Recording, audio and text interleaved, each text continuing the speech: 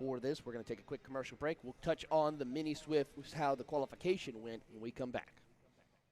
Hey guys, I'm Chris G. I'm Kart Chaser's driver fitness coach, and today I'm going to give you 3 tips on how to strengthen your shoulders for more endurance and better stability in the kart.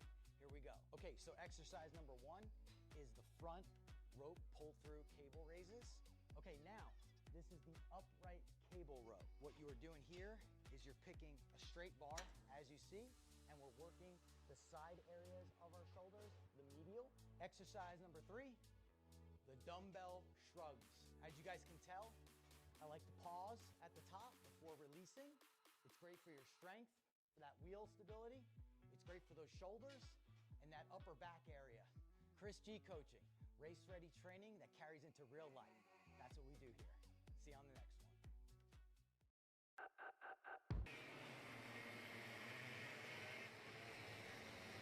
Welcome back, everyone, to today's coverage here on Kart Chasers. We have a spin already on the pace laps. That's Colton Brook, who's gone around, scheduled to start in 7th for your U-Race Mini Swift class. We get ready to set things up, and we talked about this earlier on, Taylor, on where the qualifying was going to sort because of a tie at the top of the board. The tiebreaker is second best qualifying laps. That sees Leonardo Tavares at the front over Jack Ketelski. Their separation was about, remember, on the second time, about a second, because remember, Ketelski got shuffled in that race. Yeah, so that's going to be Tavares up at the front of the field with his qualifying time. Ketelski, then Tosti, Ramos, Kimo Ahmad will be your top 5. Montalvo, Brook, Charlie Skopowski, Nico Salazar, and Cohen Shoecraft, your top 10. Do we get a clean start? The answer is going to be no. We're going to go around one more time. Brook was trying to get back in line, and that caused a bit of a checkup effect in the heart of the field. So this, again, it allows us a chance to go through the whole field. It's Tavares that fall by Ketelski. Ketelski will start in 3rd with Enzo Ramos in the 4th spot. Kimo Ahmad in the 5th position. Thomas Montalvo will start in 6th. Brook, as mentioned, 7th. Charlie Skopowski will start in 8th. Salazar down in 9th after yesterday's performances. Colin Shoecraft is in your top 10. 11th going to Max Santana over Rafael Pateau. Then you have Giano in 13th. Chin will start in 14th. Kai Johnson, Hank Lai in the top 16. So does Wyatt Wilson. Then Puglisi amongst your top 20 in the pack. Laney Zavallo will start in 21st. Retail will be deep in the field, 22nd. The last driver to set a time was Mateus Guzman in your field. Of note, Dutch Westbrook didn't set a qualifying time today, Taylor. No, he did not, and I'm looking through to see if he is out on the track, and I do not see him out on the circuit with the timing, so maybe not showing up for this event in Mini Swift. We'll keep an eye and see if we see him later on today as the field works their way out of the final corner. Hopefully we can get a green flag start. Try this again with Tavares and company leading us here to the green flag. All set to go. This is the Mini Swift Pre-Final. They'll set things up this time. They'll have, for the cadet classes, 7 minutes plus 2 laps today. We're underway, side by side for the race lead. Already 4 wide, up in turn 1 to the very back of the field with some of the CRGs getting shuffled. There's Ketelski amongst those ripping their way up in the front of the field as they march their way through the middle sector. A great start for the 127. Yeah, that 127 machine of Leonardo Tavares is having an incredible run. Gets that clean air, gets away from all the drivers, and Jack Ketelski stuck in some heavy traffic right here as he's trying to run away from the rest of the field as we watch on through. Amazing fight through the finish here as these drivers try to negotiate and settle in for this short run. Yeah, and you have to keep in mind, when it comes to this, touched upon this yesterday, Taylor, it's about making the right decisions to be able to move forward. Salazar made the right decisions. He's already up to 4th for good measure. Already the back end of Ketelski. Ketelski is providing pressure for the lead after the struggles yesterday. This would be exactly what the doctor ordered, a dose of getting a chance for the lead already. Yeah, Alicio having a good fight here with Leonardo Tavares as they try to push their way through. You also need to realize with these two battling, you don't want to bring in the hornet's nest that's coming in on them with this. As meanwhile behind, it is a fight as Enzo Ramos and company were able to find their way around Jack Kwiatkowski along with Kimo Ahmad and Nico Salazar as they come down the front stretch. So they'll look to work together for a split second at least, but the driver who normally runs at Homestead Miami and Orlando Court Center able to shuffle to the front. Still stay up at the front of the pack as a result of the move, and now looks to hold on after yesterday finishing in the 20s in both races.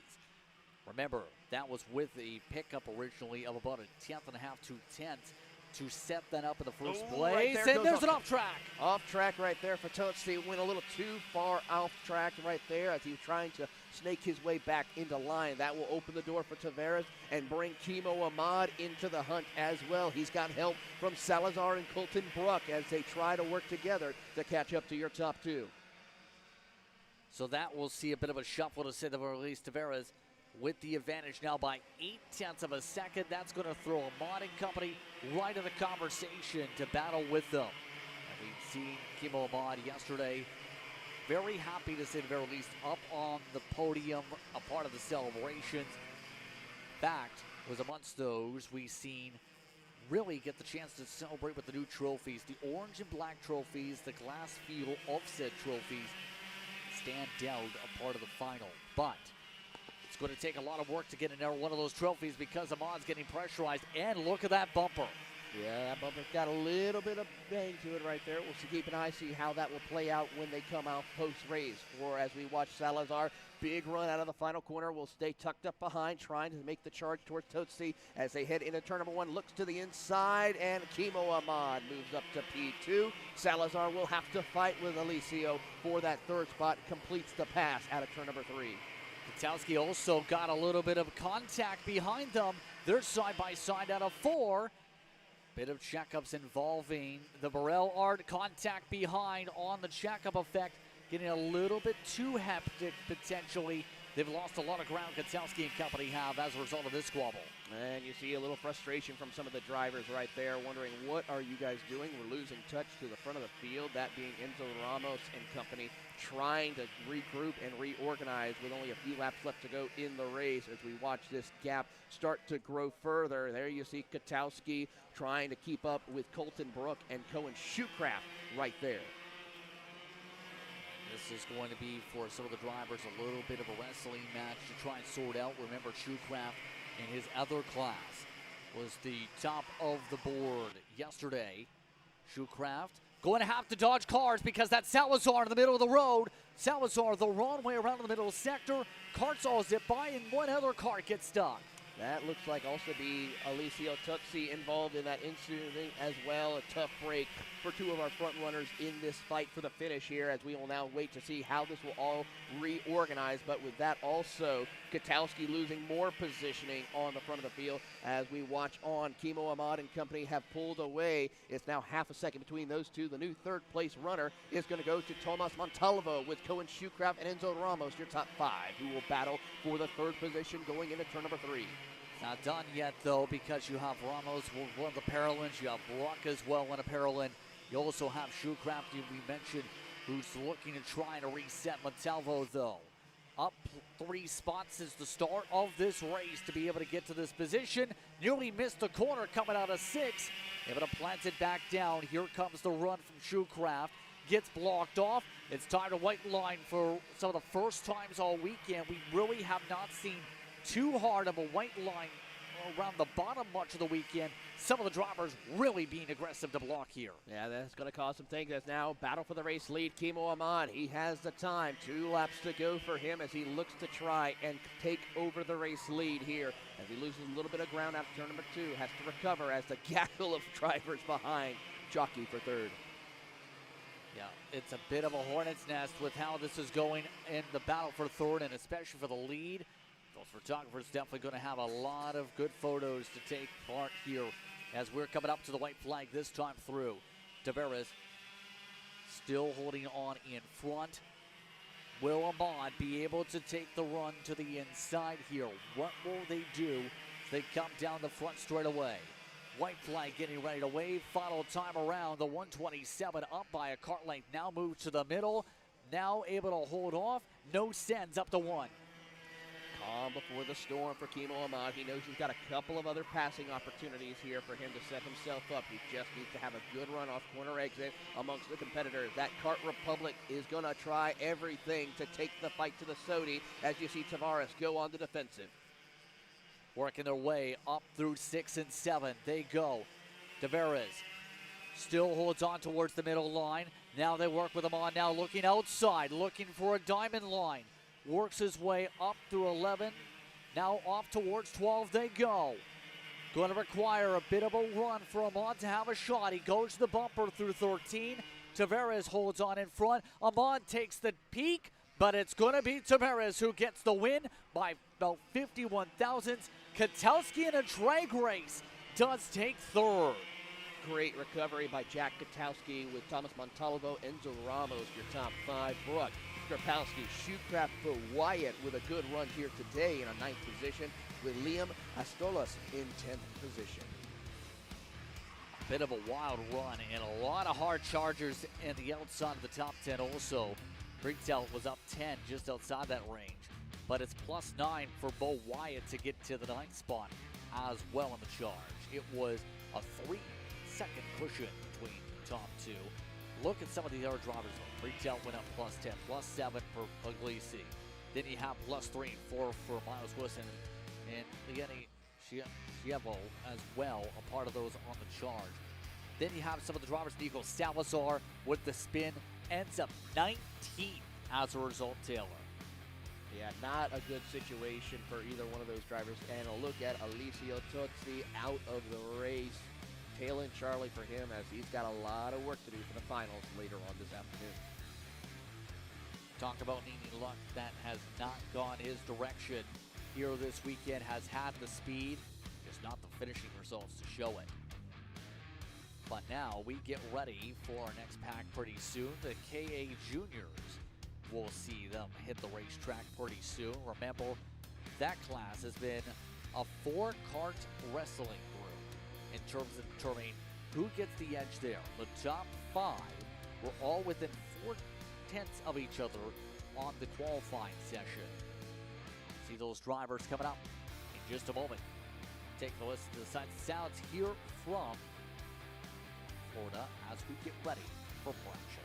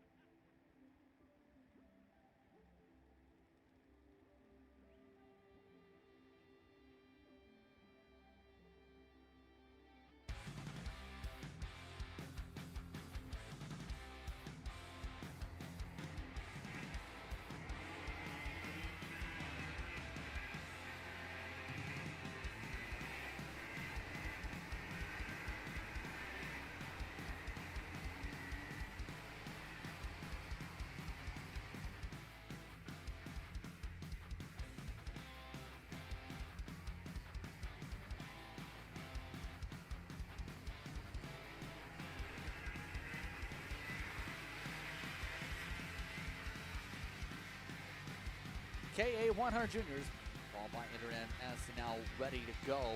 Let's take a look at how that grid looks here today. Maxwell Mancha, Santiago Orioli, your top two. Malkuit, Nico Katelski are in the top four. Samuel Martinez, Roman Poland.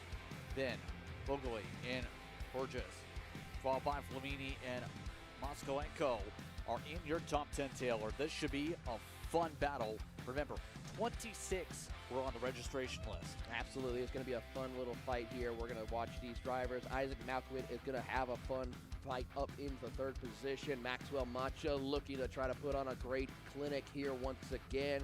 Orioli and Katowski, some of your national favorites, as well as we will get the green flag. There you see the O plate of Macha, and look at Orioli already shut the door on Macha. He wants to take control of this event. Yeah, a few drivers still battling 2 to 3 wide in the heart of the Hornet's Nest, but all of them trying to rumble. A few off tracks as well, up through 3. Everybody survives, but up at the front, it's Orioli that holds serve. Macho amongst those trying to settle on in. You see the O plate trying to hold back one of the Katelskis. Nico trying to build up some opportunities for a run here, and we know these runs can come fast with some of the draft when it comes to the KA and the motor package we see for the Iames here at a track like this. We'll keep an eye and see if they're able to break the toe a little bit. Malkuit also trying to hold on to said toe with Martinez up at the top 5. Yeah, he's got a little bit of work to do to try to make sure he doesn't lose pace with Nico Katowski and company as we watch Maxwell Macha trying to stay up with your race leader, Santiago Orioli. It's Parolin versus Barellart versus the Sodi as they work the top 3. And remember, each of these teams have their own respective coaches, their own setups, everything along those lines with this style of racing. There's own little differences potentially on those chassis. A little bit of a block off. Orioli may have got a tap there from Macha mid-corner. Macha nearly got an overlap going through 12. Instead, has to set back up and stay in line. So, the question will be here, where will the setup be? Orioli is playing the hardest defense we've seen this early in a race this weekend. Already trying to drop down and white line it around the front straightaway as best that he can to keep and stack up the rest of the field where they battle amongst themselves, and he can try to slowly but surely pull away, but Macha, Katowski, and Malkuit not really falling for it as we have yellow flags out on the turn 7 and 8 section of the circuit as they approach the S's. Single file right now as we keep an eye who will be able to try and find the opening. Meanwhile, the battle for 5th position with Samuel Martinez and Leighton Vogeli is a good little fight to watch. Remember, when it comes to these races here today for the pre-final for junior, senior, and master run group, the race distance is set for 8 minutes plus 2 laps. So an extra minute compared to the cadet classes today, 8 minutes. Here comes the send with less than 6 minutes to go. Macha sends it up the inside. Brent Katelski and Malkuit with them. New race leader, Maxwell Macha. How about that? He is going to do everything he can now to see what he can do up at the front of the field. Orioli just left the door wide open for Maxwell Macha to make that pass. Now, what can Nico Katowski do in the catbird seat? Big run coming as they enter into the S's. And he will have to dial it back down a little bit as they work their way through the corner. Top 4 breaking away as here comes Samuel Martinez in 5th. Yeah, Martinez going to need to gain a lot of ground because, if anything, I think he's got a battle with Vogeli going on right now based on the intervals. You see those differences now with Martinez really getting the whip of the draft, though. Up 6/10 over the 822. Now, the tough thing will be, when does Katelski pull the pin here on this? They do already have a bit of traffic up the way because of Roman Poland. We've seen fall down the order with some spins. He'll be the first car they have to deal with here already. We've seen lap traffic really be a difficult part of this racetrack today because of how tight this is. They really are having a tough time with it here, and it is very tight, close quarter racing amongst competitors as we watch the rest of the field work through the S's on the back half of the course. We pick up our top 4 once again. 4 minutes to go, and I'm saying here, it's just now a little bit calm. Everyone's just now, as we say that, here comes the 870 machine of Isaac Malkuit, finding his opening to get around for 2nd place. Able to get the pole and the run once again in this fight. Now we'll look to try and get his chances here. Malkuit, we talked about yesterday and through today. Very speedy at the national level. We've seen him competitor in terms of some top 10s and top 5s in some circumstances. But in terms of this class, came away 4th yesterday in the final after winning the pre-final. As you can see, though, Macha's finding a little bit of momentum and to be able to build this pace a bit.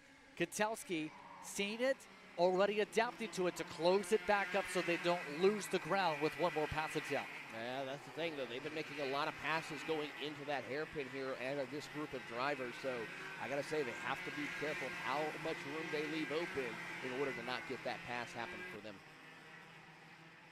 Macha right now going for some sends up the inside again. Orioli should say, able to go up for the 3rd spot. And that gives away all the help Malkiewicz had to be able to set something up here.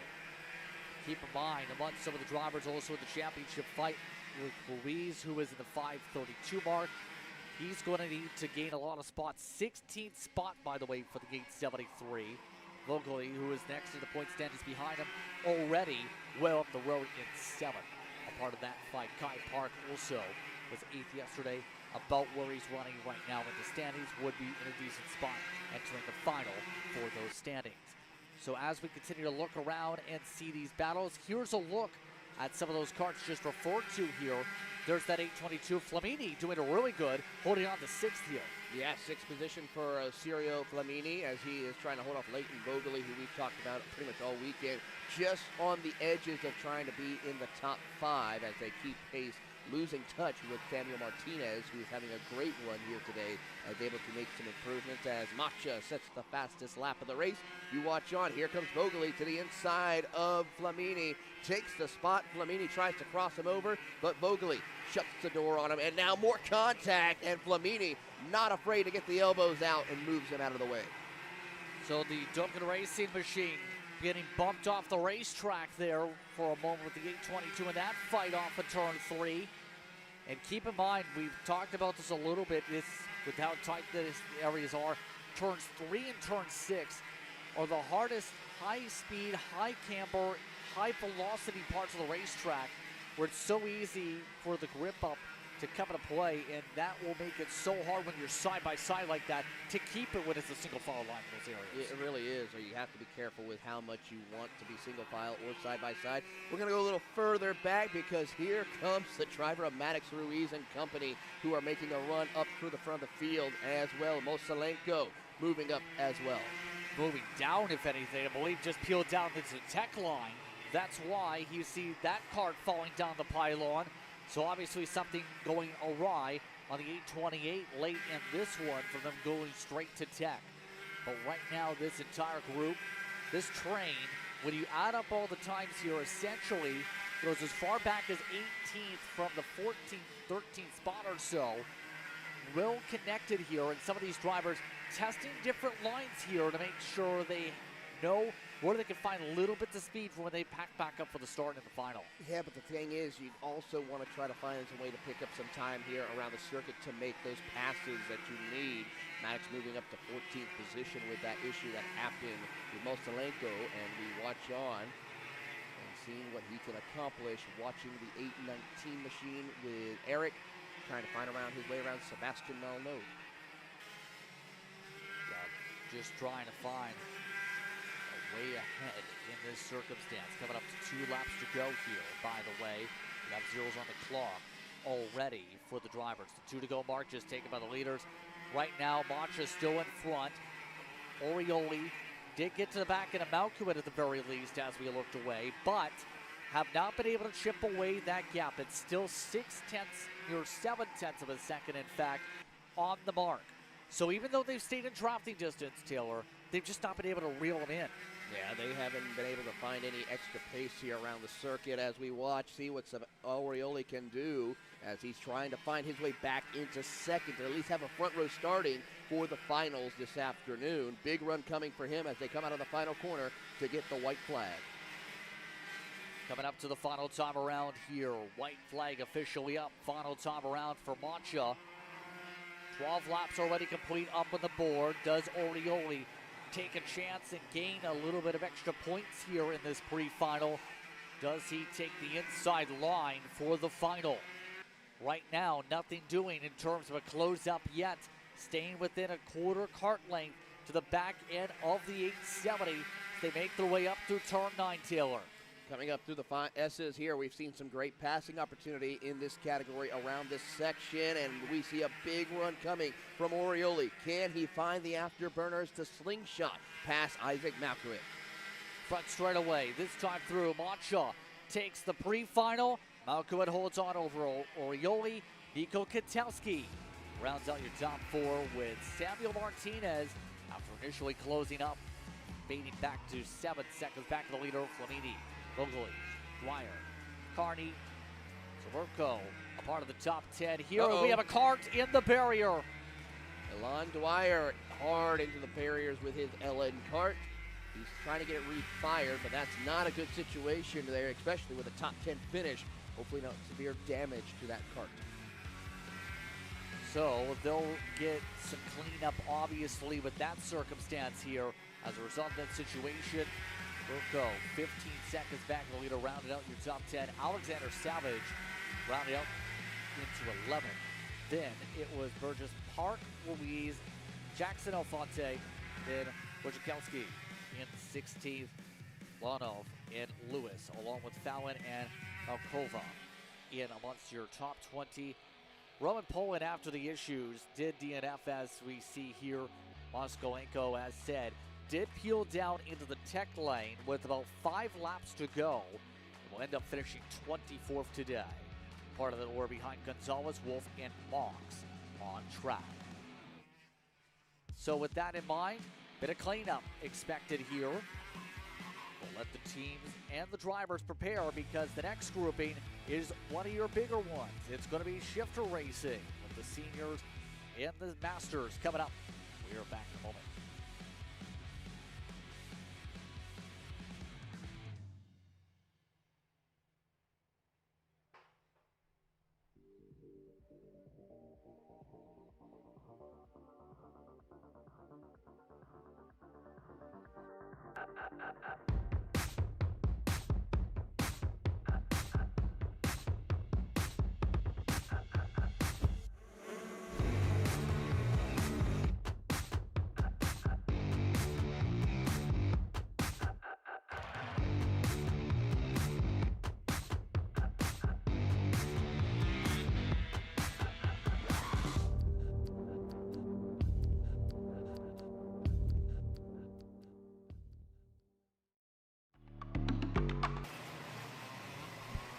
As you can see, the kart's already ready. That's how quick the cleanup was.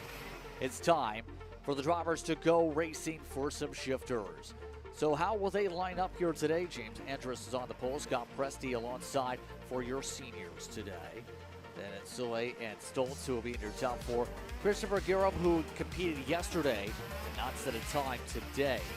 Mornay Bentalk will start on the pole for the Masters. Rob Gore, followed by Comerly, Matthews, and Cueva are in your top 10. Bloody Power Masters like Kaiser, Eberhardt. You also have Casco, who entered and took times. Remember, Caruso amongst those who had spins, though, Taylor, a part of that qualifying session. Yeah, I mean, we saw some amazing passes and fights here in our shifter category, but we also saw this morning in qualifying the tough situations that some drivers had to negotiate through and deal. Hopefully, we learned a few things. Nobody can stall, because if you remember, both in the pre-final and final, we had multiple resets because of drivers having issues of keeping that kart's RPMs up to maintain the speed and get ready for the starts. So we get ready for our shifter start here. As we currently are working our way through the middle portions of your pre-final card, swiftly through the schedule, and we have an issue off the start. It's a crash. Already multiple karts making contact. An initial start that sees at least 2 gone awry off the racetrack. That looks like to be also Rob Gore out of the race, including the driver as well. We have one more out as the driver we're waiting to see here. Was that Soule who didn't get going? I think it's Soule. We had actually several drivers who didn't get going in that start, but unfortunately for Soule and for Gore, it was terminal to where they are not able to continue on. Meanwhile, Scott Presti got the jump on the field to lead the charge, and more trouble. The 492 of Vincent Stoltz having to refire as he looks to be out of the race. And it's been a rough start for him for his shifter side of things. Our race, as you see here, about 8 minutes on the distance is what they have for the shifters here today. Right now, the gap for Presti, 1.8 seconds off that start.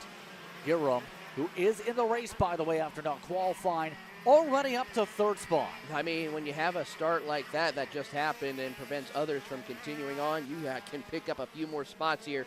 Yellow flag still out for a couple of other drivers who have had issues on the circuit, as Vincent Stolt will continue on his way. But for Scott Presti, trying to pick up where he left off yesterday, hopefully holding off James Andrus for the win.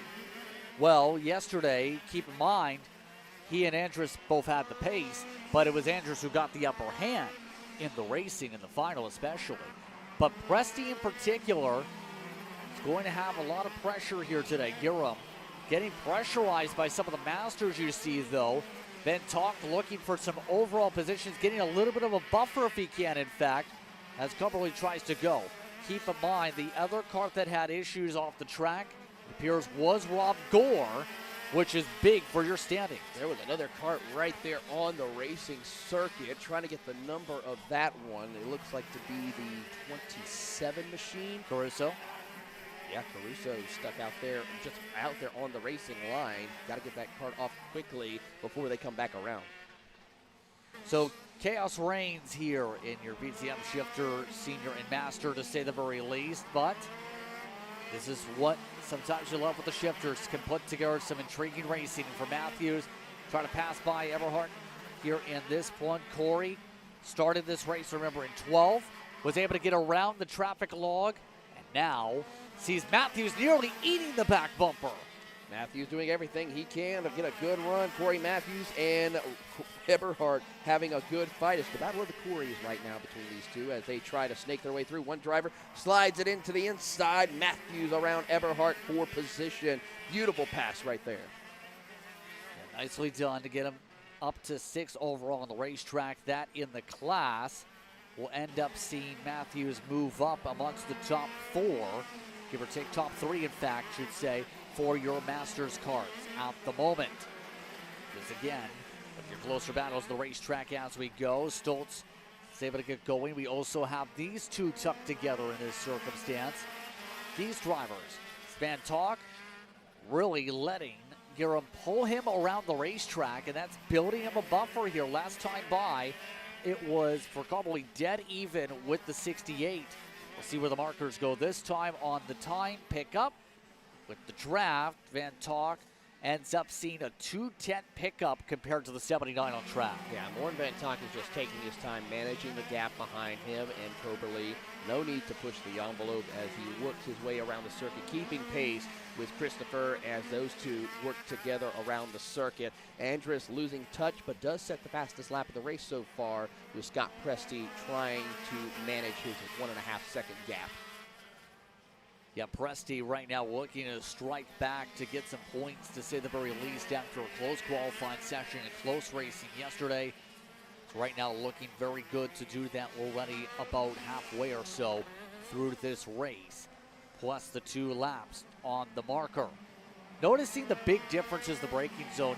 Have you noticed that too, where Van Talk seems to be able to go a little bit deeper compared to Hiram, but the 426 has better roll-off on exit of 1. Yeah, I mean, the thing is also to keep in mind, these are 2 different classes that they're racing. So right. Morn Van Talk can give a little bit of room. He's managing that gap, but he could also just try to make sure he makes no issues to where Hiram can just run his race because of just the gap that he has for the moment in these closing laps. Not really pushing the envelope.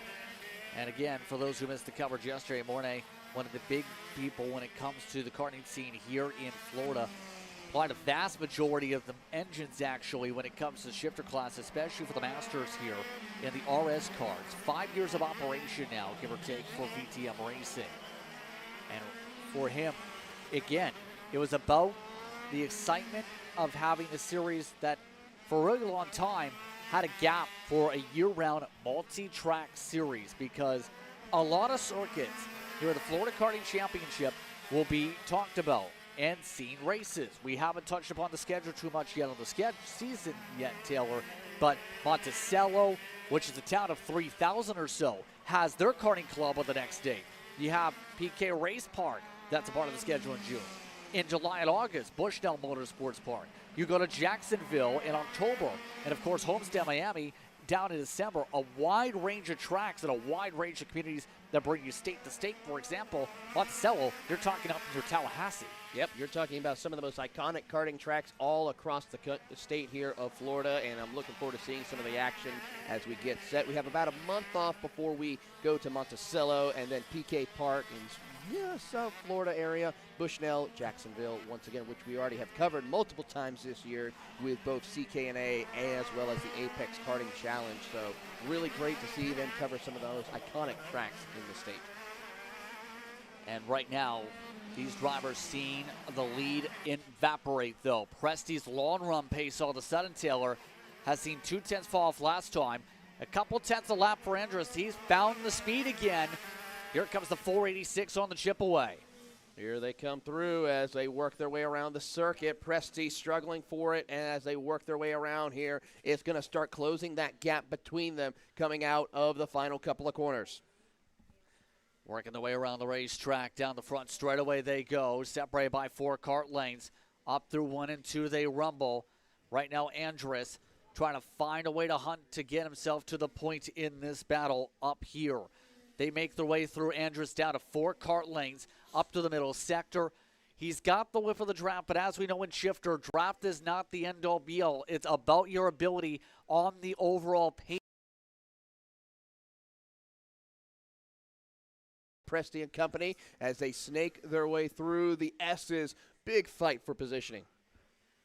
Yeah, a couple other groupings also together as well on the racetrack. By the way, Kaiser and Caruso found a way close to one another as well in the battles. You see the pictures come back. Apologies for that technical blip once more here in this one.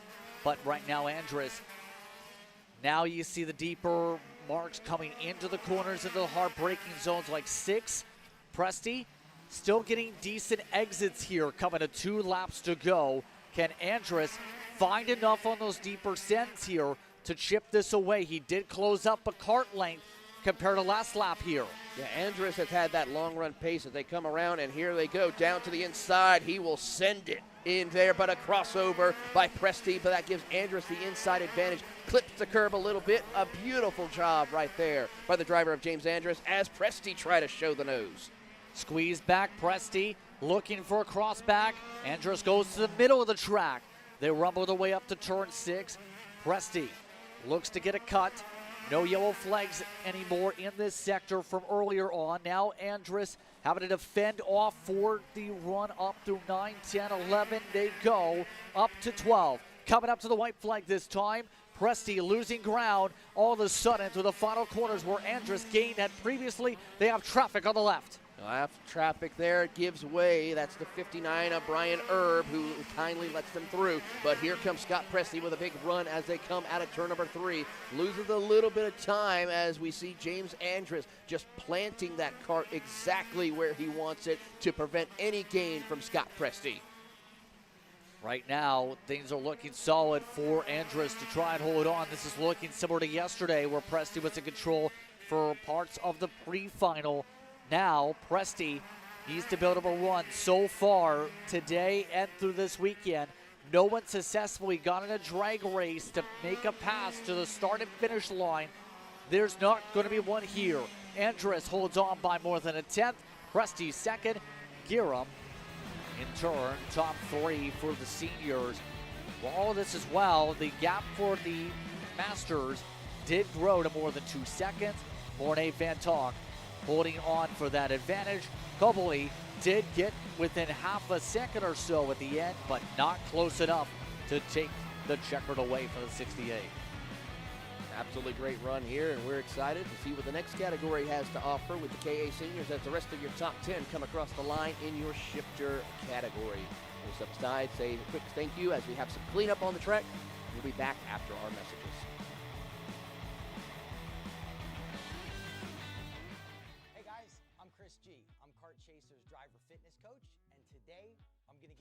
Tips on how to strengthen your shoulders for more endurance and better stability in the kart.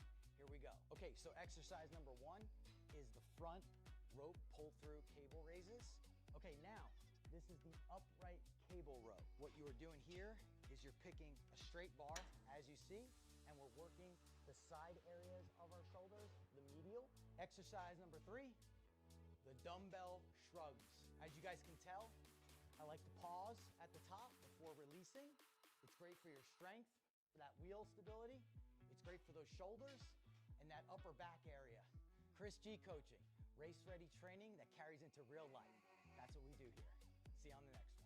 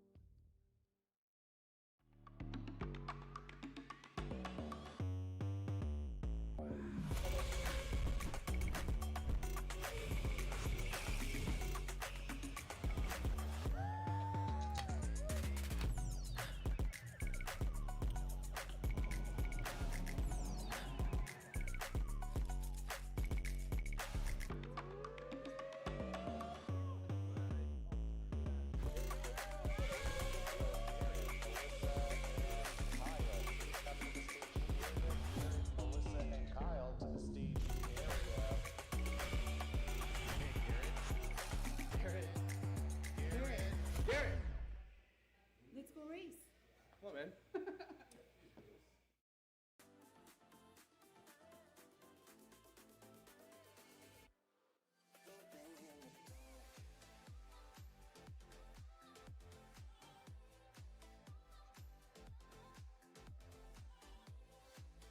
Are you looking to take the next step in your racing journey? Well, look no further than PitFit.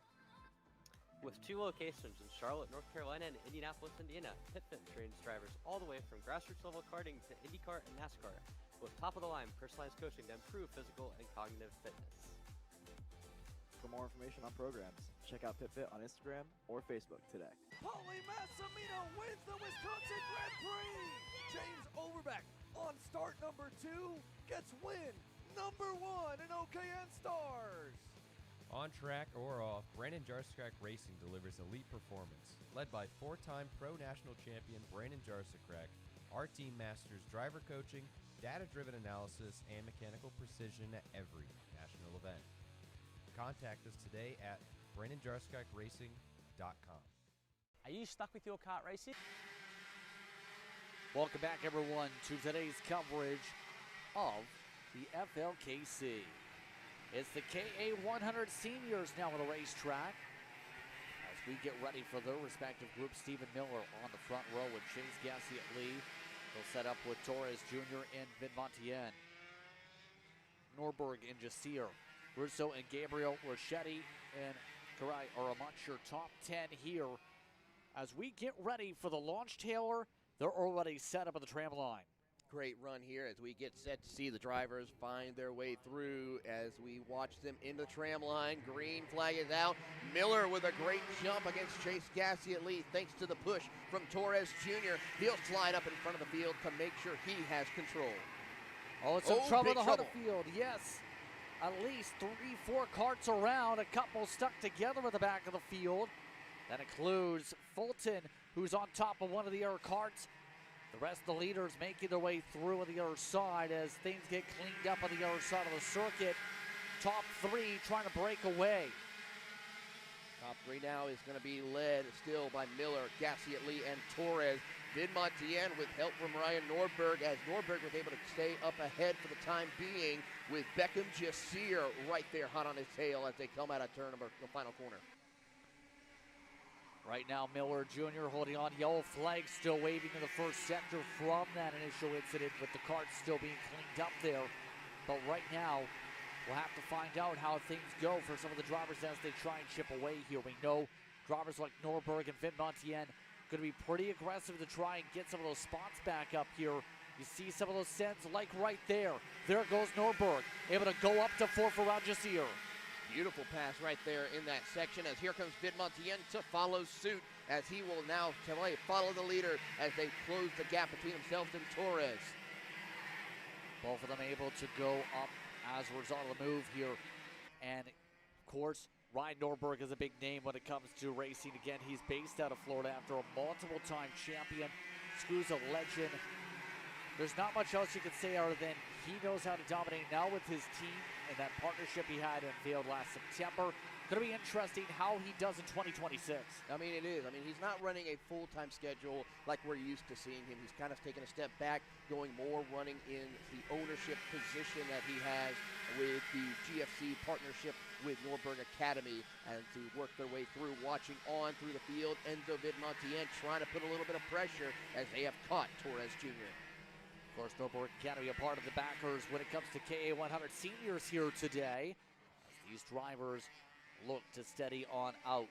Right now, it's Vidmontien just at the fastest lap of the 43.9s here as we go, but Norberg still sees things solidified behind him at the moment after that initial swap around.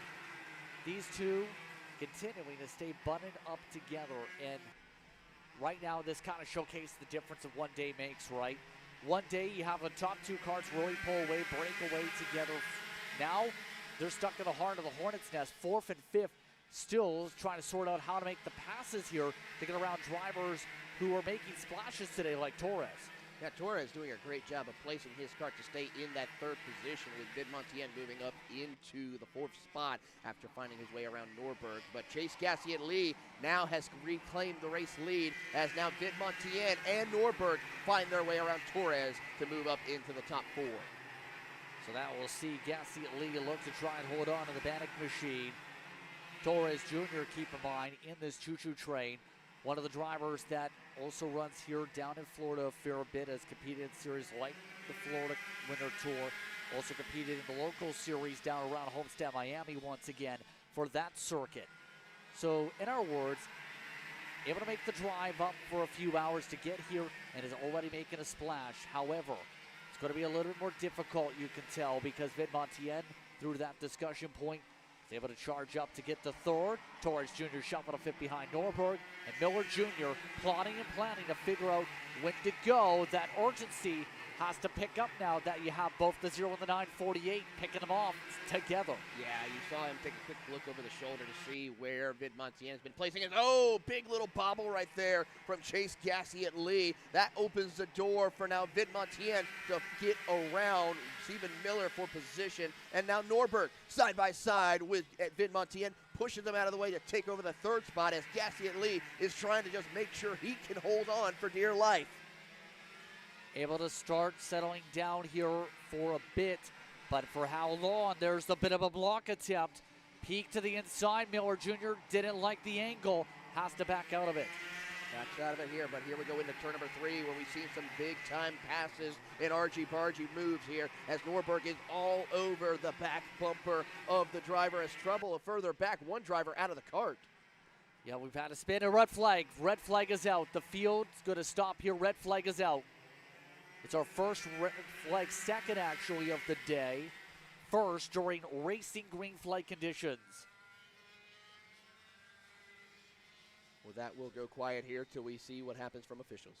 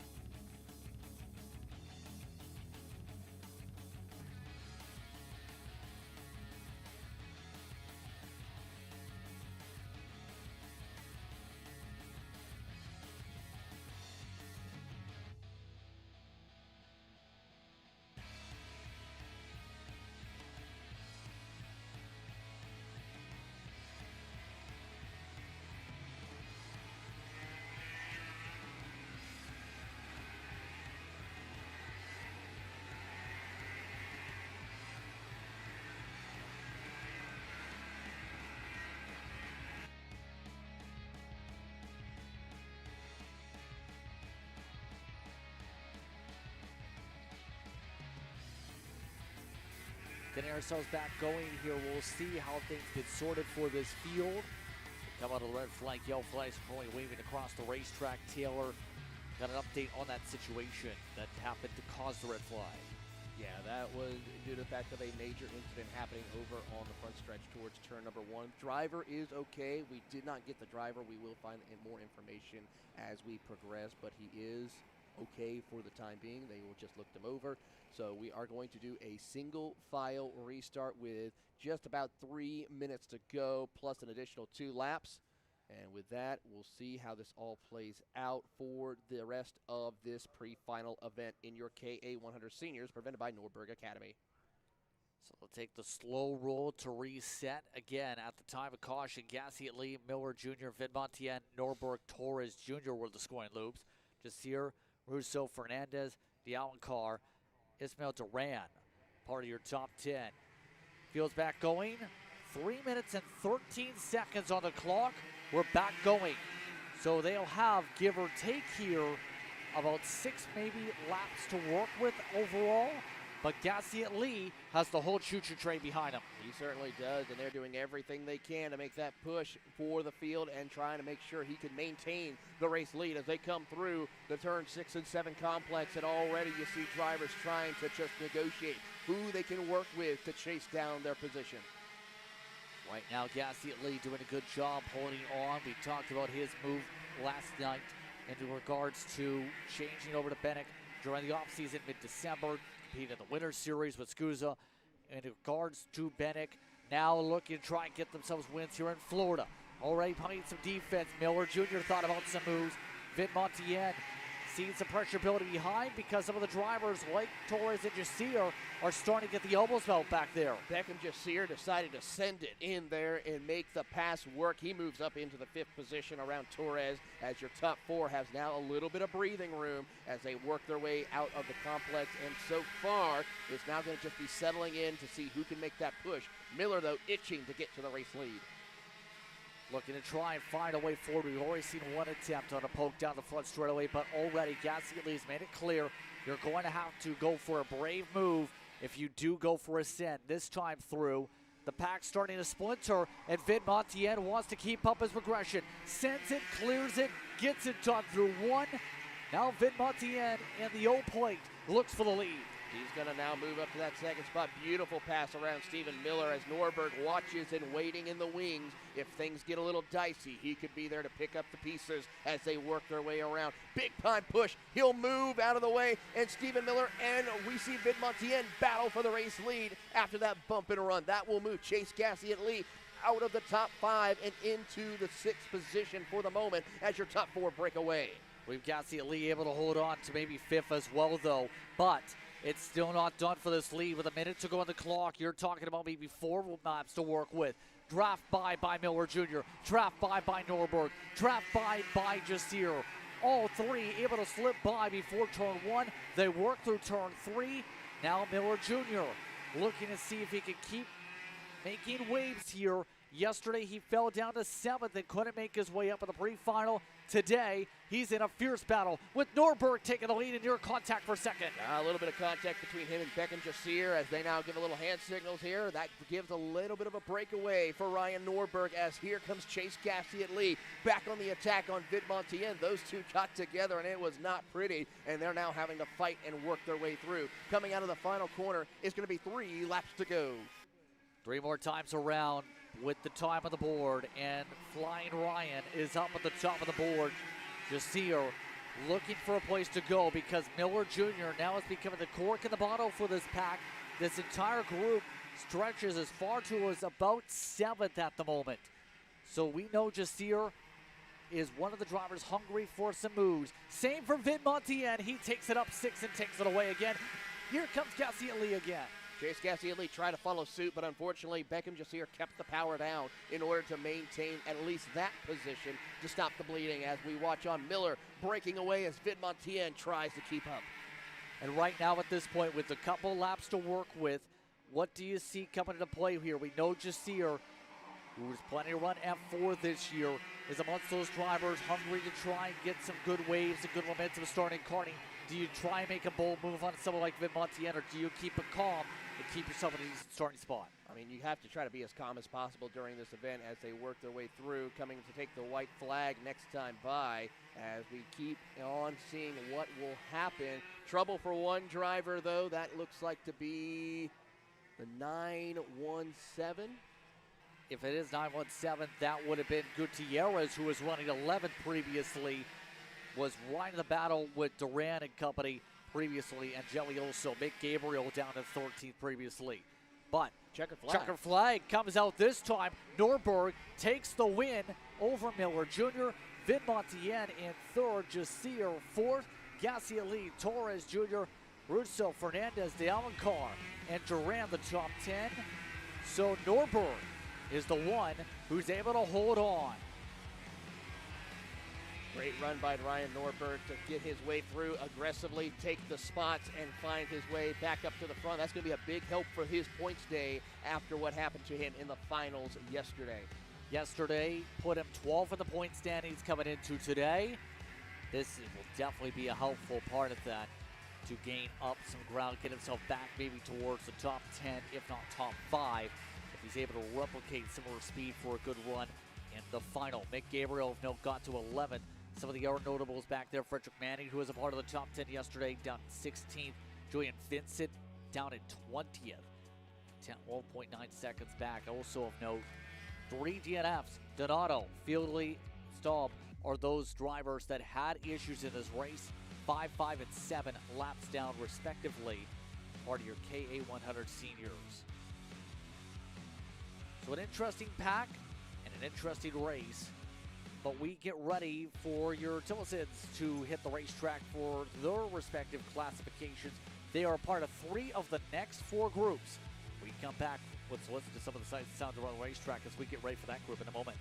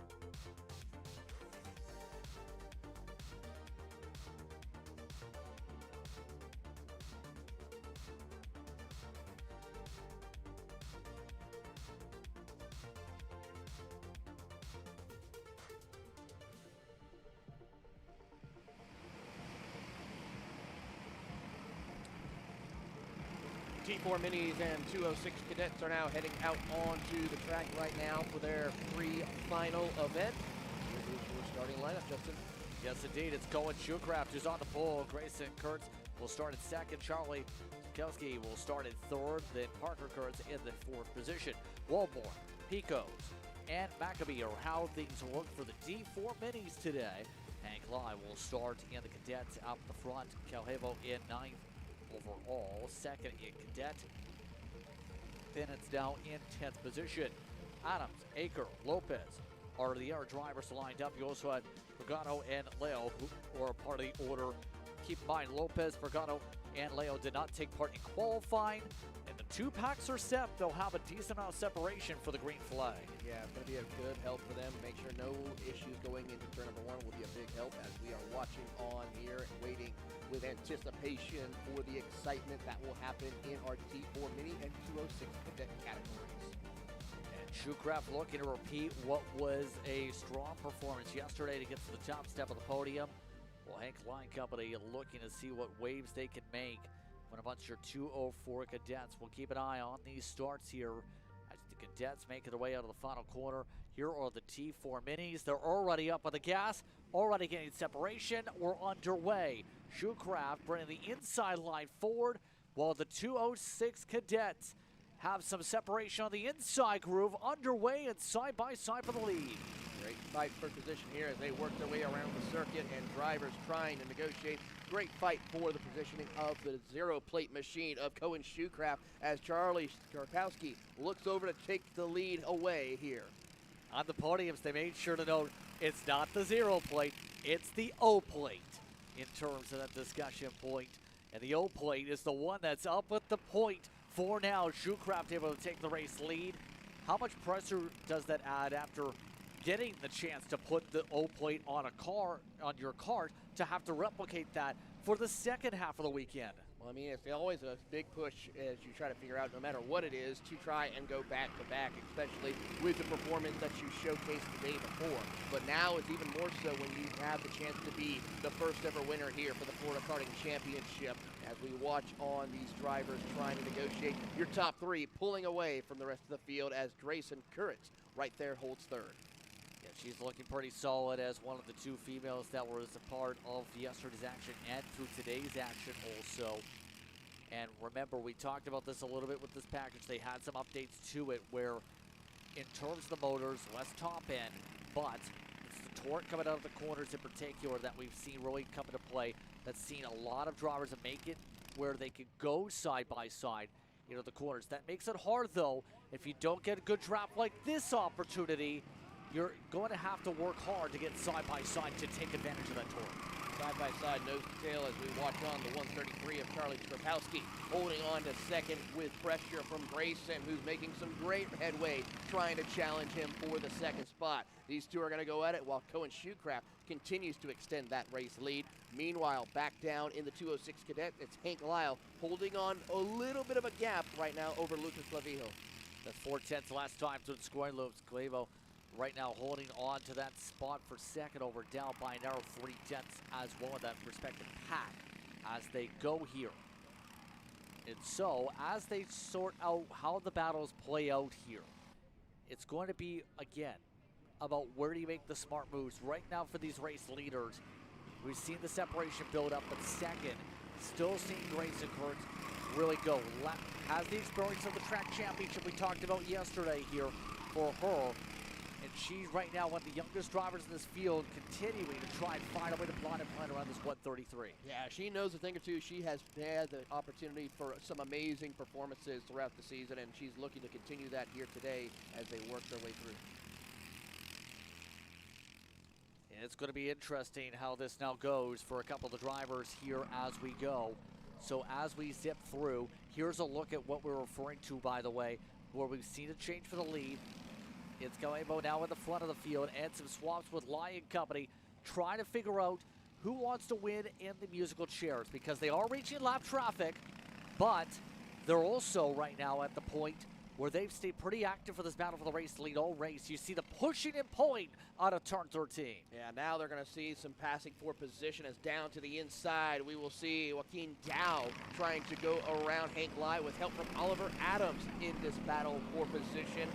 Clavejo has checked out by about currently 1.2 seconds ahead of this group as they stack it up out of turn number 3. Hank Lyle will capitalize on that to get around the driver of Oliver Adams, setting his sights on Dow. Looking to try and find a way to pull back ahead here as they sort themselves together.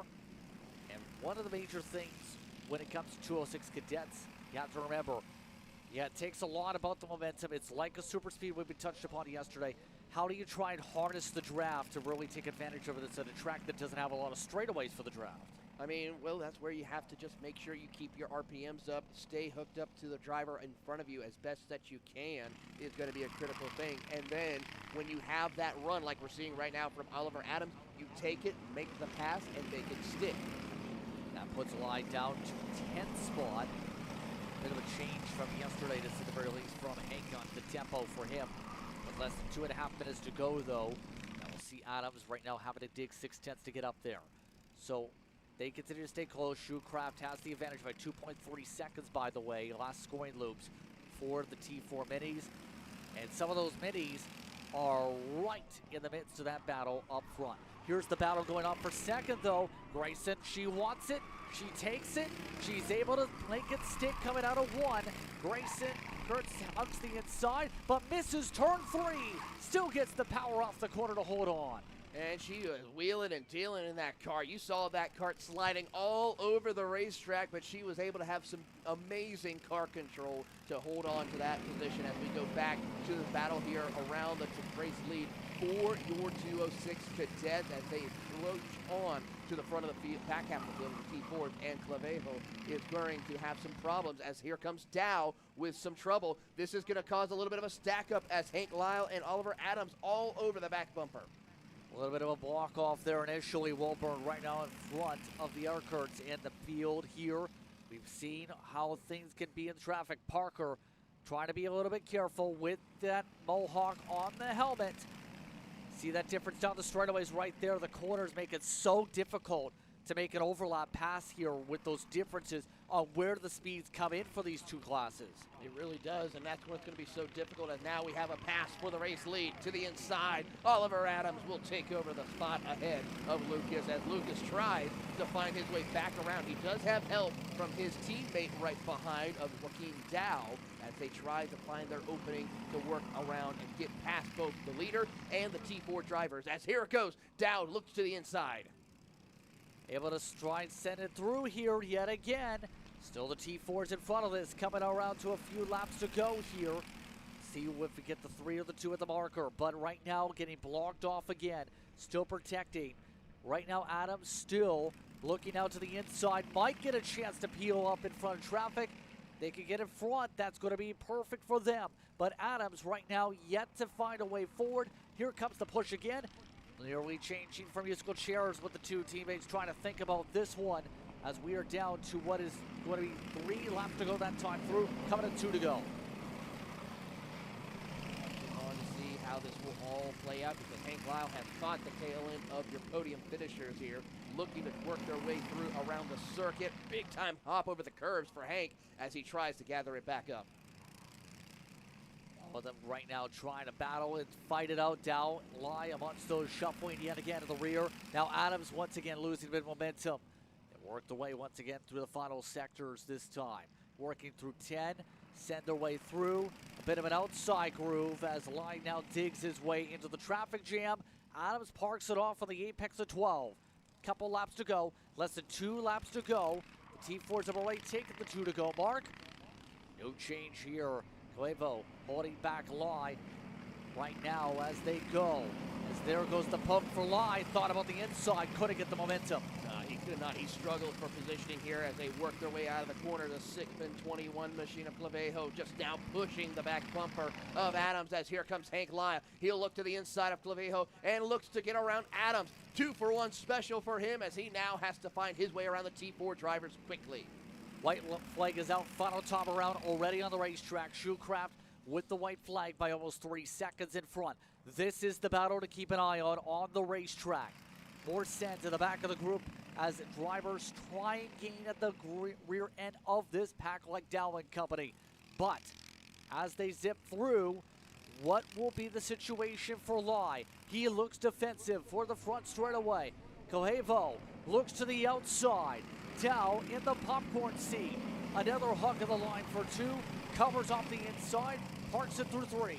Beautiful drive there from Hank Lye to make sure he sets that cart away to where no one can set a pass to the inside. They come through the back half of the circuit, coming through checkered flag for Cohen Summers as we work our way back up to our 206 battle for the lead. Cohen Shoecraft, you're referring to getting the win, absolutely puts on a clinic up front, but it's not done here because why? Holds on to the advantage by 3 kart lengths. Teammates still not able to find a way to chip away. Final time around. At this point, Lye can use the draft off the T4s. This gap, not going to be touchable. Hank Lye gets it done, holds on to the inside, and takes the checker flag by a few tenths of a second over Coelho for your 206 cadets in the pre-final.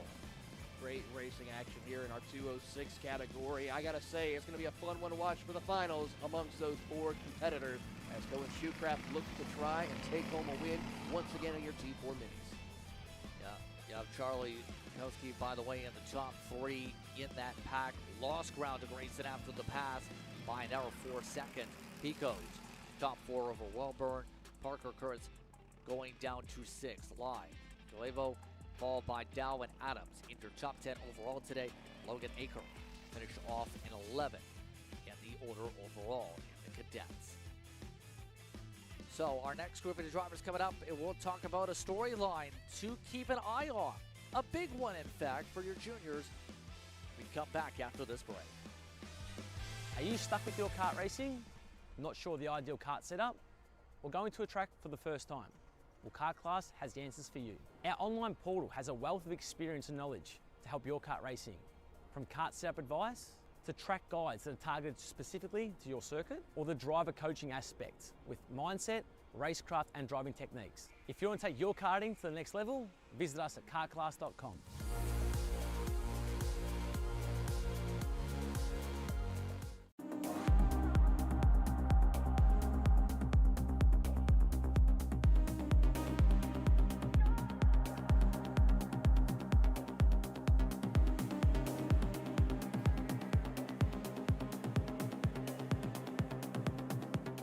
Cool features that Race Studio 3 has that people normally don't know about it. The track map on the background. So if you just connect your computer to the internet, you can come up here and click on this Google Earth icon, and it will pull the background from the Google Earth into your GPS data. If you want to learn more about data analysis, you can sign up on my website right now. Enjoy the online course today. Cool features that Race Studio 3 has.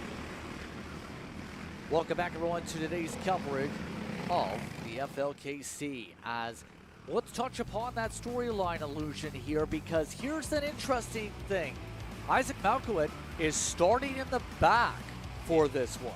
It really is, and it's going to be an interesting fight to see what he can do in a short period of time to the front of the field. So the 200 not got to get the pole as a result here, with the choice of to the back.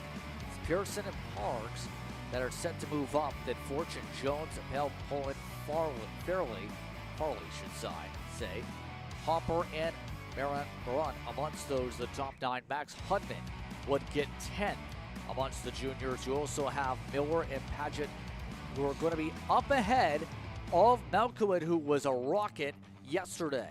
By the way, the 206 juniors also, of course, in this group had Savage and Stokel, the only drivers to set times in the qualifying session. Also, Klepp have been checked off on the boxes on being on circuit. So we get set to go. An interesting battle ready to go.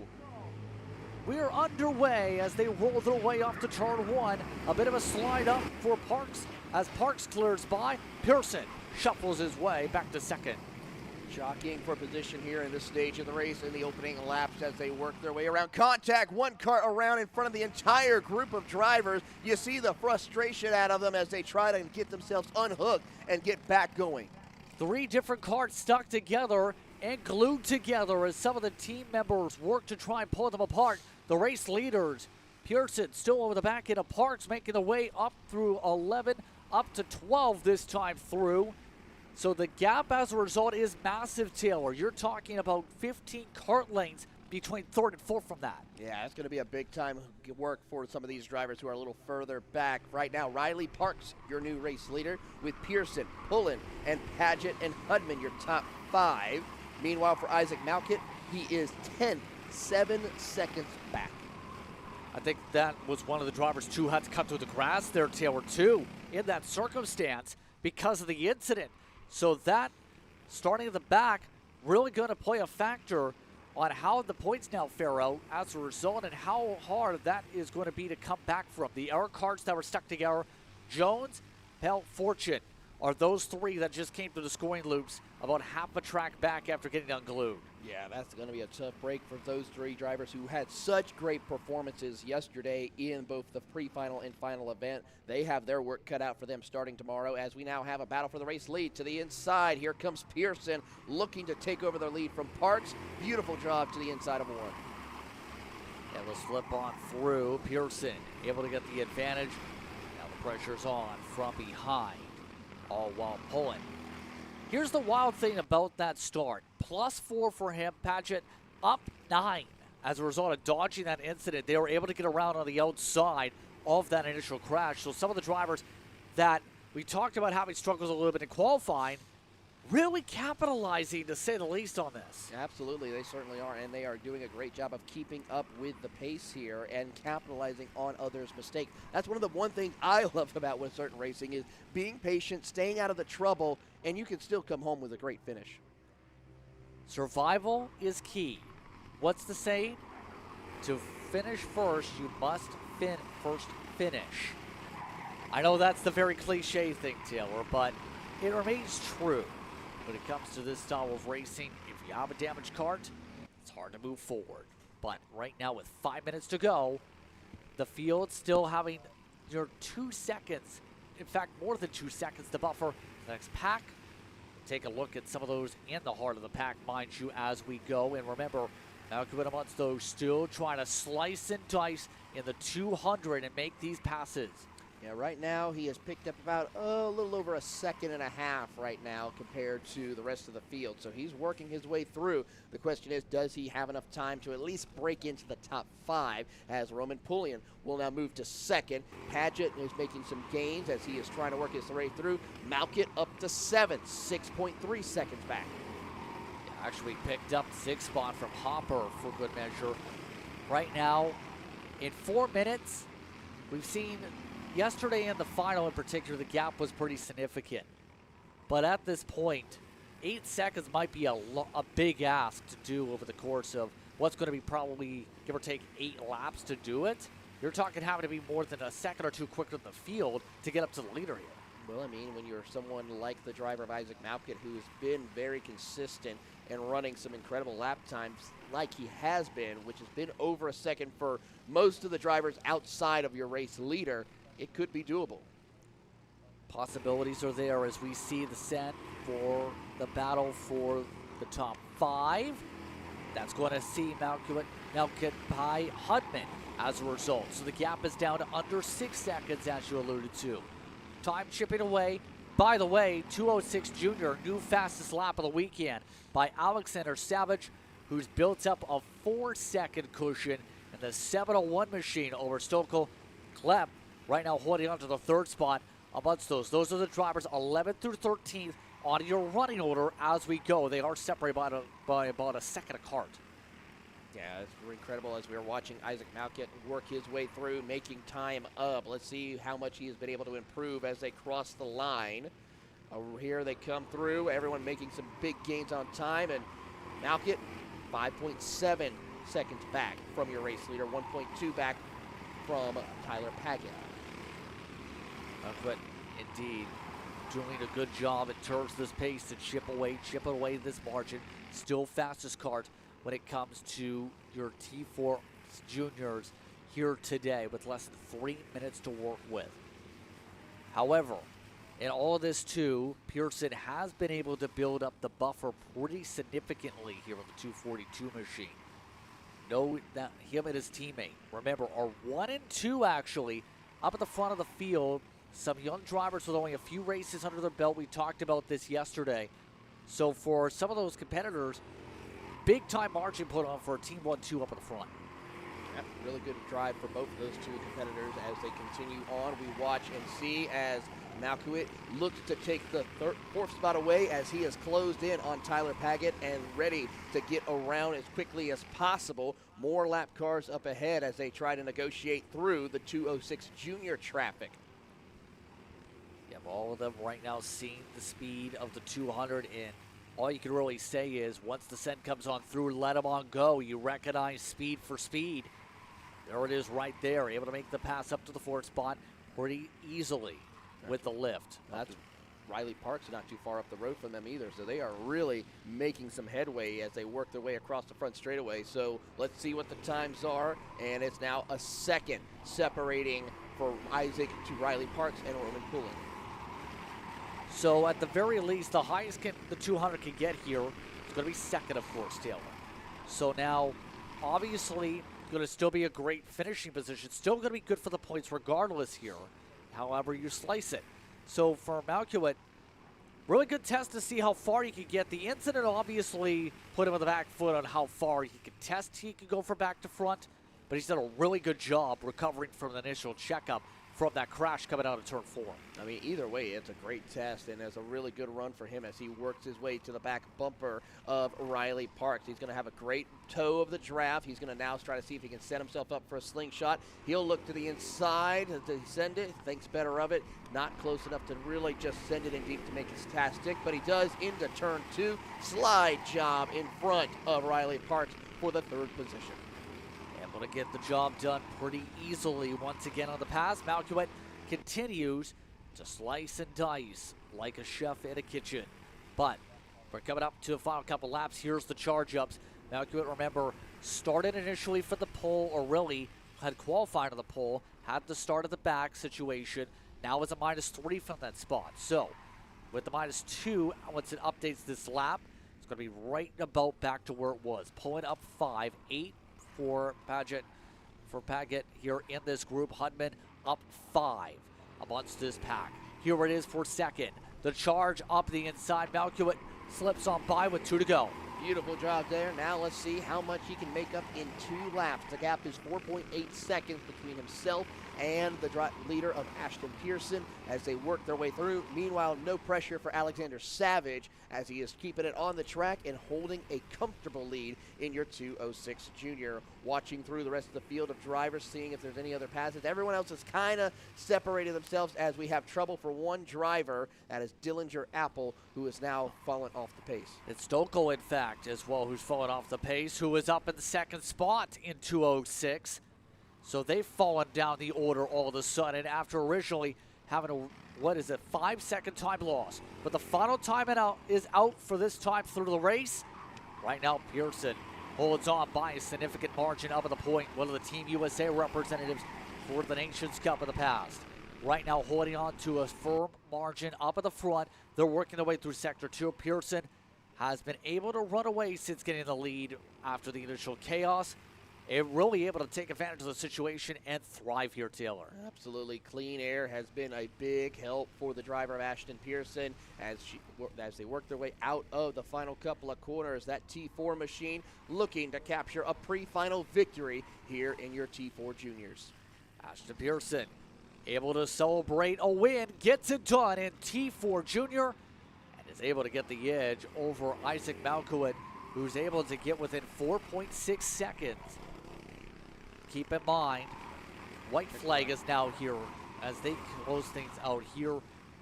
Interesting for Malkuit and Pullen as we continue to follow on with Pearson. White flag is now on the racetrack. Well, timing is something is going off because it's showing checkered on ours, and we saw the checkered flag briefly too. So as we watch on through the field, Ashton Pearson still now trying to hold charge and make sure to stay ahead of the competition. Isaac Malkuit is going to see how closer he can get to Ashton in this final lap as they work their way through out of the final corner. It's going to be Ashton Pearson with another win here today. Malkuit again up in the top 3. The margin again was 4.6 initial scoring. We'll see how things get sorted on the pylon, but Pullen, regardless, top 3. I get in the top 4 Parks. So as a result here, we see how things sort out. Savage does get 206 Jr as the advantage there. Here's a look at the time and scoring as they cross the line here, Taylor.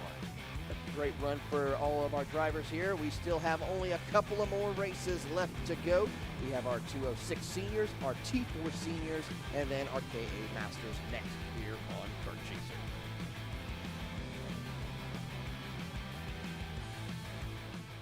Cool features that Race Shooter 3 has that people normally don't know about it. If you look on the bottom left, I have the weather showing my ambient temperature, pressure, humidity, and even the wind direction and wind speed.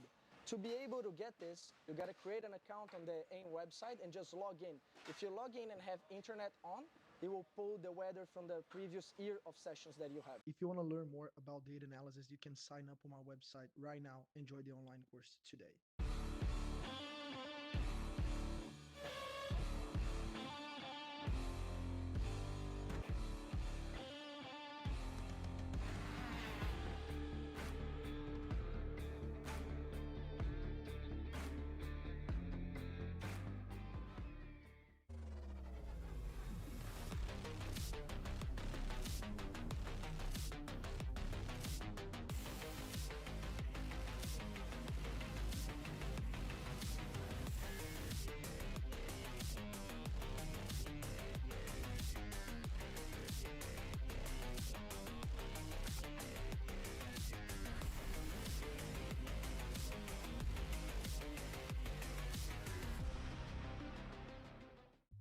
Ready to get behind the wheel?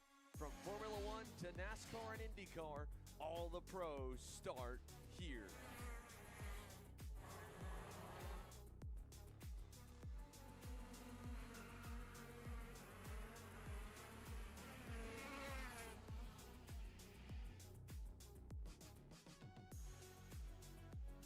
For more information, check us out online at mcckarting.com or call us and go racing today. Champions aren't just born on the kart track. At SimShop, we deliver professional-grade simulators with the best performance-to-price ratio in the industry. Founded by racers who understand what you need, our SimMagic and Moza equipment is powerful enough for the pros, yet affordable for everyone. With unmatched customer support and a thriving community, we're your racing partner. Visit simshop.com today. We all know that drivers, they learn faster when it's visually shown to them side by side what's the difference, right? So with the Smarty Cam, every time we put on the data, we're able to see the drivers side by side on the track. So here, for example, you can see that Diego is taking a curb and our other driver's not. You see that one driver's oversteering and the other driver's pretty much straight coming out of the corner. By showing this to them, they're able to absorb faster. And you can even play the videos simultaneously so they can see how they're performing through the track. If you want to learn more about data analysis, you can sign up on my website right now. Enjoy the online course today.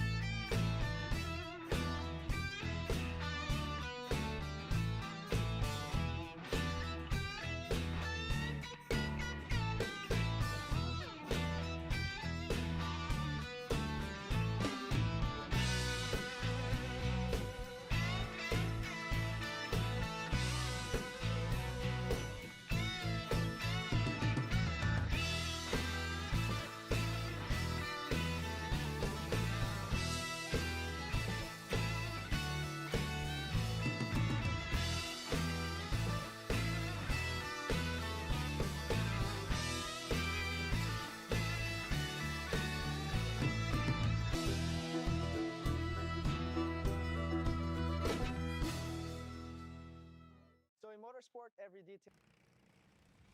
Welcome back, everyone, to today's action as we continue on with the racing, the 206 seniors and masters. On the racing surface, as we get set to go, it will be Carlo Roggetti and Summer Whitehead who will start on the front row of the seniors. Almeida and Ethan Bellis are in the top four. Tomas Fernandez, then it's Jacob Dworzewski who will start in sixth. Fernandez Palante in seventh. Casas in eighth with Moore and Lugo. The rest of the drivers set in the order. The Masters, who did not set qualifying times, Carpitas and La Rosa, are how they're sorted. If they do get the green, We'll see how things fare out. Those masters are on the track, Taylor. We're ready to go. Ready to go racing here as they come down onto the tram line, set to go racing. It is going to be Whitehead as well as the rest of the field coming into the corner. Green flag is out. Carlo Rochetti leads the charge heading down into turn number 1, takes the spot. Dylan Almeida follows as one driver loops it around into turn 1. So that will see a bit of a spin in the back of the field, but the rest of the pack sorting themselves out. Whitehead getting the advantage up at the front of the field as they make their way to the middle sector. Right now, Carlo Rochetti and Dylan Almeida lead the charge here as those two try to play a little bit of keep away from the rest of the field. Summer will lead in that third position with help from Bellis, Fernandez, and company. Jaden Casa also picking up a couple of spots at the start of the race. Casas, you're referring to, going to have to try and dig. Indeed, Casas right now in the 7th spot to initially start, remember. But right now has already gotten themselves up into the heart of the pack as we see things sort out here. First runners up at the front of the field, Rochetti, Almeida are your top two. Whitehead is right now trying to hold off the pack for third. As they watch their way through, as watching on, here comes a move here from Jaden looking to try to find the opening, but Tomas Fernandez holds on for the positioning, looking for the opening to move up into third. Yeah, so right now you can see the main thing, we talked about this yesterday, Taylor. We're going to see this here today. Cooperating and being able to sort out when's the right time to make a pass versus when it's the wrong time to make a pass. Going to be a major thing now for the third on back group. We'll see if they learned the lesson from yesterday. Well, one way to find out is to see how well they are showing some patience with each other, as well as working together to make sure no one can actually have a little bit of a runaway like we're seeing right now with Rochetti and Almeida. As they head down into turn number 1, Summer and Tomas work together to make sure that they can maintain that position with Jaden not too far behind. Your top 3 has a little bit of a pass for position between Bellis and Jacob for that 6th spot. Yeah, right now they're looking pretty steady in terms of their fight with less than 6 minutes to go here.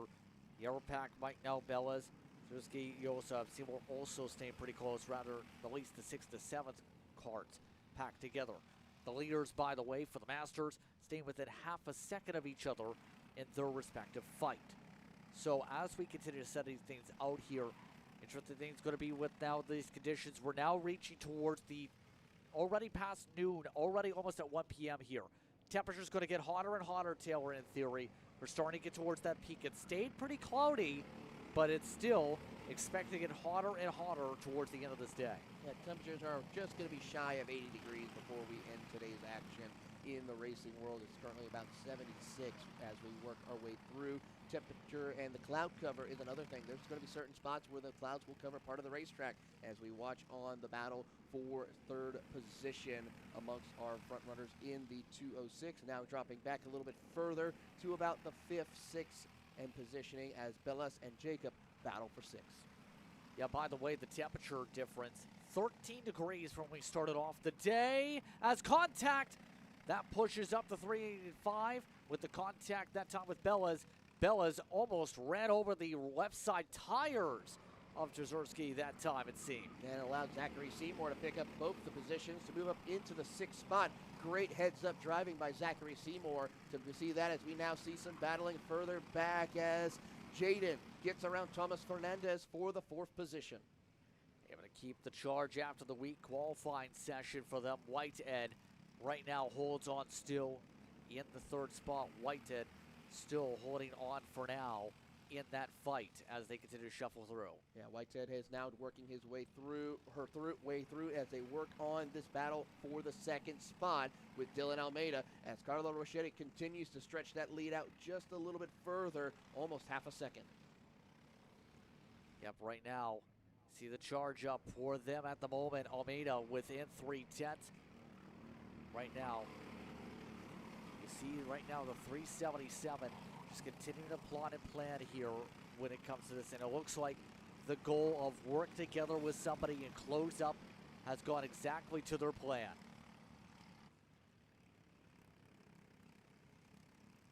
So at this point here, Taylor, what's kind of the thought process next to try and attack Rochetti? Because we've seen how crazy things got last time out for these carts for a race.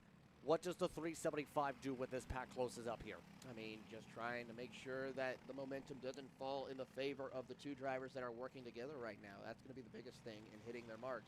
Meanwhile, for Almeida and for Whitehead, you got to just have that good push, not battle amongst each other, and just trying to focus on working together, not allowing Rochetti to pull away.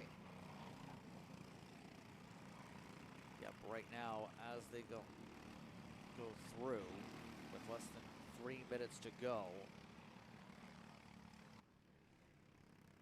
So at this point, they try and plan things out with Seymour. Also a couple seconds up.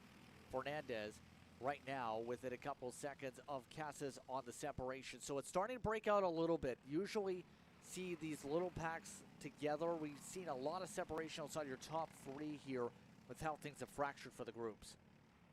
Yeah, they're starting to fracture up significantly amongst the field. We have a group of three for the race lead. Then we have Jaden and Tomas now battling for that fourth position, trying to see if they can keep up with this group. And so far, that's not working out because they're both separated significantly. It's pretty much this group of three we're going to be keeping an eye on. Bellis and Jacob have a good fight for 7th position. And then, of course, our 206 Masters are nose to tail for the moment. Yeah, but right now, Rochetti doing a good job to hold off the pack here late in this one. Less than 2 minutes to go on the clock. This is going to be, for these drivers, one of your final few races when it comes to your pre-finals. We're down to the stretch when it comes to these competitors. Less than 3 races to go, 2 after this on your schedule before we get up to the lunch break scheduled initially for today. So as we get under 90 seconds to roll through, Almeida looking and thinking, when's the time to strike? Right now you can tell, just trying to push a little bit, but not overexert the tires here. Yeah, because overexerting the tires would not be a good situation whatsoever for our driver here in this case. As he works his way through, Dylan is just being patient. He still knows we got plenty of time. As long as he can stay within that lead draft, not lose touch, and not fall off the pace, he can maybe try to set something up or just focus on trying to conserve those tires for the feature race later on this afternoon. Yeah, right now, as they get separated out a little bit more, will there be some more moves here with 3 laps to go? There is a lot of time to think. Right now, some of the aero packs, you see them grouped together. You also have those in 8th and 9th. Right now, how things are going, by the way, for the Masters, they've stayed packed together within 4/10. Rosa and Carpitas have swapped about a couple times over Taylor in that pack. So there has been a little bit of activity for your Masters here in this situation. There's a look at those drivers right now as they go.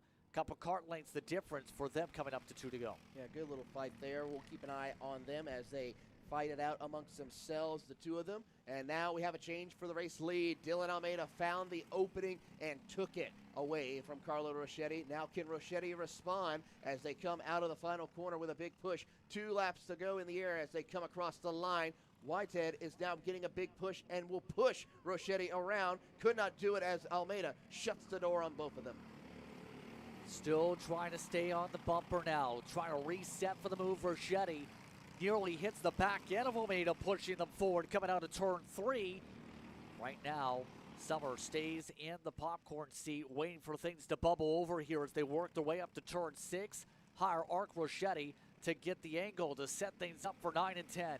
Oh, how about this run coming from Rochetti? Got a great run off corner exit. Now tries to go around the outside and make it stick for them as they work their way through the S's. But Almeida plants the kart exactly where he needs in order to get a big push down the front straightaway with the white flag.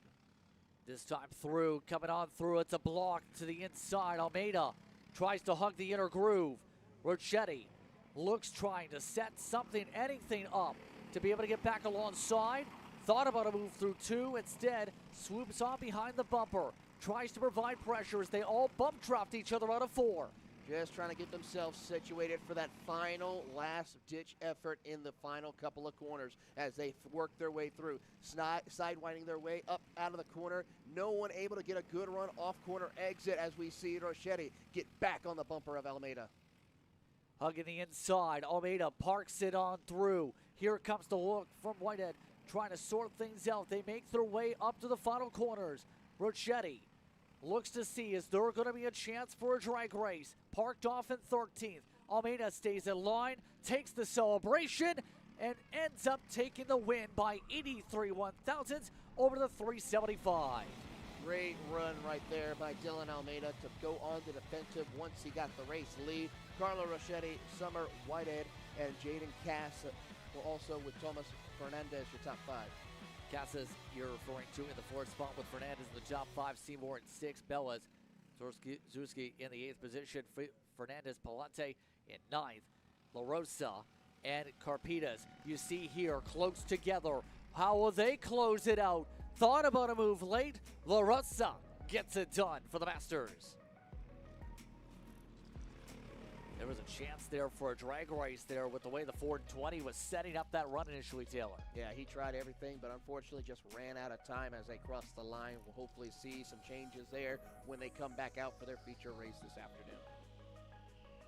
So that brings us to our penultimate pre-final coming up here in what's been a busy day. We are already coming up to race 30 of the weekend total. Take a quick step away, listen to the music as we get ready for your next race.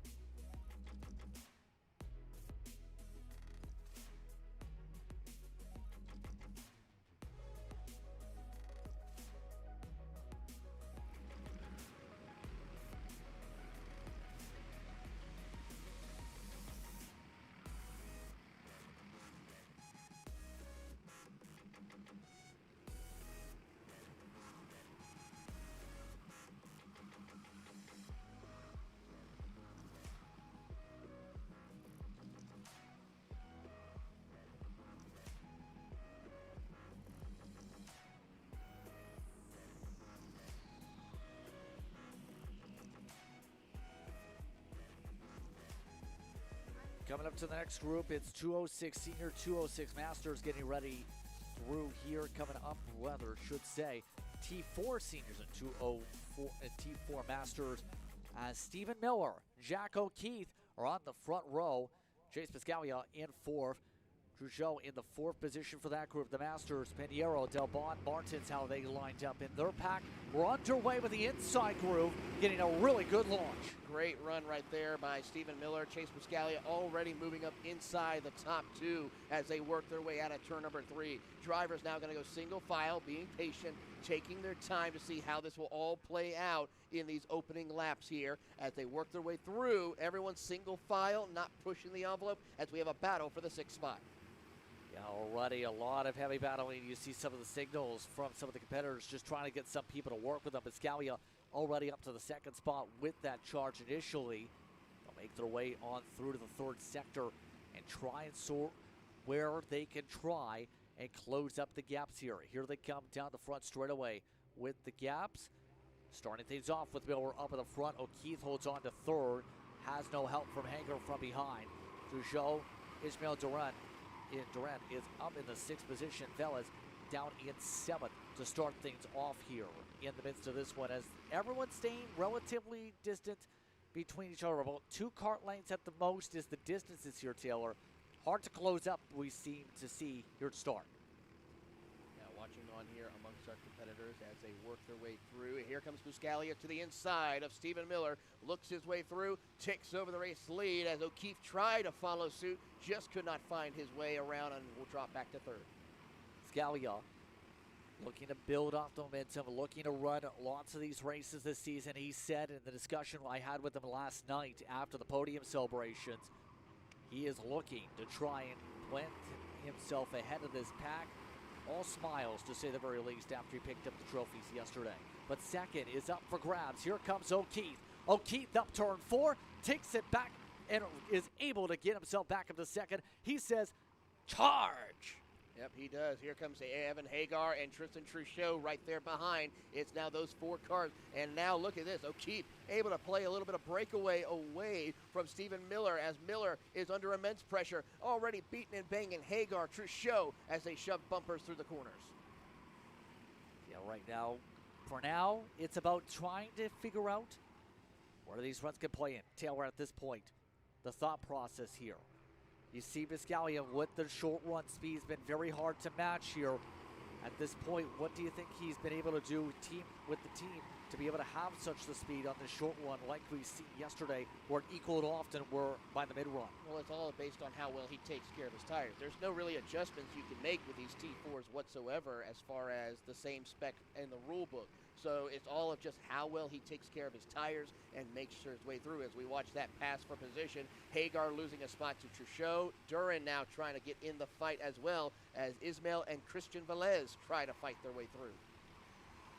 Yep, under 5 minutes to go as some of the shuffle happens there. They make their way to the far side of the racetrack. So, at this point, you can see a lot of that front straightaway, still your prime passing chance. No switch up there. Eduardo Duran already up 1.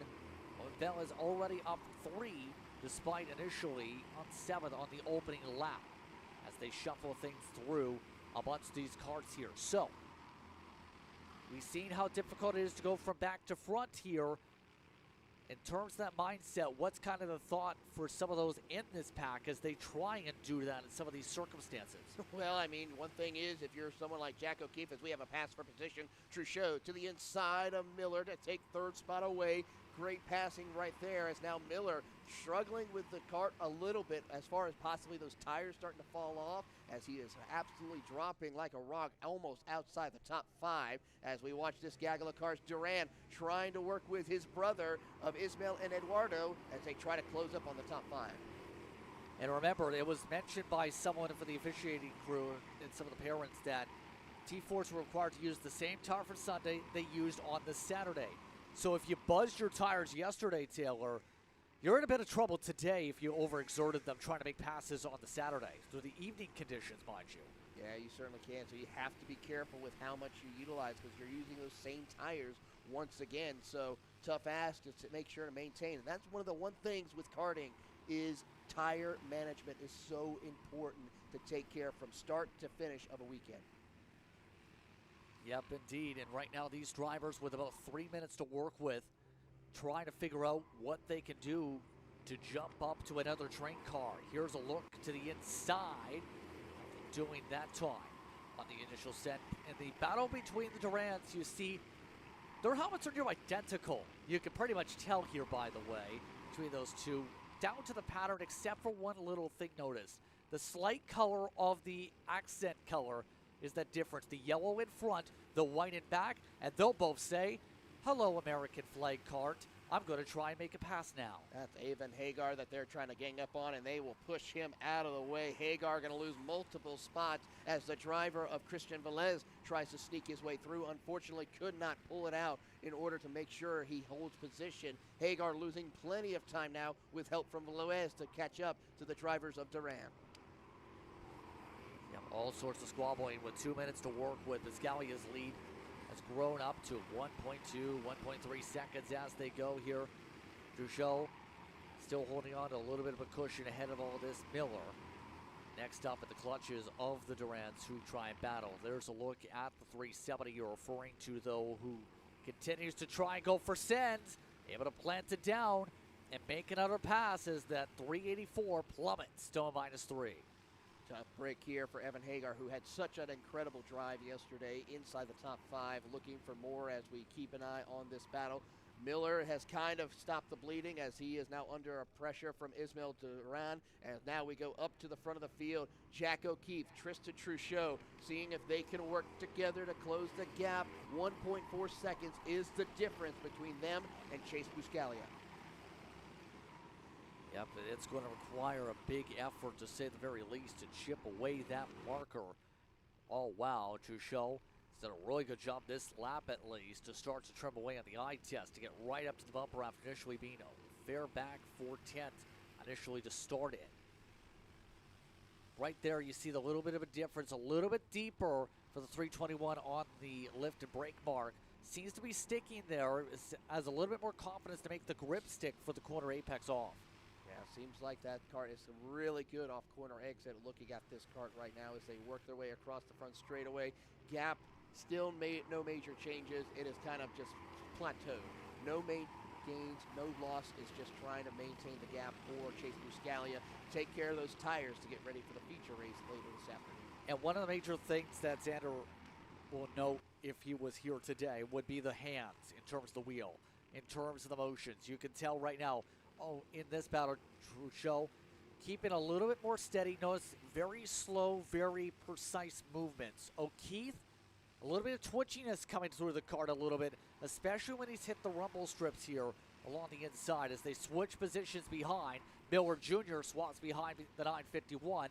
Eduardo Duran now moves up to the 4th position. Yeah.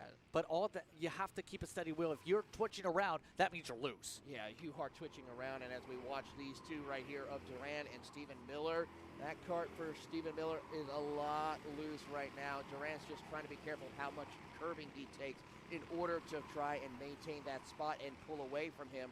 And so I got to say, for Miller, he's going to have to figure out something, what he needs to improve upon for that feature race later. Yep, we'll keep an eye on that as we're under 2 laps to go in this one. As they continue to run their way through. Right now, Buscaglia comfortably holding on the mid to long run like we've seen yesterday. For these drivers for the feature races today for the finals, they'll have about 12 minutes, remember, on the clock, compared to yesterday's about 14. White flag already out, final time around for our battles. Right now, separation growing. Miller Jr. losing ground in the battle for 4th position late.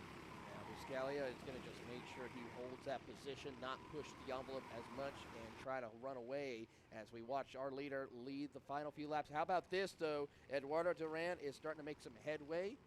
As we pick them up here, you see him right there just behind Truchot and Jack O'Keefe. I got to say, he's got some good pace on the long run.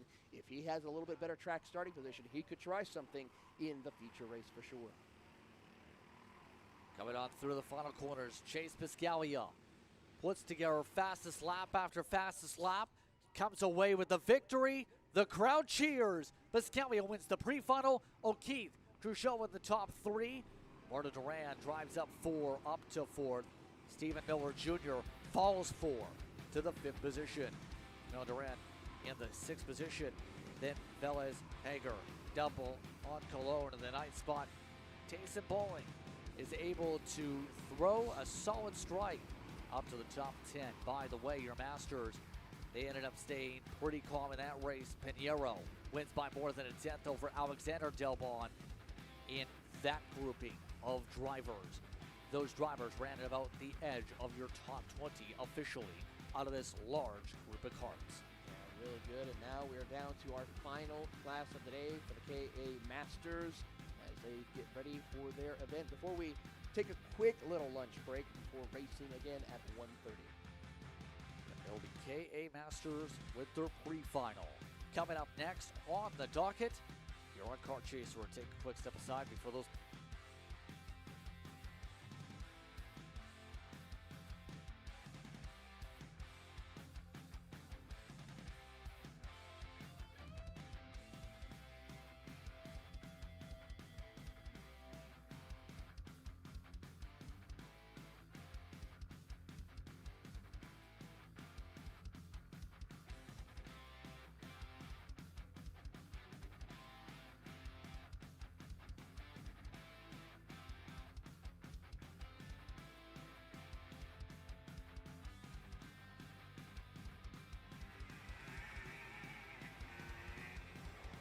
There they go. The karts are on the racetrack. Our final group of this morning into the early afternoon before we take the lunch break. Alfonte is on the pole with Jesus La Rosa. Jorge Antonio Carpitas is the other entry in this group that initially qualified. Jeffrey Rivas did not set a qualifying time earlier on today. So they'll get all set to go in the next moments or so. Remember, it was a 45.7, 0.3 quicker for the 408 big pickup here for that kart coming into today's action as the rest of the field, as you can see, we're waiting. We might go around again. You can see them catching up right now as Fonte says, here we go. Hi, friends. And they'll go around again. Or in fact, get the green after the slowdown initially.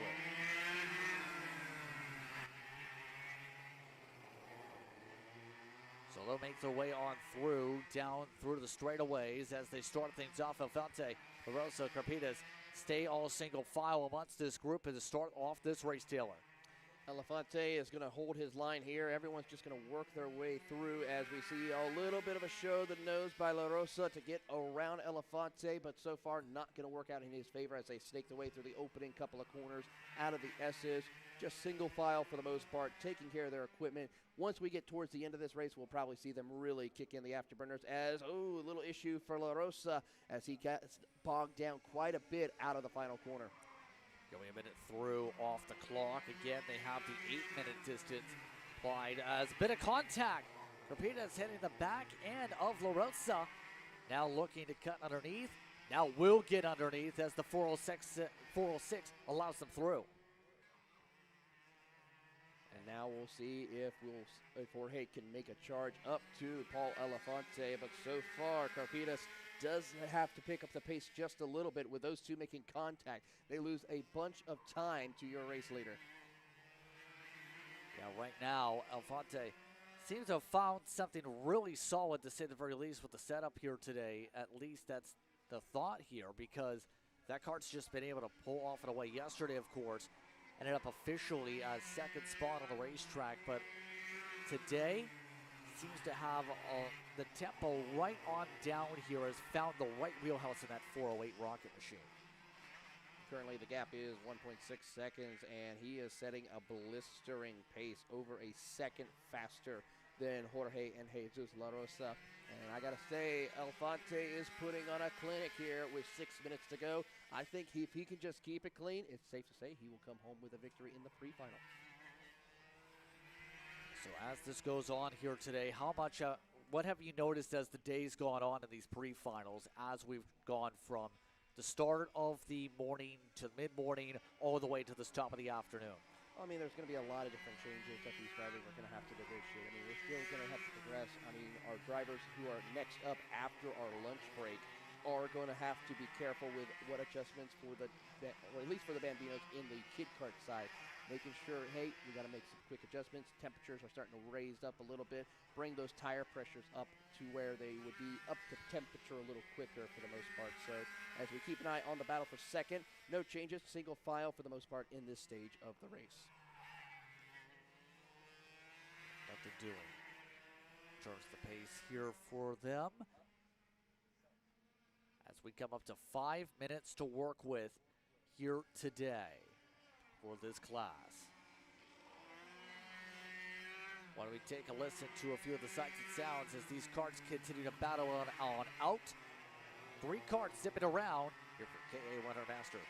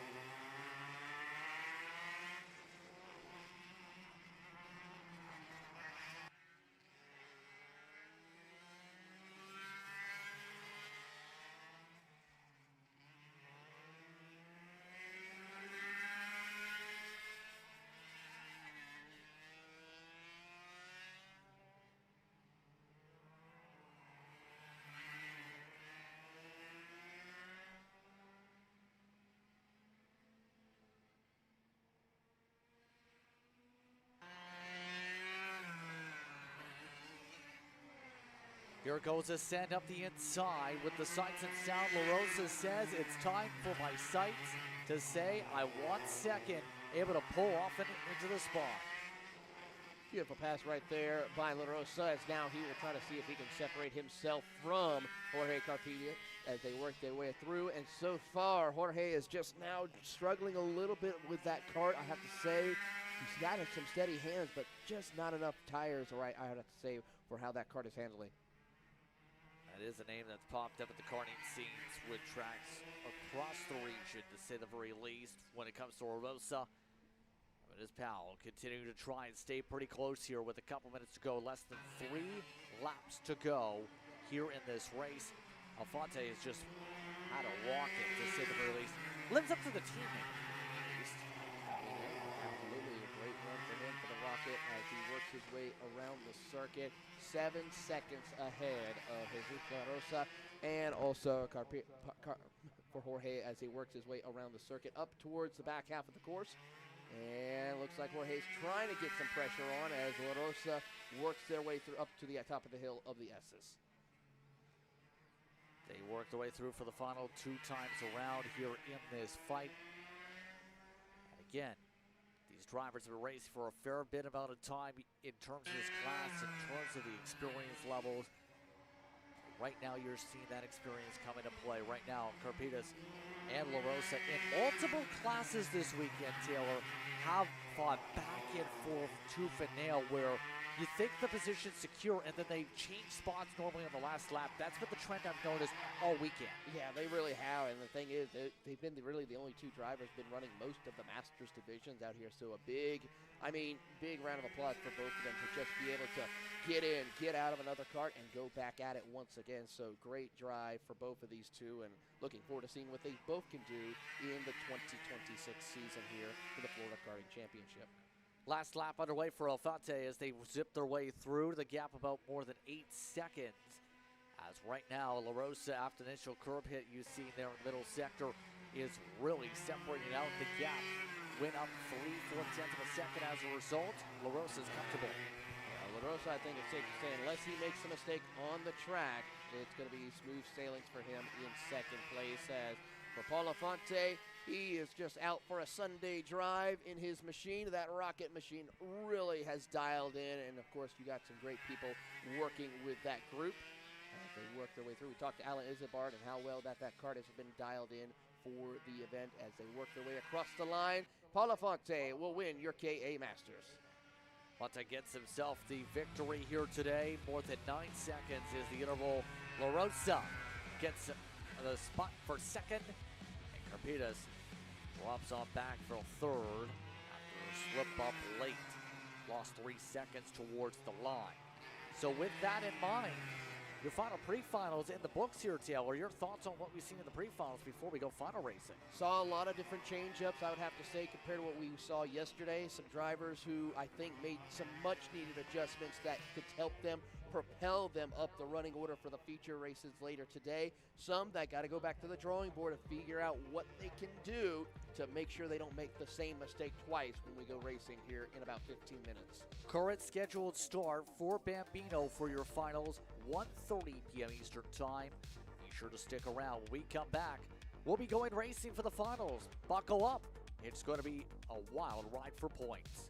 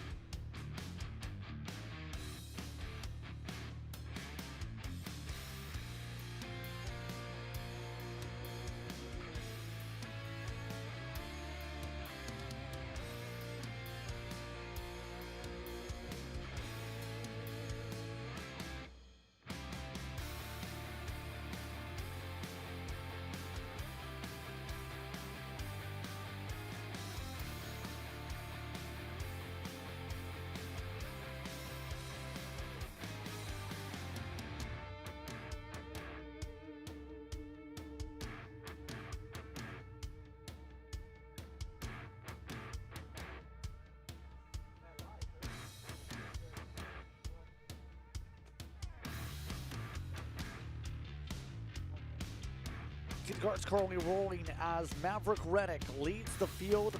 Kyle Taminsky amongst those rolling through with Knox Shelton starting third amongst the overall grid. Amongst the T4s, Velosa fourth, Shelton, Colangelo, Gomez, Martin amongst the drivers on track. You see them zip around here, themselves rolling to start things off as these youngsters look to start off our finals today, Taylor. They are. The Bambinos are about to put on a great performance here today as we are proud to present you some amazing coverage here of the Florida Karting Championship here at the T4 KartPlex. And I have to say, the weather is looking amazing. Beautiful blue skies here as some clouds are starting to roll in from the coast as we watch Maverick Reddick lead the charge once again. Yes, we are now racing here once again as Maverick Reddick in that CRG O-plate machine tries to continue his domination this season. And he's already up by 6+ seconds on the gap so far. Velosa second. Then it's the Sheltons of Colton Knox for the T4 Bambinos here in this group. Colangelo and Gomez also trying to stay pretty close. So the battle's pretty tight amongst these drivers here at the moment. But remember, when it comes to your finals here today, the distance for the Bambinos are going to be 7 minutes plus 2 laps. Your cadet classes, they will get 10 minutes plus 2 laps. And then the junior, senior, masters, 12 plus 2 on the distance. Martin's having to spin once again as we get on going. And we'll get assisted here in the 44 to try and get their kart going. But did you know there's some good deals on property, Taylor? Yeah, I was walking around the paddock today, and I talked to some amazing people over at Grzeni's RV World, who's been in business since 1977, family-owned at 4 different locations across the state of Florida. They got a special sale. They're liquidating some of their e-bikes that they have going on, and they have an incredible sale going on for those who are here at the track who want to buy them. And if you know anything about those e-bikes, those electric bikes are incredible, especially to have around the paddock when you're racing on a weekend to get from point A to point B real quickly. And they have a sale. Normally, these things are normally listed at around $2,000. This weekend, their rate's about half of that, about $1,500 to $1,200. So if you want to have the chance, head on over to the RVs. They also have some RVs for display to get you a chance to take a look at. We want to thank them for being an amazing partner for the Florida Karting Championship. Yes, and they're going to be hopefully here for a few other dates throughout the season as well. But a great chance to get yourself those now because, I mean, it's good to have an RV set to go for when you're crossing the country, and let alone the state of Florida, so you're ready to rest at the facility. Reddick right now currently showing he knows how to attack this track. He's really learned this facility, I think you could say. But the Sheltons are staying pretty tight together because the 90 and 99, you see different lines coming to play. Knox and Colt going back and forth. Yeah, they're swapping positions a little bit here and there as those two now have a little bit of separation right now. Not really wanting to push the envelope. They're just going to just focus on learning more about this track for the final time for them today before they head off to North Florida up towards Tallahassee and Monticello to learn a new facility and a new track as these T4 Bambinos work their way around the circuit between the two of them. Knox Shelton, as we have some issues possibly. Justin, what you see out there? Well, I was going to say, I think it's less than issues. It's more so, we'll say give a shout out to some of those because it's a birthday weekend, you'd have to think, for a lot of people, right? We'll talk about, I think, the birthday drivers. Hold on. We have a sliding driver, and that will see a spin. That's Velosa going around final corner. Yeah, Tiago Velosa having a issue off the final corner. That will move Knox and Colton Shelton up into the podium positions overall. Let's see what Tiago can do, though. He does have a little bit of breathing room before Tyminski gets involved, as he has got a significant gap to help breathe to hold that second position in the Kid Kart category. Yeah, Velosa, remember, had a slide that cost them a lot of ground in regards to the Kid Kart or the Bambino cards here earlier on. So we'll try to see how things steady out to 12. Tyminski has already lost a fair bit of ground in the 7th spot as well overall. So as we go, we see a little bit of scrambling as crew workers check along the front straight away at one of the drivers here. Here's a look at some of the battling going on amongst this pack. And we're watching Tiago with, of course, the T4 driver who sits third in class of Luca Congelo, who is now holding that third position as they work their way across the line. And, oh, the 44, Adam Martin, still more trouble for him. Hopefully he can just get back on the track and just try to finish off the race. Yeah, yesterday was a different story when it comes to Martins in terms of being able to make the laps and how things were approached. Today, obviously, a little bit different. You're talking about a start time difference of an hour or two, and it looks like a bit of a slow moment here. Something's absolutely got to be wrong with this car. You see the chugging Colangelo having something rattling about it, looked like there. Something in the rear for sure. I mean, that kart does not look stable. I mean, I'm looking at it. Look how far the nose is up on that kart as we take a better look at it as they come across the line. Something's off. I can't quite pinpoint what it is. Something looks off in the left rear almost. Yeah, that thing's not even pinned to the ground here. Look from back here. I can't tell if something's come apart in the wheel housing or if something's gone on in general, the suspension. But obviously, Colangelo going to at least try to tough it out here because keep in mind, depending on what happens, Gomez is still on the racetrack, and despite that, it's still 1 minute, 1 second lap times for the 52 in this circumstance. Gomez actually losing ground despite all that rattling we're seeing. Yeah, Colangelo currently has just about a 7-second advantage between himself and Gomez. In fact, Gomez was about 2 seconds off the pace last time by. So if he can just keep it going and just stay on the track, I think it'll be safe to say he'll be fine. Jake up in the very end here. We're coming up to a couple laps to go. Maverick Reddick, by the way, the gap 34 seconds, less scoring loops on through for the plate here today. So right now, these kid karts looking to get the chance to celebrate amongst the podiums first. As you can see, Martin's at this point watching along, I think, from the side. Oh, wow. The Sheltons, they're here to add to the podiums in terms of their numbers. 99% sure their trophies wait alongside, and they're ready to add more to the trophy case here by the end of the weekend. Have a couple different trophies for their case. Absolutely, and that's great to see. And these are some very nice trophies indeed that the Florida Karting Championship has for these drivers as they work their way through the final couple of corners. Our leader, Maverick Reddick, should be coming out of the final corner as well momentarily. There he is right there in the back. About the field, entering turn 3 and 4. So he is just putting on an absolute clinic on the field. Excited to see what Maverick can do here this season in FLKC, as well as also the TSRS Championship. And I'm curious about, as well, for the national dates, you can argue as well for Reddick, because as we know, as you age up as well, you move up to the ranks. You're going to be curious when the move up does happen for the O-Plate here in this series.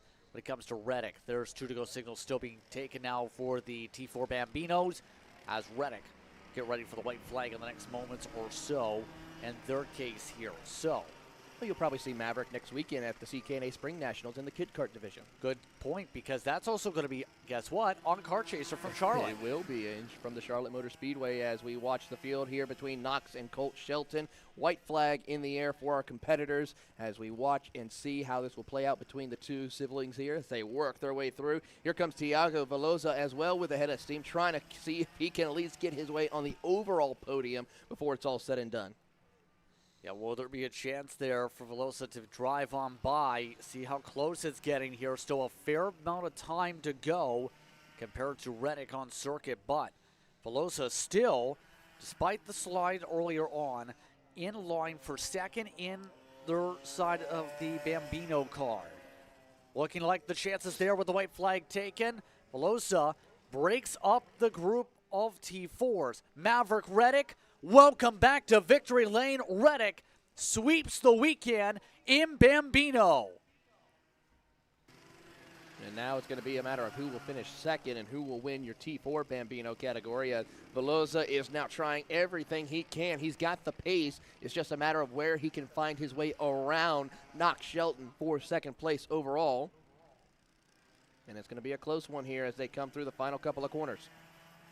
Right now, Colt losing ground. Knox well in command. There goes Knox to let him on by. Velosa able to get the second overall on the track. Won't make the impact for the points, but it's good for the confidence boost. Through the final corner, Knox Shelton will get ready to celebrate It's back-to-back 1-2s for the Sheltons. Look out, a Kart coming across the track. That's Tominski going around in the final lap. They're able to avoid contact as the Sheltons go 1-2 in T4. Great effort by all of our young cadet drivers here in the Bambino category, and we'll look forward to seeing what they can do for the rest of the 2026 season. We're going to step aside, take a quick commercial break. Next up is the Iame Micro Swips, next on Kart Chaser. So in motorsport, every detail matters, but we need to try to avoid using expensive and fragile sensors. So I'm going to show you how we do it. So this is a comparison between the sensor in curve and the accelerometer in blue. So we can read how hard the driver is applying the brake and how easy he's modulating his release in order to understand how the driver is braking. The sensor costs hundreds of dollars and the accelerometer is already in your dash, so you don't need to buy anything. If you want to learn more about data analysis, you can sign up on our website right now. Enjoy the online course today. Florida Kart Racers, you asked for it and we're going to bring it. Introducing Florida Karting Championship, FLKC, a brand new racing series coming to Florida in 2026.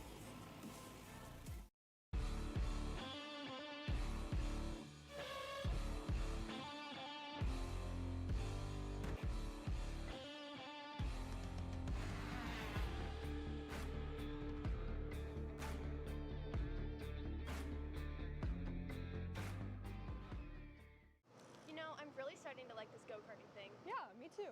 Oh my gosh, can I show you this cute dress I just got? Yes, of course. Oh my goodness, it's so cute. I just love shopping. I love shopping too. Oh my god. Wait, did you guys say you like shopping? Of course. Well, dude, I have the perfect place to do that at. ShopPayKara.com. At ShopPayKara.com, you can get free shipping on orders $200 or more. You can get anything you want, like MXC rims, gloves, rib vests, shoes, anything that you need, all at ShopPayKara.com.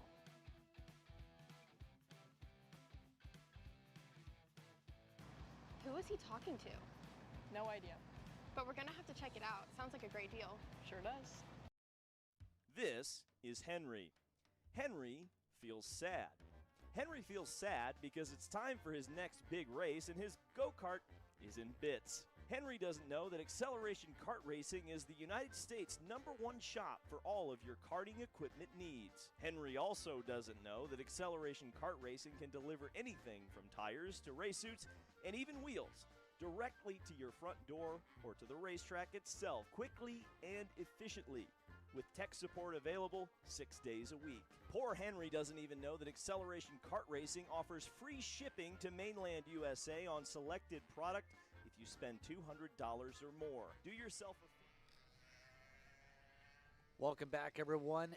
As you said, lots of opportunities to try and do favors for the point standings coming up here as we get ready for our next grouping of karts. Justin Prince, Taylor Burris with you. It's time for the Micro Swips to hit the track, brought to you by Parolin, as we get ready for Emmett Dalton to lead the field. Romeo Ferrante in second. Galhevo, Armani in the top four. White in the fifth spot. Landon Silvers was who was pointing out, by the way, driving by us on the paddock because they had a series of birthday balloons, for whatever reason, pushed off from their cart, as we'll see them from the sixth position. Some whistles for the birthday balloons, in fact, up in the air. Absolutely. So we'll see how this all plays out. Can we have a birthday winner here today on March 1st of 2026? We're going to find out as they get themselves ready. Everyone looks pretty organized, what we saw in the pre-final, I will say. Yes, indeed.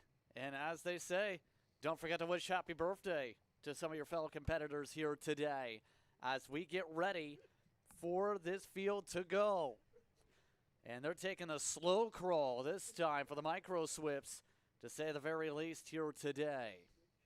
As they drive on through, as we get ready to go. So they'll set on up for this start. We're ready to go for the Micro Swips as the birthday balloons get all ready to go. And the drivers get all ready to zip. Green, green, green, we're underway. Emmett Dalton with a good jump. 3 wide for second. How about Clavijo taking over the second spot out of turn number 1 as everyone else tries to jockey for position into turns 3. And so far, everyone's singled out. And so far, it looks like Dalton has checked out. Clavijo, Ferrante, and Darmani. You now round up your top 4 as they come through. And here comes Ferrante to take over the spot. Darmani wants to capitalize it, follows through, takes the 3rd spot away. So a good start for the 24 machine, to say the very least, here as they zip on through. They try and sort themselves out quickly for the 3rd spot on back. Ferrante tries to build the buffer, all while Dalton follows on the same pace as yesterday.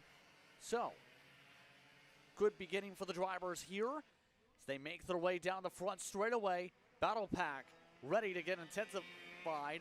Clavijo into the bumper of the 24.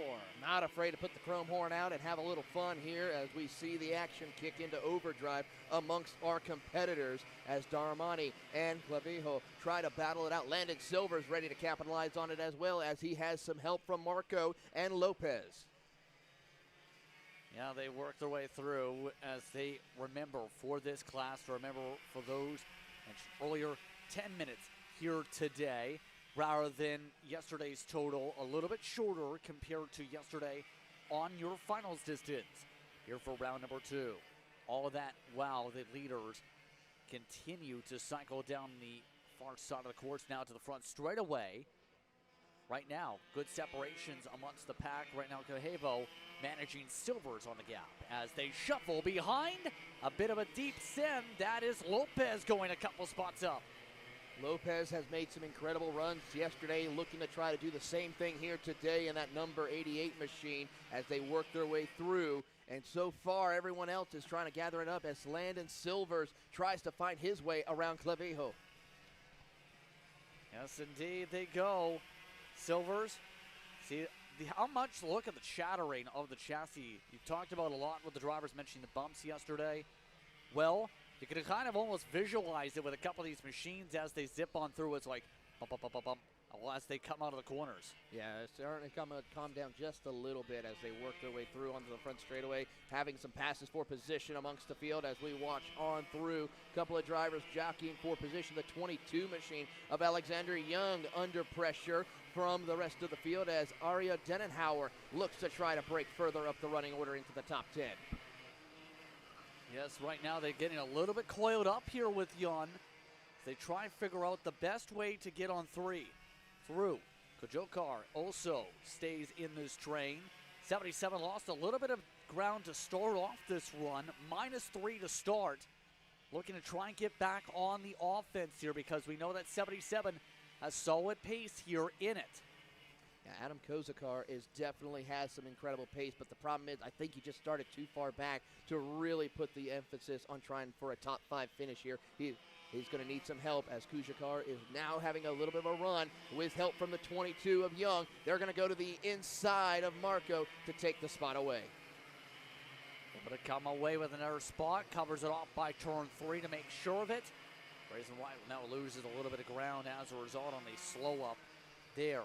We're about near halfway through it, a couple minutes from the halfway point in this one. As we continue to see how things settle out. Dalton for his lead, growing by more than 5 seconds, likely this time through on the laps. Ferrante holding on to second spot by a good 3-4 seconds. 24 has built up a buffer of more than a second. So the lead karts here at the very least have built up buffers in a class that normally can see things pack up together here. As we have a bit of some off tracks nearly in this pack, setting up some side-by-sides. The side-by-sides doesn't work out. Young holds on for 8th. Young is going to now try to settle in, seeing if those two can work together and pull away and try to make the run up to Nikolai Lopez, who holds that 7th spot. Really, that's a good one to watch here as we also keep an eye on the battle for 4 between Clavijo, Silvers, and Grayson Wyatt just up the road. Yes, indeed, they go. Now Young works his way ahead, now gives a little bit of a head nod. How much are you focusing on that? How about trying to cut through the grass? Denenhauer, the Canadian, going through the infield nearly for turn 9. Denenhauer was able to have great car control to hold on there and continue on. Will hold position in and around the top 10 as they head down the front straightaway.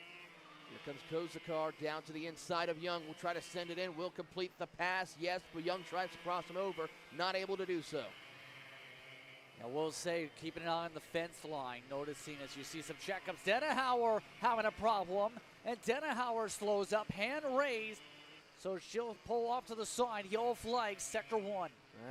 Something is off of that cart. I don't know what it is, but it's going to be a tough break for the young driver from Canada to come out here.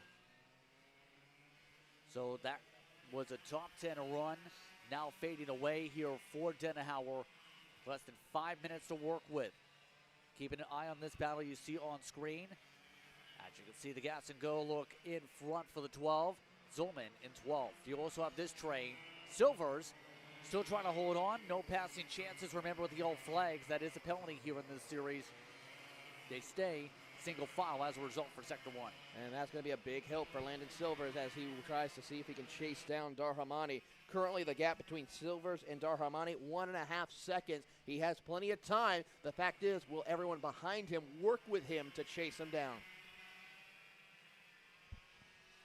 That's a huge question on everybody's minds. It's going to be a little bit of a gap of 1.5 seconds, remember. That needs to be chipped away here. No drafting help for the 24. No drafting help for the 71 for good measure either, as Calhevo gets pressurized. Here comes Grayson Wyatt. Looking up to the inside.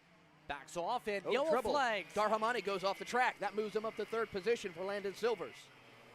And a big off that takes them out of the podium. So Silvers now looking to celebrate.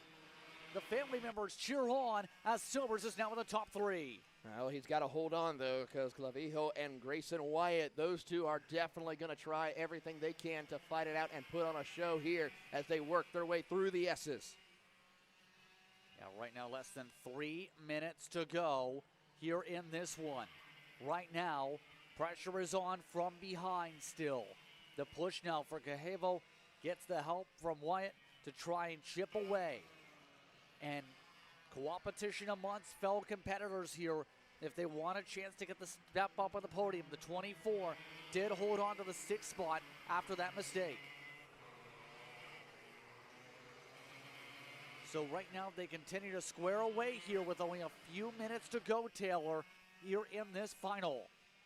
Taking care of business right now for Landon Silvers as he's trying to hold strong as they battle for the 4th position between Clavijo and Grayson Wyatt. Darhamani is trying everything he can to close back up to get back in the fight, but it's going to be a tall order for him as he has no help. Clavijo does everything with a big run coming out of the final couple of corners. He's got help from Grayson Wyatt as they come down the front straightaway. Under 2 minutes to go, still a few more laps to work with here. Keep in mind, here comes the look inside. This is from the 5, 4 single file because the cart still stopped. That was a great chance for Wyatt taken away there. Had to back out of it to avoid a penalty. Yeah, has to be careful with that. Don't want any penalties. Want to keep a clear run here as they work through. So far, everyone's just now trying to tiptoe through this section as we pick up some of the other competitors. Yeah, Silver's up 3 spots, by the way, in this one. Give credit to Dow. Oh, trouble for the 12 machine. Yeah. Chase Zolman. So there goes what is actually the Guns and Golf racing machine. Stopped alongside the side of the road. And now they're going to lose a ton of ground. That's going to put Dow, who is about to mention, up 8 as a result of that spin. The 19 in the top 10, all well with a minute to go. The battle is on for 3rd. Here comes Cahevo. It's now 2nd, in fact. Where did Ferrante go? Something happened with Ferrante for sure, as he has dropped all the way outside the top 10. So a big plummet that now changes the whole conversation here. This is going to be big for the podium positions. Grayson Wyatt trying to push in the Paralyn to get the Paralyns on the Paralyn-sponsored run here. Can they get the boost on the 21 machine? Coming up through a few laps to go. There's the push. 3 to go, likely at the line. Working through the field here is Clavijo trying to find which way he can work with and make a push for the 2nd position as they come out of the final corner. Here comes Grayson Wyatt as well with a big draft. Is it going to be whose will tuck out first and make the pass? Wyatt to the inside of Clavijo. Backs off a little bit as Clavijo all over the back bumper of Landon Silvers. Just didn't get enough of an angle there to get alongside. It has to be the right timing out of 1. That's built up the advantage for Silvers in the second spot. Right now, coming to 2 laps to go, Silvers has the buffer needed here, and they are pushing and shoving for third still. They are trying to, and that's going to be a big help for Landon Silvers to try and pull away from these 2 competitors to guarantee him a chance of second position as they work their way out of the S's. So far, drivers are working their way on to the final corners here with the popsicle sticks in the air. 2 laps to go for Silvers. Silvers trying to hold on for second. Dalton well and clear for the lead by a wide margin, but third is still up for grabs. A look inside for Grayson White. Forces the pressure. Coevo tried to go deep, able to park it and get himself a little buffer through 3. Has a kart length between him and 4th position. Now Silvers slows up with a poor run off the clattering the curb through 4. They check up coming up towards now 6 and 7. Look at Darharmani. He has finally found a way to close up. He looks to try to get on the podium, and he has a good chance of it here as they take the white flag for the driver of Emmett Dalton. White flag is out, coming around. Final time around for Dalton and company. Oh, wow. Silvers tries to play defense. Dalmani tries to find a way to take advantage of this situation if they bubble over. Here comes the run for the battle for second. Coevo drives through. Grayson White jumps on through as well. Back to 4th goes Silvers as they work through sector 1. Darmani is down, got to work with the driver of Silvers to see if they can have a chance to go onto the podium. We take the wide shot to look at the action here as Clavijo and Wyatt now try to run away. Dalton with a good run here today will close things out with a weekend sweep. It's Dalton who gets the win, all while second is not done yet. Coevo holds on in front of White. Will there be a change as the 5 looks for the run through 12? They'll take the brave look. Side by side for a moment, forced off the gas. Here comes Silvers. Silvers builds up the run for 3rd. Second spot will go to Coevo. Side by side for 3rd.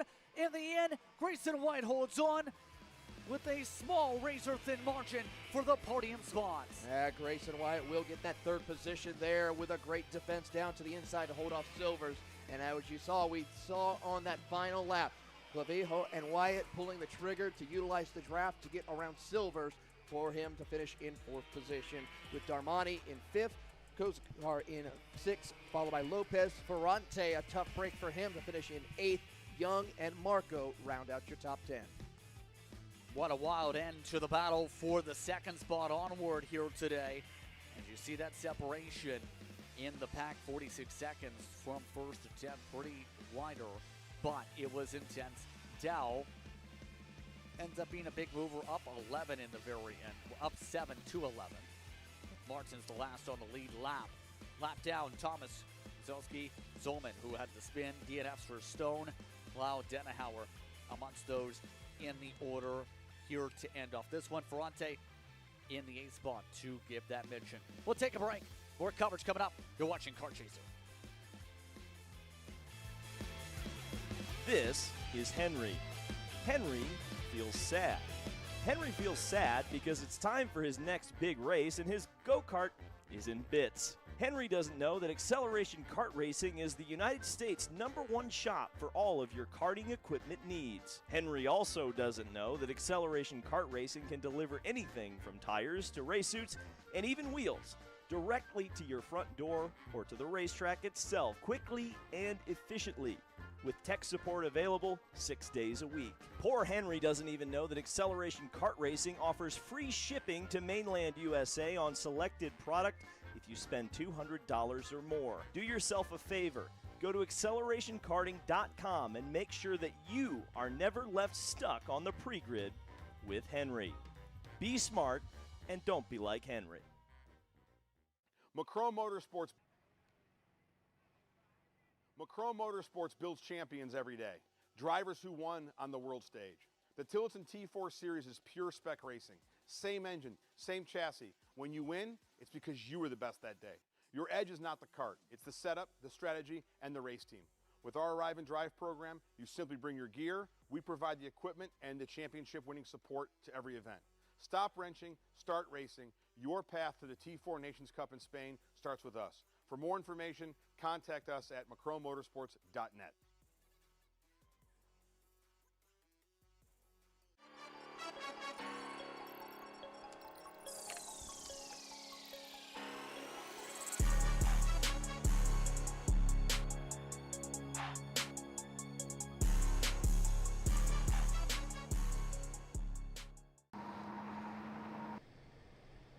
Welcome back, everyone, to the Florida Karting Championship here from T4 KartPlex here in Palmetto, Florida.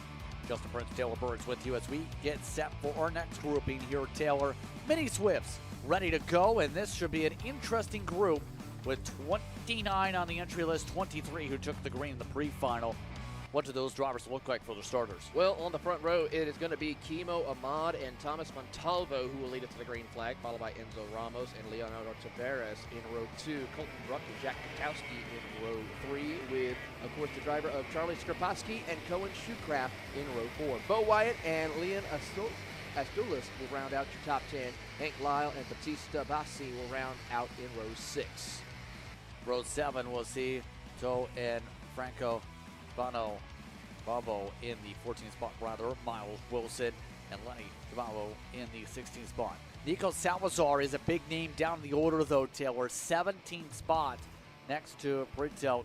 Then you have Kai Johnson and Max Santana amongst your top 20.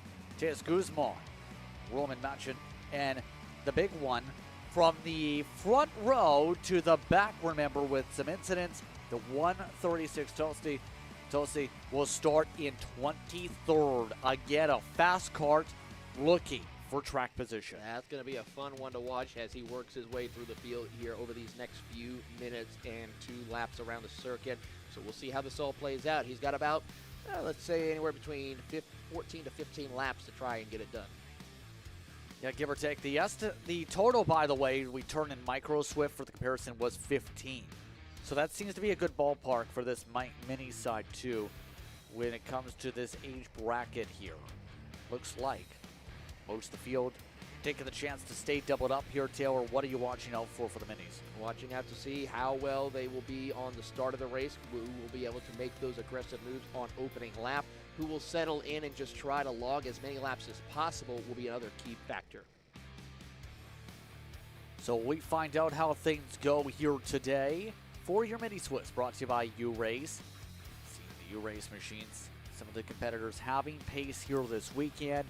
Happy to have them a part of the many partners here for this series. Remember, we've seen throughout the weekend Armature Works be a big part of the event sponsorship here this weekend here from the Tampa region. Ready to go for today's action for the minis. They're rolling, they're fast, they're blistering fast. Green flag is out, we're underway. Make their way to the opening corners. Suspends the back. 146 gets collected around. That sees a bit of a stack up in the back of the field as they try and sort out quickly. That was one of the Troubles who went around from 14th. That was a tough break here for them as they work their way up through the circuit here, up through the gears. Kimo Ahmad will now try and lead the charge, but here comes the driver of Bruck to the inside. He'll move up into second as they try to work their way through. That 114 is definitely of Enzo Ramos holds second. Bruck now to third as they try to negotiate through the S's. Great start when it comes to Bruck, already up a couple spots with that initial launch. Better start if you're up in the race late to say at the very least. It was a big 10 kart length advantage off the rip as they come on through in the scoring loops. It's going to be interesting where things play out for them as they make their way through on the battles. See some of them still faring out with the 127 of Tavares, looking to try and sort things out at the moment. Leonardo Tavares is now trying what he can to hold position and work his way up through the running order as we wait for timing and scoring to update us through the moments at this race. But so far for Kimo Ahmad holding strong, then Ramos, Bruck, Tavares now in fifth position. He's got a little bit of help from him coming as they head up through the back half of the course. And it's now going to be seeing as we see Katowski as well as also the Orsilon machine of we've seen him working his way through up onto the front straightaway with a big head of steam. And we know drivers like Jack Katowski are going to be hungry to try and dig because of some of the shuffles we talked about. Had the chance to start at the front, had the outside pull instead as a result of the tiebreaker in the pre-final. Now today, it's going to require a lot of effort to be able to make up a lot of this ground here as we see Bruck still, amongst those we see in this choo-choo train, formed up at the second on back grouping here. At this point, what's kind of going to the mind, knowing, of course, you have the leader jet out such a distance, and you have all these karts having to dig. settle down, just run your race and see if he'll burn his tires before you do as you work your way around the circuit. As we now watch Salazar and company, Katowski working their way through.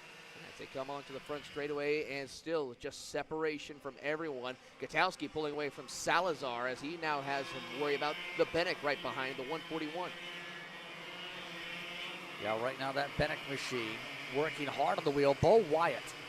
Seen him, I think the Wyatts a fair bit when it comes to the racing scene. Bo Wyatt in particular, seen pop up in a couple of the different events. For Bo's case, one of the drivers that moved up from the micro side recently in terms of the ranks, to say the least.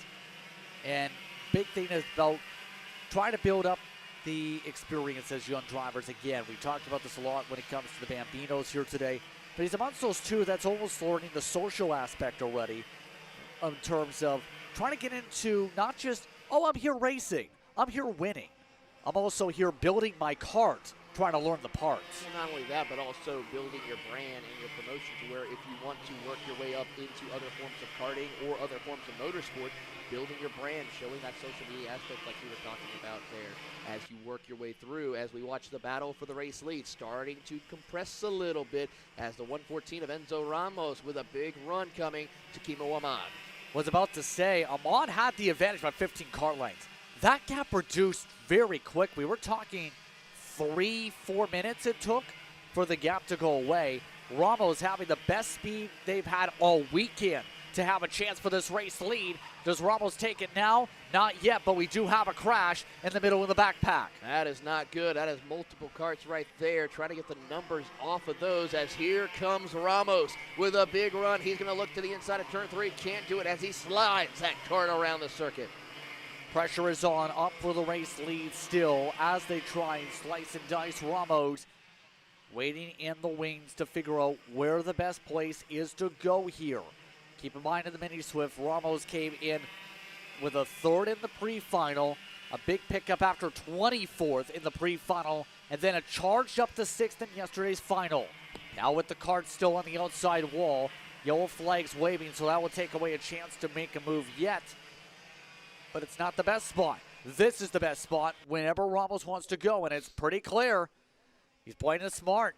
Knows quite simply, can remove the opportunities with 5 minutes to go on the clock. Yeah, it certainly is 5 minutes to go as we watch Ramos working his way with Kimo Ahmad, and they have currently separated themselves significantly, almost 2 seconds ahead of the drivers of Skopowski, Bruck, and Katowski, with Nico Salazar, who's made some big-time gains from 17th to a top 6 position. So he is really trying to kick in those afterburners for a top 5 finish.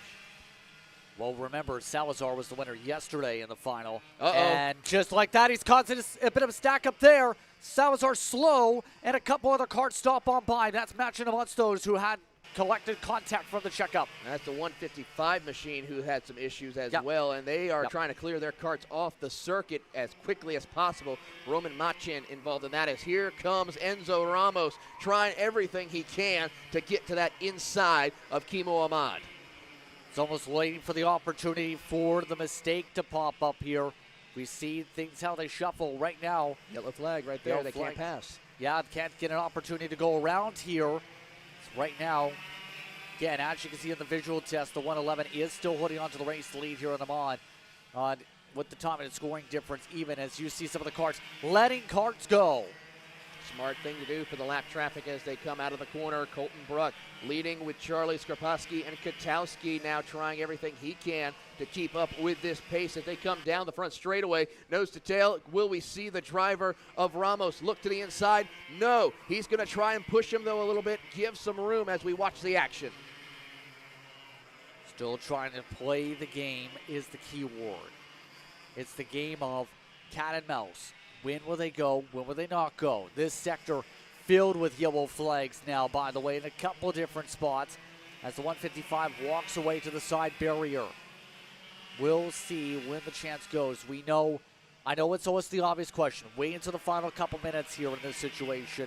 But Ramos seems to be really, at this point, pacing himself. They're dead even comparison on the board to Colton Bruck. Based on the time. They aren't losing time. They aren't gaining it either with this exercise between the two of them. Maybe a tenth or so the difference. give or take or so. And as I'm watching Kimo Ahmad just placing that kart perfectly on the track, I see his father walking up and down the grid area, watching his son work his way through and holding position. A stellar performance by him here in FLKC. Yep, all of this is with Ketelski also up in the top 4. We've seen speed from that 133 all weekend. Jack Ketelski still holds on the top 5. Amongst some of the other groups, they're all stuck in the pack together at the moment. For third on to about 5th, but we picked up traffic also. Shoecraft's in the pack with Wyatt and Lai also on the track. About 2 minutes to work with here. We're on lap 11. Remember, usually we've gone to about 15-ish laps in the cadet classes here today. Right now, there's still a lot to plot and plan about for your top 2. They certainly have a lot of different opportunities as we watch them work their way through. And as we do so, a lot of drivers are trying to finish their way through. Jack Ketelski putting some pressure on, looking to get around Skrapowski for position. There you see these drivers right here. This is the battle for the final step of the podium. Ketelski to the inside. Ketelski zips on through, takes it away, that time through 10. As they rumble their way back out through the section. Ketelski trying to sort out the pushes now from behind, as now the pressure is on to try and pick up even more ground. Right now, Ketelski need to pick up 3/10 to get to Brook, for example, in this fight. So Ketelski still willing to follow along in the U-Race machine, right wheel to wheel with a back bumper. Your third, fourth, and fifth place drivers just now settling in. They still have plenty of time to make things work. You got Cohen Shoecraft also right there in his Paralin, trying to make sure he doesn't lose touch with these drivers in case things get a little too dicey. He could go in, swoop in for a possible podium finish as they come out of the S's. And there is lap traffic for the race leaders. You see it right there, just let on through by Guzman. Next car up would be a fair bit up the racetrack, though. It's about half a track to get up to Kai Johnson. So it should be clean sailing with about 3 laps to work with now in your mini Swifts. No move yet by Ramos. The gap is slowly coming down, but it's still 2.4 to the leader. That's about 2.3 to the pack and about at least 1.3 to the drafting range. Well, it depends on how much these two start battling here for these final 3 laps as we take a look at the gap difference between your top 2 and the rest of the field. And you see Ketelski has finally got ahead of Colton Brook. He is now telling them, hey, I have the fastest kart. We can make a run if we stick together and not battle it out. And we'll see how much time they gain as they come out of the final corner. 2 laps to go. Couple more times around with the clocks all on zeros. Ketelski doesn't have people wanting to work. Brook wants to take a podium instead. He says, that's my step for third. Rips it away.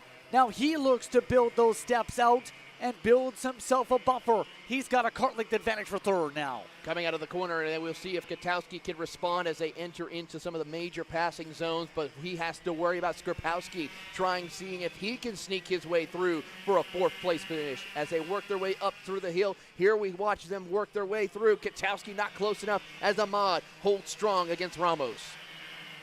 Coming up to the white flag this time through, the race leaders about to square away. The battle for third still up for grabs. There's the side-by-side we've been waiting for. Ramos trying to take it high side. Ahmad on the low side through 1. Parks it and is able to hold on for sector 1. Ramos has another chance for a reset. He does. He's got to be careful with how quickly he can reset and try again here, but he's running out of room as they come down the short chute over towards turn 6 and 7. It's going to be a close fight to the finish as he tries to show the nose. Coming up through 9, here comes the chance. Ramos trying to build it up. Inside line, Ahmad covers it off, gets a better apex, but slides off on exit. Takes the tighter line, though, through the final corners. Through 12 they go. Ramos trying a higher line to build the boost. Through 13. Final time through. A little wide for Ramos. Ramos alongside on the right side. Drag race. Both celebrate. It's Ahmad by 21 thousandths who holds on. Incredible drive by Kimo Ahmad. Then it's going to be Paralins in 2nd and 3rd with Enzo Ramos and Colton Brook getting ahead of Jack Ketelski. They both thought they had a claim for that race win at the line. That's how close it was. But in the end, Ahmad is able to get the top step of the podium today after being able to come away second in yesterday's final and celebrating the lights on that podium. He'll celebrate top step today. Absolutely. Congratulations to Kimo Ahmad, and we'll see him in the future events later on. You see the excitement from him in his Kart Republic. So an exciting race. Kotowski just off the steps. Kotowski in 5th. Then Shoecraft in 6th. Bo Wyatt, Hank Lai, Max Santana, what a drive. Then Batista Puglisi in the top 10 here today. Some of the other notables, Nico Salazar, who is back in the top 10 initially after his drive, does hold on to 14th. You also have Breezel, who drove up for the back end of the top 22, 12th spot. Tavares ends up a lap down after having track position to start off this race. That's how quickly the tides change with some of the attrition. Talvo, you could also throw in that mix. One car out. That's Machin, who was involved in some of the contact after the spin for the 128. We'll take a break. You're watching Kart Chaser. We'll be back for more here from Florida.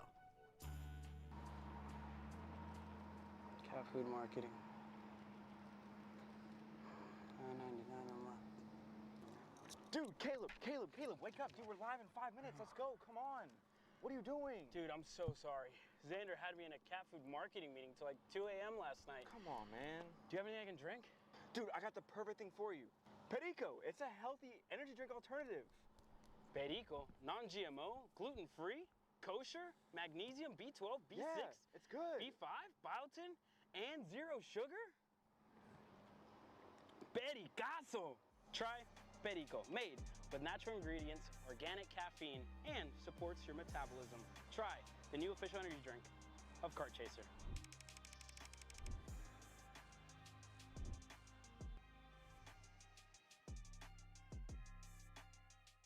One thing that is really nice about the Micron 6 is with this new Iame platform, now they put an embedded channel with the steering wheel angle.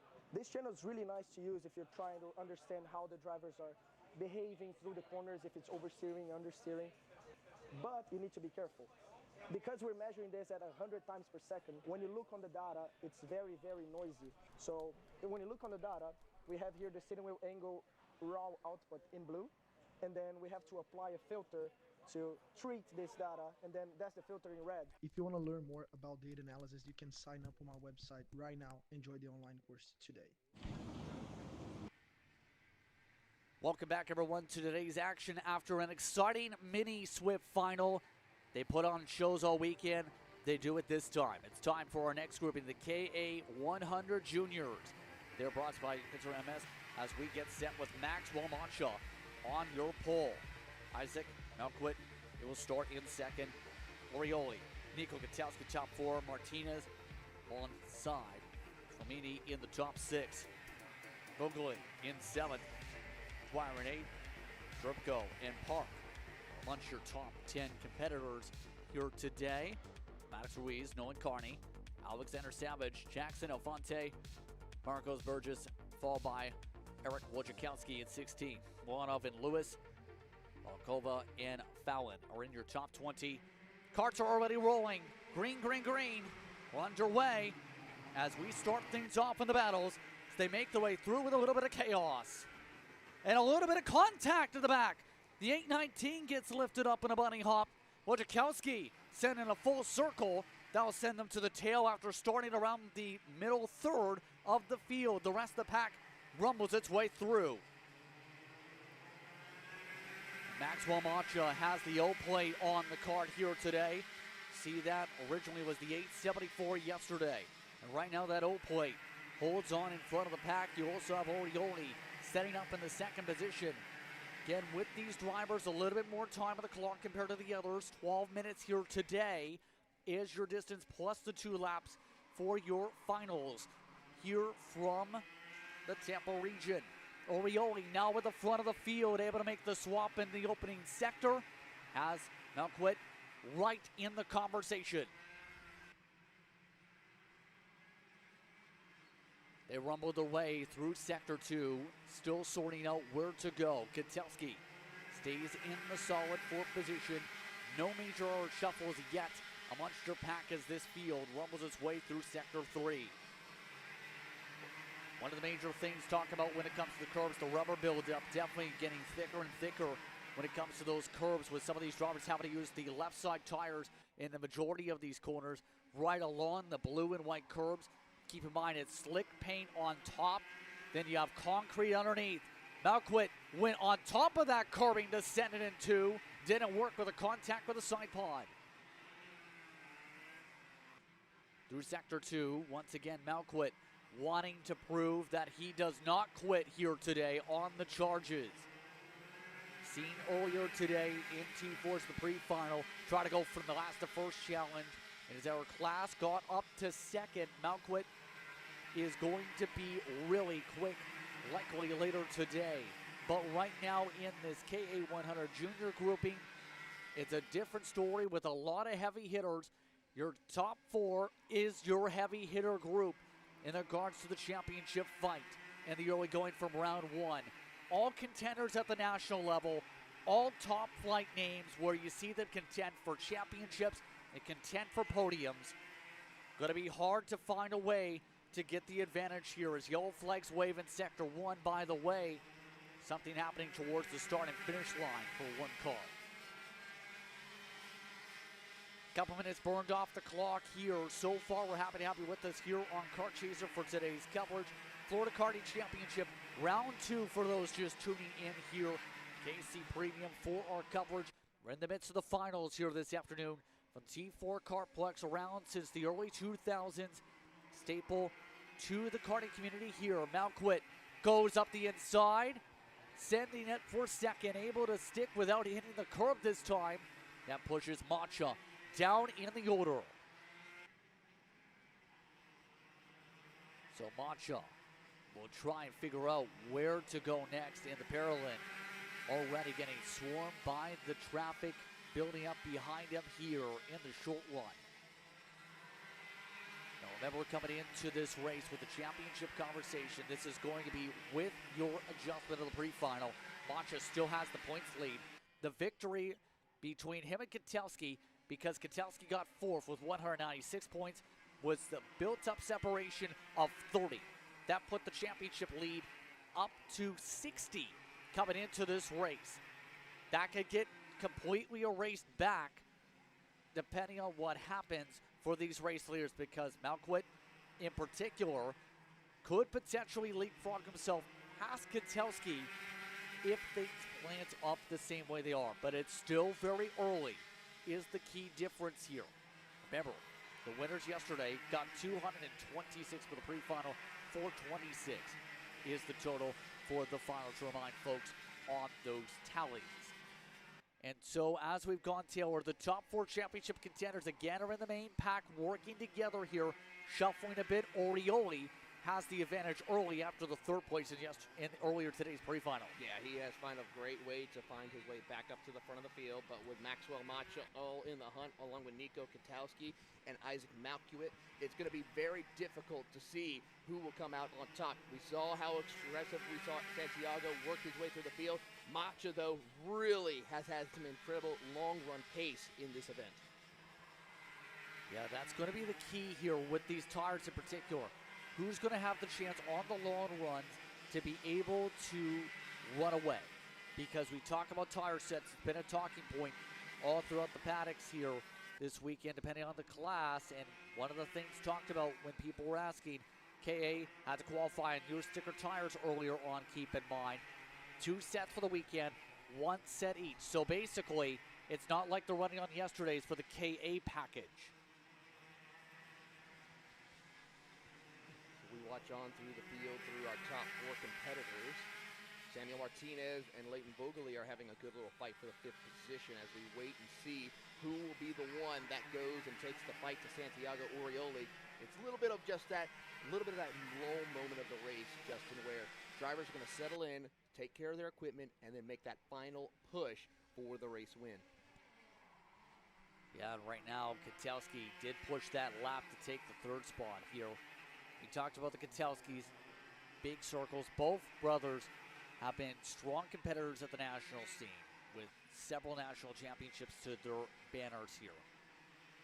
The star power, I will say, when it comes to the FLKC, is off the charts to start off this series. It kind of showcases how much talent is based out of Florida, who also are some of your top contenders in the U.S.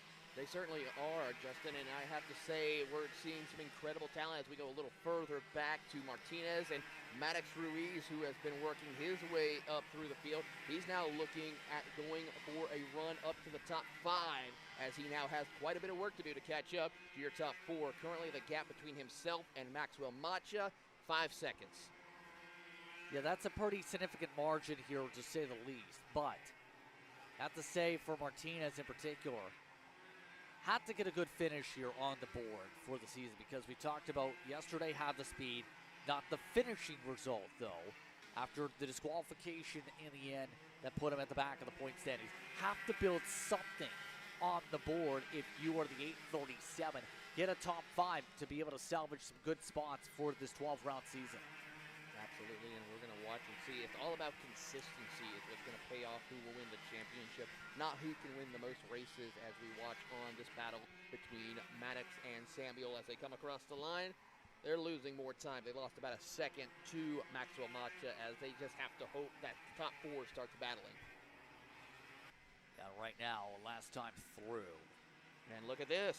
Malquit just got up to the race lead, getting around Santiago for it, and Katowski is all over and ready to go and get second as well. He'll try to show the nose to the inside, and here he goes, trying to cross him up with Macha watching on.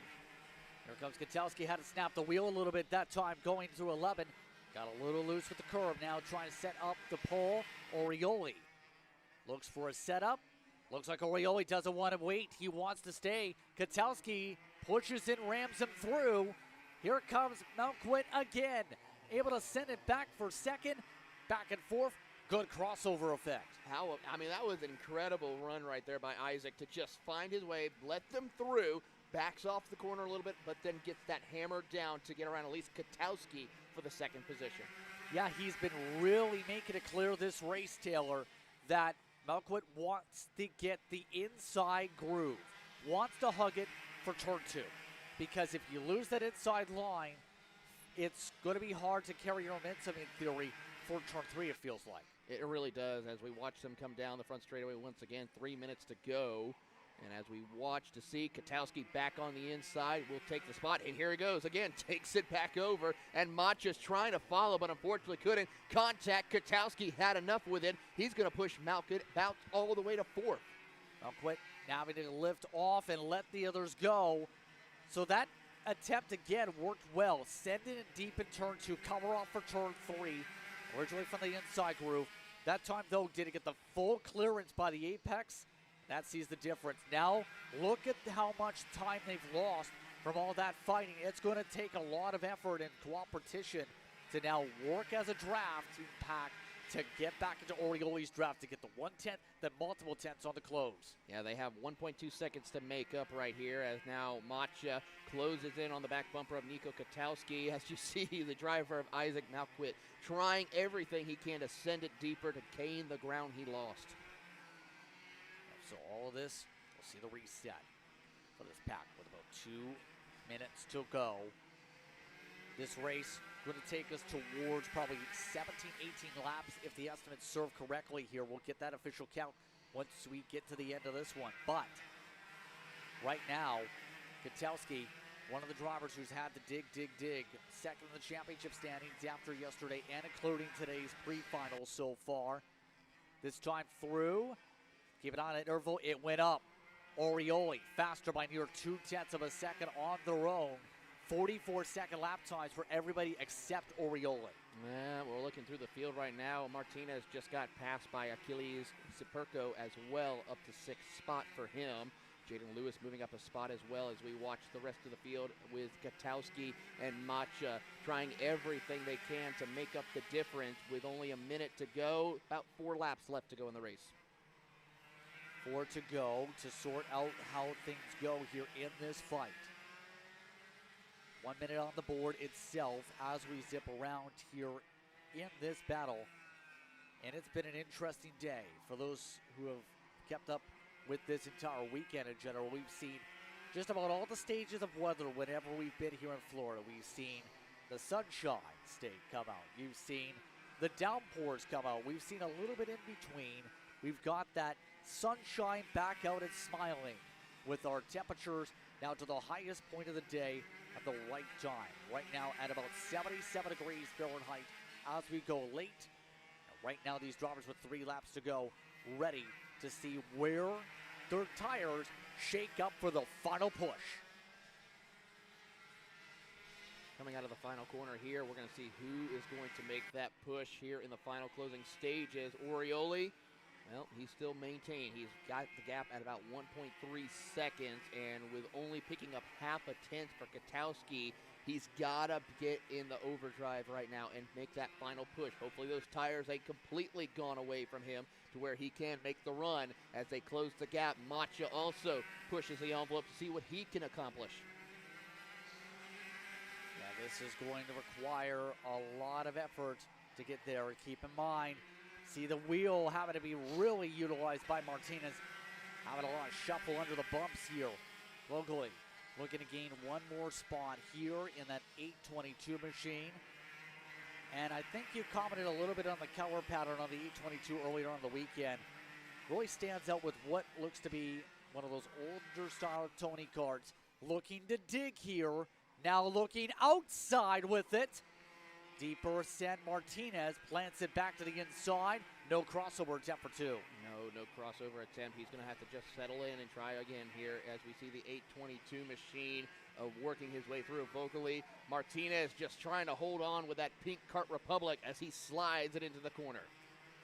Still parking it, still trying to not allow any runs. They also have Savage, who's right now up 4. In this final, we've seen Savage in some of the other classes really dig. Nearly ran over the back end of the 822 with the white flag waving. Final time around. Don't look now. There is a small chance for Katowski in the lead pack, by the way, to get there. We'll still keep an eye on this fight because it's still side by side now. Here comes the send up the inner groove. The 822 vocally gets himself ahead. He moves himself up into 6th position. A great pass. He gives a little hop to make sure to keep those RPMs up as they work their way up through the last half of the circuit. Meanwhile, for Santiago Orioli, he's going to continue to hold on. He's got plenty of room as Katowski is trying everything he can to close the gap as we watch these drivers battle for 6. Santiago Orioli will take home the win in the Sodi kart for KA Jr. Orioli to the top step of the podium. Over Katowski and Macha. I'll quit. Get to top 4. So those 4 put the staple on the championship favorites early. All while locally gets to 7th with Ruiz and Smirko in between them on the order. Martinez and Dwyer among your top 10 as they will get the chance to celebrate good point stays in that heart of the field. You see your running order, how they separate it out in the end. By the way, give credit to some of the drivers on the next tab you'll see because drivers like Taylor and Wolf, who finished 15th, by the way, Taylor gained 10 spots to get there. Yeah, great drive for him, and that's going to be an incredible run to see what he can do for the rest of the season. A couple of other notable drivers for Dominic Moselenko, who struggled in the pre-final after some issues, recovered to a 16th position, picking up 7 spots. Remember, had to pull in during that run. Let's look at your top 20 here again. In total, 24 karts took part in the race. At the back end was the DNF for Mateus Gonzalez. Mox also finishes the DNF during this one. 1 extra kart compared to your pre-final.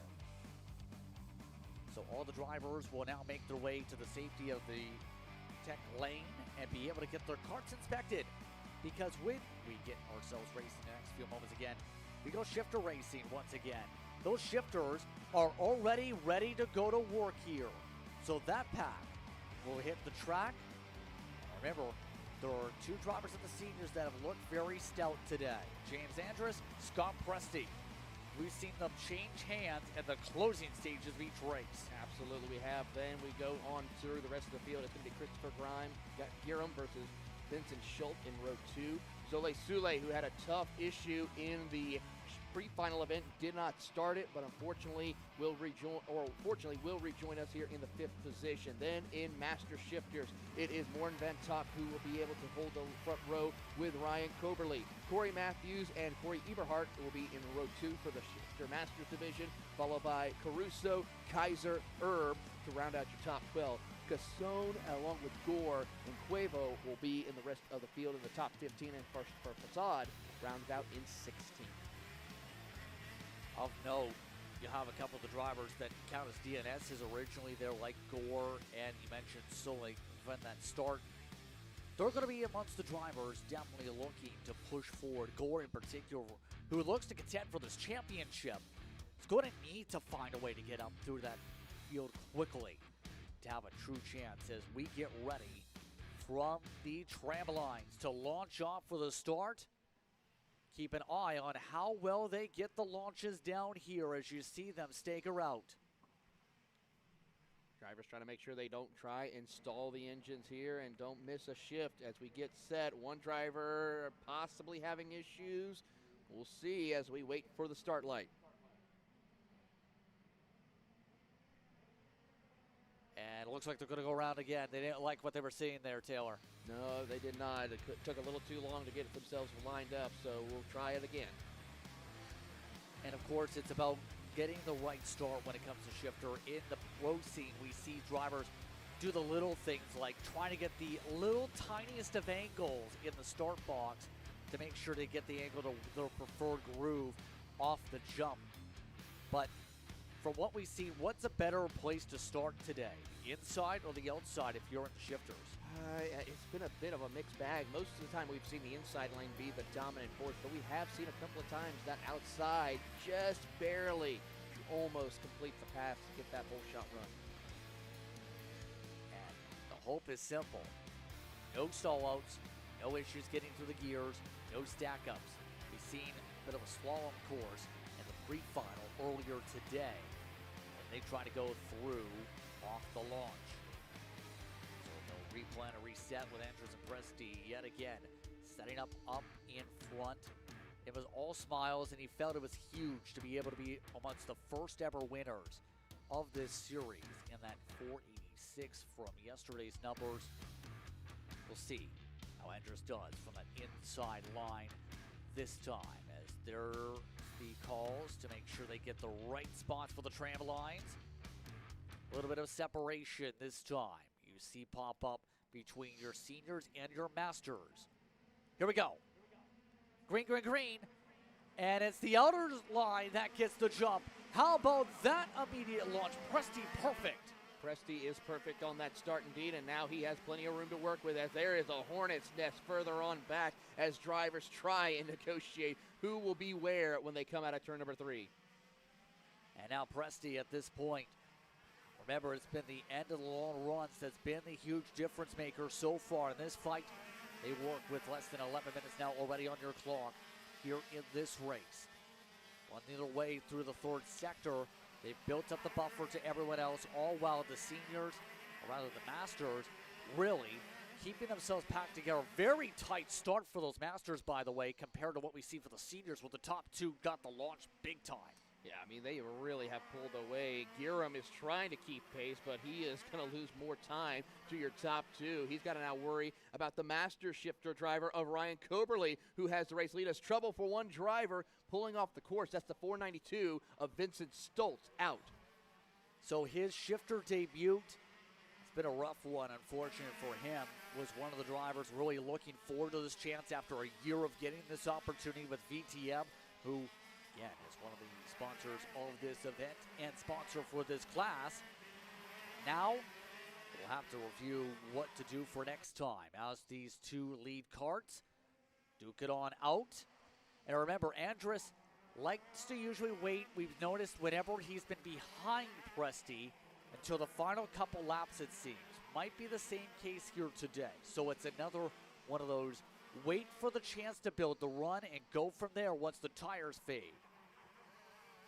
Yeah, those tires, got to be careful here because we know Presti has that short run speed. He's been able to pull away, but then Andrus just slowly reels him back in with his skills in the long run pace. And so far, kind of balanced out. Presti's trying to make sure he keeps the run going, but Andrus is staying tucked up behind, but not overextending the use of those tires. Doing a really solid job making sure they stay well too. A couple you mentioned holding on to the lead right now. Van Tok, though, is within a few tenths of a second, has gone around Sule. Look at the pylon, though. It's worth noting for those off screen here, Gore has already recovered to within 3 seconds of the Masters lead and is right now already catching up to Masters for a podium position on the recovery immediately. Just showcases ability with talent, ability with equipment, your ability to be able to cut through the pack. When you have speed, speed will take you places. Speed will take you places indeed, as we watch the drivers here who are speeding off the corner, and Morn Van Tok trying to keep pace with Coberly, currently half a second behind your leader in shifter Master. Yeah, 8 minutes to work with here. You see with these leaders, Van Tok looking to dig. Raced a fair bit in Sunshine State Challenge Racing last year. Was once one of the top drivers, missed the last round in that series, keep in mind. In 2025, looking to craft a way around the 79, who in previous starts at the regional level had been a solid contender, has also competed in other classes at the national level or in the Florida Winter Tour under the Rock banner. So a little bit of squaring off amongst these competitors, where a lot of these drivers do the full gauntlet of shifter racing across the state of Florida, whether with the Winter Tour or whether now with the full season tour. Yeah, it's going to be interesting to see how these drivers will negotiate through the crazy schedule that we have of motor racing and kart racing for these drivers as they work their way down the short chute over towards the back half of the course. And I got to say, for Morn Van Tok, he is really putting some pressure on as he tries to close the gap between himself and race leader and shifter Masters of Coberly, which he has completed that pass and working on through. Coberly trying everything here with a big run coming out of the corner. Yeah, just able to build up the buffer by 3-4 kart lengths amongst them and amongst those RS machines. Van Tok, all smiles yesterday at the podium celebration to be able to get an opportunity here. He's always been big, though, about developing new drivers and helping those learn. Has picked up some team members from various different outfits that have raced over the years, but now is looking for the lead himself in his own kart. Gets the edge, gets the point, Van Tok leads. Man, Van Tok is going to try everything he can to do what he needs to do to make sure he gets that front row positioning amongst the competitors here as he works his way through and stretches out that race lead. Yes, indeed. Now they continue with 6 minutes to work with to sort out what's next.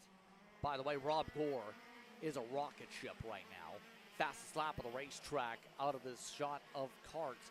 Is closing up to this grouping. Coberly, Sule battling it out, but Gore is within about a second or so from getting up to that pack to get to second spot in the Masters. So that charge is on if you are kart 34 today, one of the Florida legends. I mean, Rob Gore is trying to recover after not having the best of situations for him in the pre-final, and that's so far working out. He's got work to do, though, to try and catch up to Coberly, who is in second position. Could it be roles reversed for him as he tries to hunt down and get another podium? That time through, 42.254. Every other kart was slower than him in front, except for the drivers, the very tipping it up, and the seniors. Closed up, for example, 8 tenths on Sule with the charge. That's how much this is gaining. There is Gore ready to go around Sule. Sule slides the rear tires. Gore just waiting for the right time to strike with the straight line speed. You can see Gore much better on the stick in the corners. Yeah, Sule has just got to be careful here. He's already had some issues today with his kart. Wants to make sure he can bring it to the end as they work their way down the front straightaway. Gore, will he show the nose? Not close enough to try anything too desperate. He's just going to settle in, wait for the kart to come to him. I'm trying to really solidify this run as a little bit of a slow run, 34. Gore loses ground, 2-3 kart lengths. Here they go. As they go on through. Nothing really doing on the charge. By the way, Presti still holds on in front, as you can see on your pylon in that situation up at the very tippy point of the field. So multiple different battles at stake. It's almost looking like Gore. It's almost overpushed because he fell back a few tenths. Still gained a couple tenths the last time through on the actual track. He just fell back by 3 tenths, though, in response because Sule picked up the tempo and built up some packs. So do you think he's cooling off the tires at this point, already knowing he's there for a podium spot? Or is this the cliffing point of the tires? It could be a mix of possibly both, as he's trying to push it to get around Sule to go after Koberly, but he could realize with how difficult certain points of the track is to make those passes, just maybe wait to cool the tires down and then make that push when he feels comfortable and those tires are back up in their proper positioning. Yeah, at this point. A lot to think about with 3 minutes coming up to work with. On track, a little deep send Gore. Nearly took an accidental swipe at the back of Sule. Now takes the sharper line, and that's going to force a reset again. He's not been able to get the right angle on a couple of these laps to avoid some of the checkups there in this pack. So a lot going on across the track, we'll say here. It's been pretty competitive for the shifters all throughout the weekend, I will say, Taylor, because it's usually not just the battles for the top steps, the podium. Been amongst those also the mid-pack. You also have to go shallow too. You see on the intervals.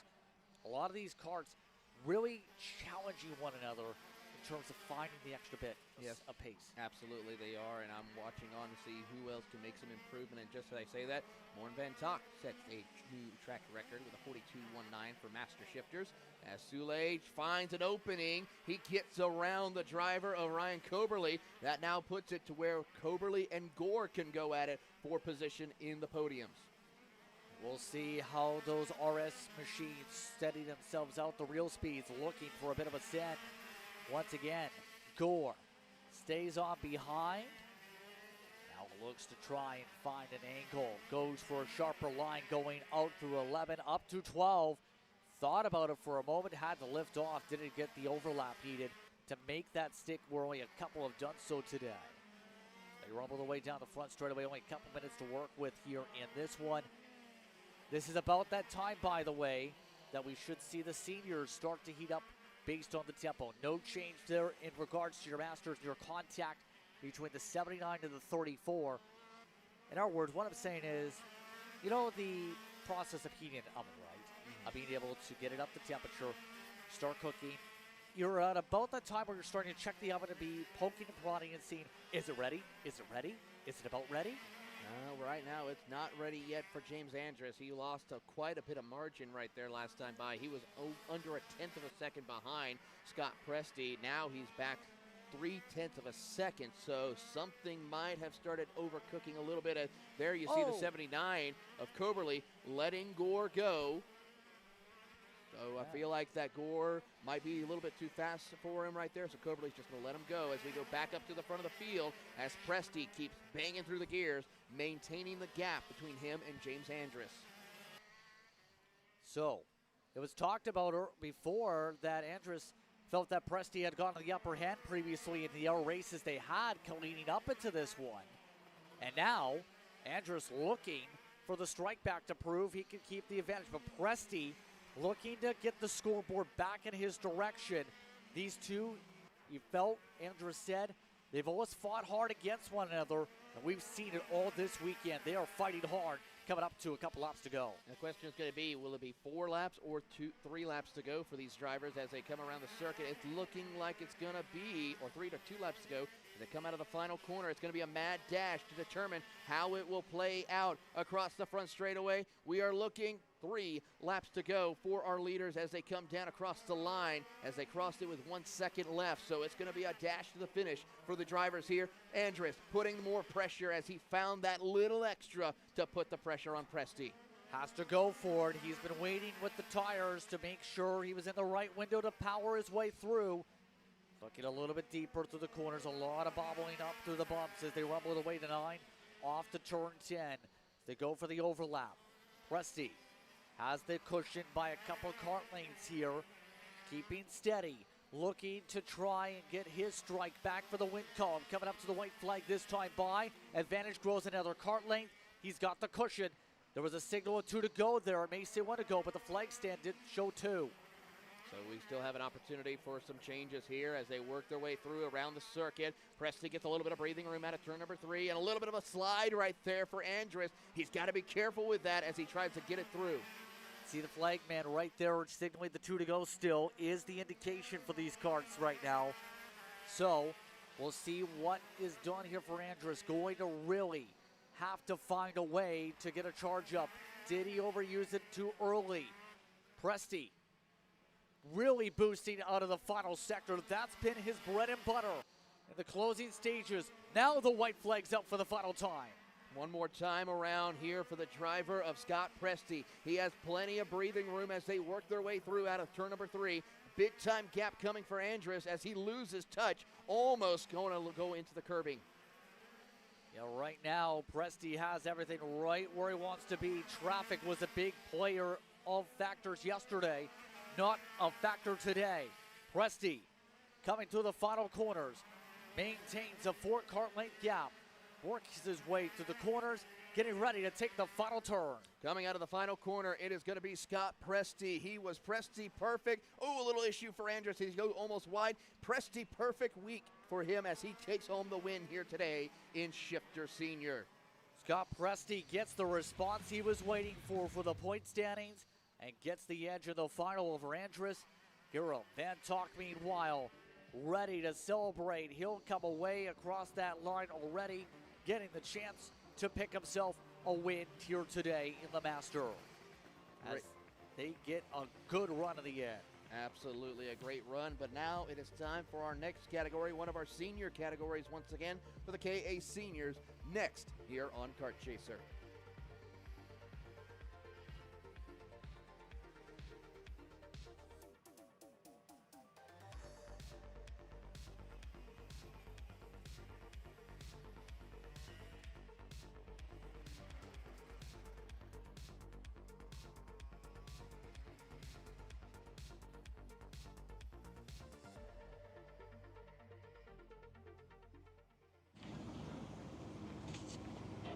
What are you doing? It's got my new Greyhound seat. You don't even have a cart. Doesn't matter. I have a Greyhound. Who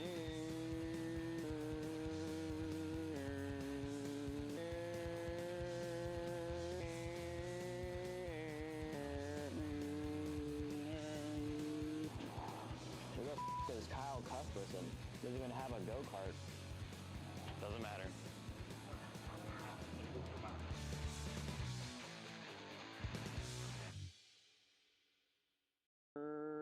Cuthbertson through on Turney. Turney in the dirt. Hey guys, I'm Chris G. I'm Kart Chaser's driver fitness coach, and today I'm going to give you 3 tips on how to strengthen your shoulders for more endurance and better stability in the kart. Here we go. Okay, so exercise number 1 is the front rope pull-through cable raises. Okay, now this is the upright cable row. What you are doing here is you're picking a straight bar, as you see, and we're working the side areas of our shoulders, the medial. Exercise number 3, the dumbbell shrugs. As you guys can tell, I like to pause at the top before releasing. It's great for your strength, for that wheel stability. It's great for those shoulders and that upper back area. Chris G coaching, race ready training that carries into real life. That's what we do here. See you on the next one.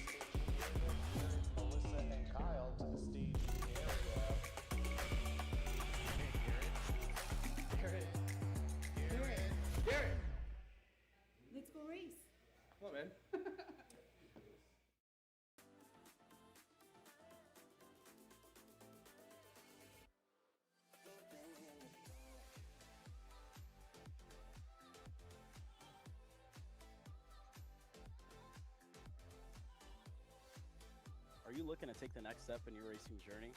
Well, look no further than PitFit. With 2 locations in Charlotte, North Carolina, and Indianapolis, Indiana, PitFit trains drivers all the way from grassroots level karting to IndyCar and NASCAR, with top-of-the-line personalized coaching to improve physical and cognitive fitness.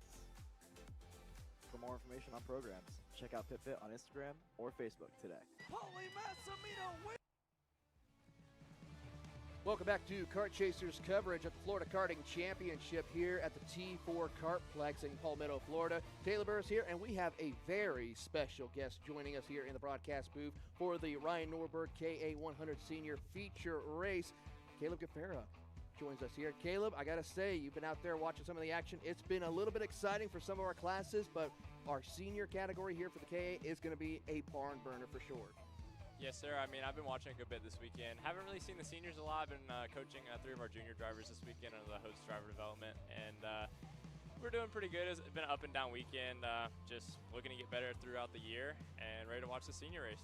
Absolutely. Let's go ahead and give you a quick rundown of your starting lineup here. Ryan Norberg will start on the pole position with Stephen Miller alongside him, with Enzo Vidmontien, your winner from yesterday, starting in 3rd, with Chase Gassiet-Lee in 4th position. Asier Torres Jr. with Tiziano Rosso will be in row 3, with Beckham Jasir and Santiago Fernandez in row 4. Victor De Alencar and Ismael Duran round out your top 10. A couple of other notable drivers to watch. Mick Gabriel will be starting in 11th position. Frederick Manning, we touched on, in 18th position. He's got quite a bit of work to do. And drivers like Carlo Rochetti all the way down in 27th. Evan Hagar in 32nd after a dismal race for him early on, and he's got quite a bit of work to do. We got to come to you, Caleb, on this. We've seen you coaching some of the junior drivers. What are some of the key points that you were telling your drivers there of how to handle a track like T4? I mean, to be honest, I've driven here a lot. Sorry, it's not necessarily the most hard track. It's very physical though. A little bit rough here and there, but it's just really about getting the nice flow through the hairpins, because some of our drivers you don't want to drive into the turn 3 hairpin that hard. But I'm telling everyone, it's like, you got to drive to the grip to get the car to turn. And once they would do that, it would work really well, but I was like, and then we'd miss the corner. I'm like, okay, please just hit the rubber. That's all we need to do. And like, I was out here driving KA Jr on Thursday, and I was doing consistent 44.2s on old tires. I was like, okay, well, showing them video, and I was like, just apply this and we'll be good. And they started to do that, and we kept getting faster and faster through the week. Yeah, well, that's great to hear that they're working out, and so far we have still quite a bit. Little bit of cleanup still as we wait for the official running of our drivers heading out onto the track as they get released. I know we have a lot to watch on throughout the rest of the year, but I know also for you, besides coaching here for the FLKC, you have quite a busy schedule for yourself this season. Yes, sir. Yeah, I'll be doing the USPKS and SCUSA, a little bit of road tax here and there, but a lot of coaching this year for all of our drivers, just trying to get everyone up to speed as best possible. We had a new driver join us this weekend, Baxter, and he unfortunately got into a wreck last weekend at the club race here, and he had hurt his ribs, so he got a little banged up too. He had a wreck on Thursday, and it just wasn't too good for him. So he's recovering, and he'll be back at Rock next weekend. Well, that's good to hear as we see the next round for the Florida Winter Tour back at this circuit next week, as we watch Ryan Norberg flipping his way through to get start for our final race of the day in the KA Seniors. It's time to give out the big trophies, big points.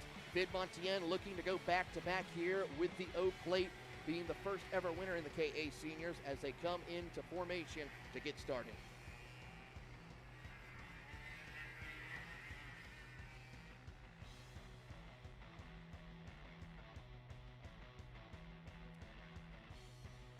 Norberg, Wilson, Chase Gassiet-Lee and company, and we watch the rest of the field line up 2 by 2 into the tram line. And keep an eye on these drivers who will be on the top step of the podium. Green flag is out. Stephen Miller and Norberg lead us down into turn number 1. Norberg will survive it as they all stack up into one. Oh, contact as they come through turn number 2. One driver around the 916 machine collecting the 905 as they try to get themselves reorganized. It is now Norberg and Enzo Vidmontien on the opening laps. Yeah, I mean, it looks good for Norberg today. I mean, trying to probably get away with it today. Yesterday, it was unfortunate what happened, but and you see Vidmontien trying to go for a pass here, not able to get it done, but just going to see. I feel like they're going to pull away here. They're super quick, as you saw yesterday, and then Vidmontien got that 8-second lead, and he's going for a pass in the last corner, makes it stick, and has a big gap. Yeah, Second now. And with that move, that pushed Norberg almost off into the grass and losing multiple position. He's going to drop all the way to 4th and possibly more as Sr Torres Jr. looks to try to take the 4th spot away. But so far, Norberg able to stop the bleeding here to hold on to that position. Yes, sir. And we got our boy Torres here coming on the Hodes driver development side in 5th right now. Just going to see what he can do. He's been super quick, P3 in quali, so we're going to see what we can do. Now, I know you were training most of the juniors, but I'm pretty sure you were talking to Torres a little bit as well, maybe pointers to help him to have a good finish here. What were some of the things maybe you talked to him throughout the weekend?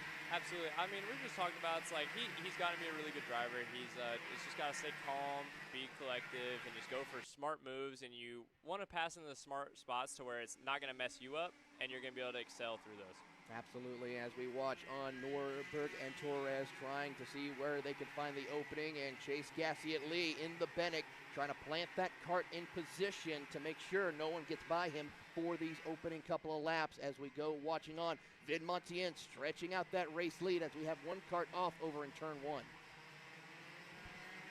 Yeah, but I feel like Norberg's on that lower tire pressure, you know. I mean, he's been in this game for a long time, and he's got all these young guns around him, and so sure he's going to start to work his way back forward and see what he can do on that GFC machine. I mean, we've known that for years. He's someone who we expect to see take care of his equipment on those early parts of the race. Let the tire pressures build up, be there at the long stage of the race where it counts, and let the other young guns be the rabbit as he'll pick them off one by one. Absolutely, yeah. And you see he's sniffing for a move there on Chase. I'm sure he's going to start to get back in that 3rd spot and then slowly work his way back forward. Just taking his time right now for the moment as Norberg works his way through, following the position of Chase Gassiet-Lee, who had an incredible run during the winter tour of SCUSA series back over in Houston. Gets by Stephen Miller for position, moving him up into the 2nd spot. Norberg still trying to follow, but just unfortunately can't get the door open. He's getting close right there. I think he's going to try to go for a turn 1 right here. He's pretty close. Does got a little bit of help also from Torres, possibly to utilize as a drafting situation as they head down the front straightaway. Torres starting to lose touch. Norberg to the inside, moves him out of the way, and takes over the 3rd spot. Yep, and then it's going to come to Torres and Steven going for that spot now since they've gapped out a little bit in the top 3, but we're going to see what Torres can do here. Torres trying to see if he can look around for an opening as he now has to show a little bit of patience as they work their way through this section of the circuit. Enzo Vid Montien, 0.7 of a second ahead right now over Chase Gassiet-Lee as he'll tuck in, trying to see if he can close the gap.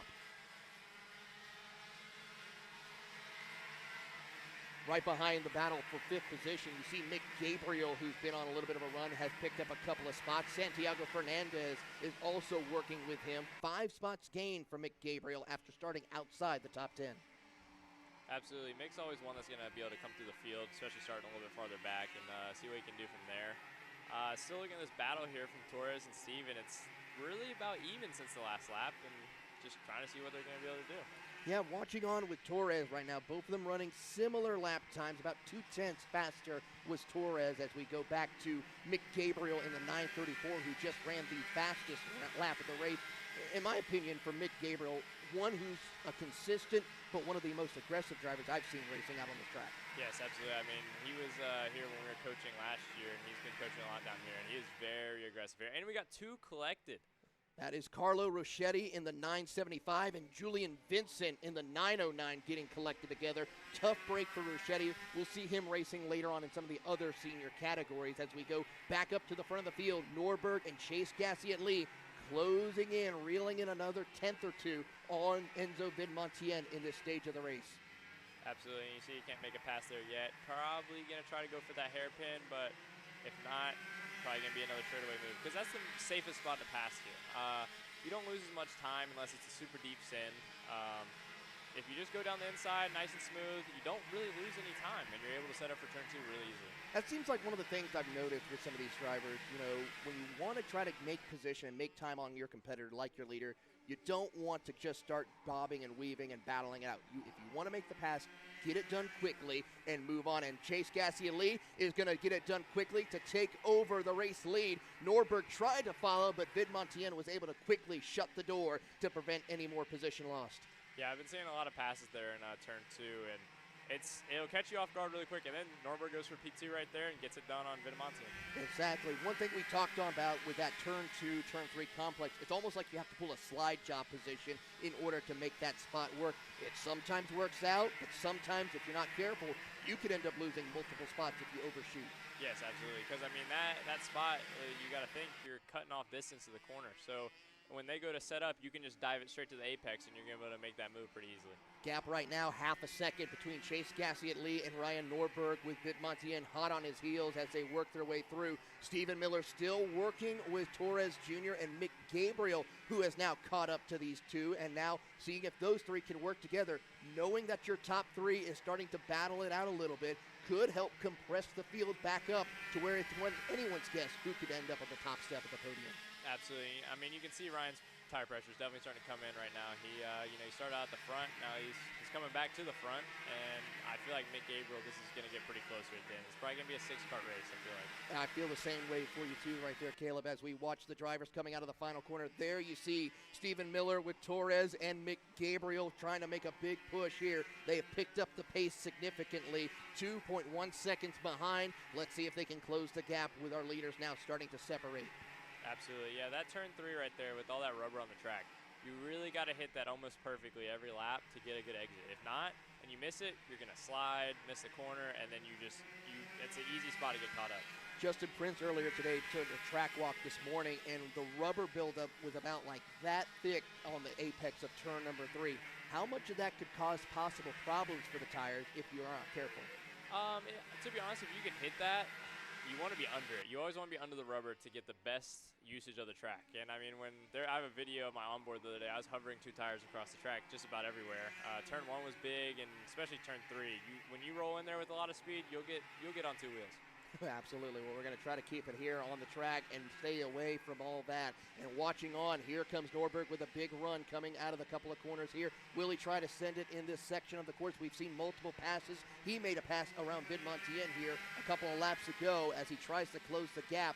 Currently about 0.8 of it, or about a tenth faster last time by than Chase Gassiet-Lee. Yes, sir. Yeah, you see Norberg starting to put in those laps here at the end. And I'm going to say around the next couple laps here, he's going to be able to get there. I mean, we got 3 minutes, almost 4 minutes left, plus 2 laps. So we're going to see how this pans out. Panning out in the right way for these drivers as it now favors Chase Gassiet-Lee. Norberg, though, thought about setting something up in turn 2. Backs it off just a tick to see if he can set himself up, settle down, see how the tires feel. Big run coming out of the corner. Absolutely, yeah. I mean, another good spot. Oh, and Norberg goes for it right there in turn 7. Solid pass, and they might try to work together. How much will they work together, because they don't want to bring Enzo into the mix to where that will be a runaway for Enzo Vidamontian. Gassiet-Lee just settles back down right behind Norberg. Your top 3 now line nose to tail, with Miller, Torres, and company losing more ground to your top 3. Yes, sir. Yeah, it looks like Chase and Ryan are going to push right there. Maybe try to break away from Enzo, but I know Enzo's pretty quick. Just going to see. You can see him making a good lunge into turn 2 right there, and he's trying to stick right there with him. Yeah, Enzo we saw yesterday after the fact when, of course, Norberg lost that chain that took him out of contention. Had that really long run pace. Around this time of the race, that kart really got the tires up to temperature. The grip level was almost perfect for him, where he could run away from the competition. But the thing is, he was in cleaner air. Now he's in a little bit of that dirty air that could affect some of the handling for him. Absolutely, yeah. I haven't driven with the other front fairings on the kart, like the new KR one or the Benic one. So I've only driven with the OTK one. So I know the old KG one is pretty solid. And here goes Enzo for a pass for P2 over Chase and gets it done. A beautiful drive down into turn 1 to complete the pass. And now he sets his sights on the race leader, Ryan Norberg. He wants to go back-to-back this weekend. Maximum points for him if he can for the day as he tries to work his way through, closing the gap between himself and the multi-time SCUSA Pro Tour champion. Absolutely. I mean, Ryan Norberg, he's a stout driver. He's got it done in multiple series, won multiple championships. So we're going to see if Enzo can reel him in here and see what he can do. Coming out of the final couple of corners, we'll watch to see what Vidamontian can do with the toe of the draft here out of the final corner. The gap here as they work their way across the line, looking at right around 4 laps to go. And so far, Vidamontian has the pace, about half a tenth faster last time by. It's just keeping that momentum up in order to make the charge. Absolutely. And you see Ryan getting through turn 3 really nice right there. You know, nice and smooth with the wheel, getting underneath that rubber and getting a good shoot off the corner.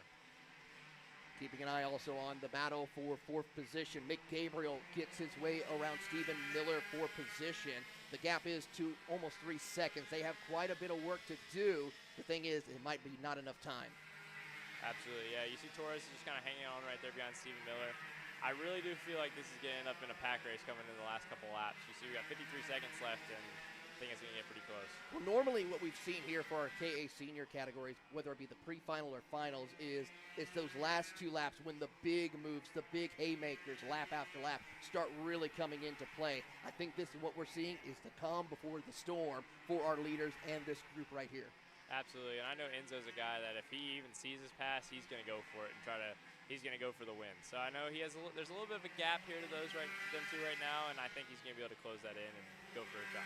Mick Gabriel trying to work with Stephen Miller to make sure they can try and close it as we watch on and keep an ear out for what Vidmontien will do with Ryan Norberg up ahead of them for the race lead. 10 seconds left. We're looking at 3 laps to go for your leaders as they come down into 1. Yes, sir, and you see right there, Chase Gassielli puts in the fastest lap of the race with a 43.7. So we're going to be able to see what he can do. I mean, if he's coming back, he might be able to push Enzo past Ryan and then turn into a close race. And how about this? He was with him just staying tucked up in 3rd. He's not really putting too much pressure on those tires. He's saving it to where he's able to run the fastest lap of the race towards the end, which is a great drive, great conservatism when it comes to taking care of his equipment. Absolutely. I mean, you see Ryan sitting there with 43.8, and he is 200ths off his best time. He's just, you know, Ryan's always been super consistent. I'm sure he's going to continue to be on that, and we'll see what they do as they come across the line this lap. 2 laps to go. Popsicle sticks in the air, and now Vidmontien thought about trying to show the nose. That puts Norberg to go on the fence, hugging that inside line here as Chase Gassielli waits in the wings to see if he can find the opening to go where these drivers make the mistake. Absolutely. I mean, this is going to start to bring back Mick and Steven all into this group and see what they can do. Here comes Vidmontien. Will he try it here in turn 6 and 7? Gassielli fires off. He tries to go around the outside now. Has to figure out where he can cross him up a little bit through the S's. Looks to the inside. Not able to make it work as they come filing out of turn 10 and 11. Absolutely. And here comes his run to the last lap. And we're going to see what happens here. If Enzo's going to go for a super move, or what are we going to do? Who will make the brave and heroic decisions? 3 wide for the race lead. Contact between all 3 of them. Norberg is able to power through with the race lead as Vidmontien tries to cross him up out of turn 3. Looks around, can't do it. Little bit of breathing room now for Ryan Norberg. And remember, Enzo made that pass in the last corner at the beginning of the race, so he kind of showed a card there, but we're going to see what he can do this lap and see if he pulls it off again. Out of the final corners, there's one more major passing attempt through the S's as Chase Gassielli tries to look on, backs off the corner so he can get a good run off corner exit. But Ryan Norberg is flying around the track. He is able to hold off one last-ditch effort for Enzo Vidmontien to try and go back-to-back here today, but he will be denied. Ryan Norberg will get the win just by barely, oh my goodness, only 0.01 of a second ahead, as trouble for one driver in the 905 machine. Yeah, that was a very close race. I mean, you see that by 100th right there coming to the line, and it was a good little race, nice and clean. No one got into each other. It was a really good, clean finish, and that's what we like to see. Absolutely. Well, I got to say, Caleb, incredible racing action we saw here today. We still have plenty more to come. Thank you for coming up and joining us here, and we look forward to seeing you at the next few rounds that you have here, whether it be at FLKC or the United States Pro Kart Series. Yes, sir. Awesome. Thank you guys for having me. Absolutely. We'll be right back after these messages.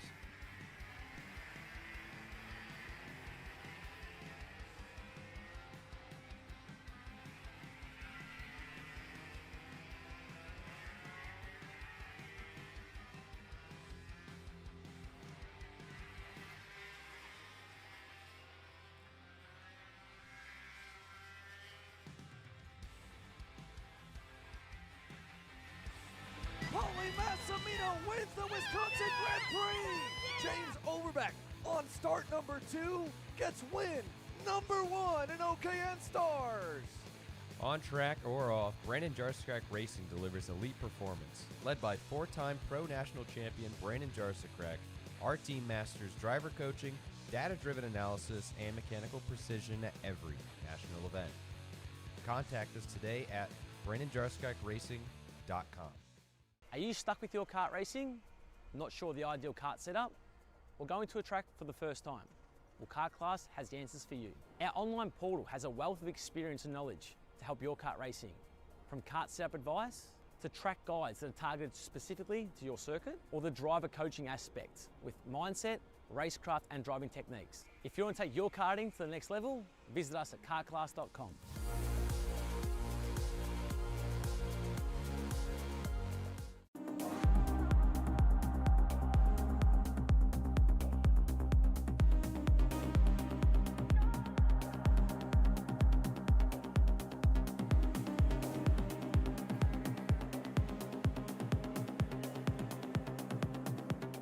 Cool features that Race Studio 3 has that people normally don't know about it. The track map on the background. So if you just connect your computer to the internet, you can come up here and click on this Google Earth icon, and it will pull the background from the Google Earth into your GPS data. If you want to learn more about data analysis, you can sign up on my website right now. Enjoy the online course today. Cool features that Race Studio 3 has that people normally don't know about it. If you look on the bottom left, I have the weather showing my ambient temperature, pressure, humidity, and even the wind direction and wind speed. To be able to get this, you gotta create an account on the AIM website and just log in. If you log in and have internet on, it will pull the weather from the previous year of sessions that you have. If you want to learn more about data analysis, you can sign up on my website right now. Enjoy the online course today.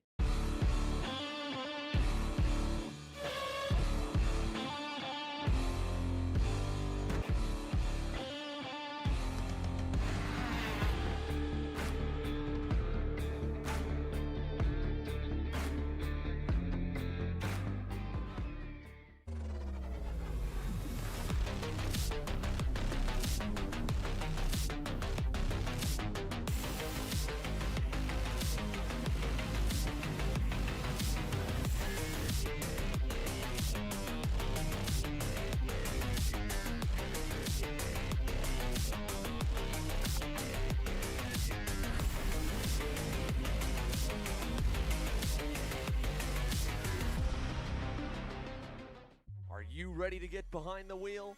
From Formula One to NASCAR and IndyCar, all the pros start here.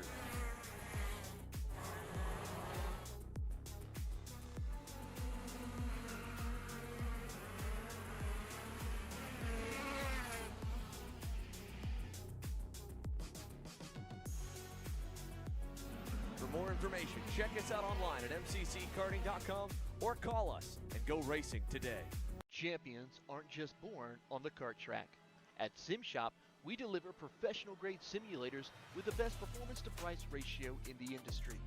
Founded by racers who understand what you need, our SimMagic and Moza equipment is powerful enough for the pros, yet affordable for everyone. With unmatched customer support and a thriving community, we're your racing partner.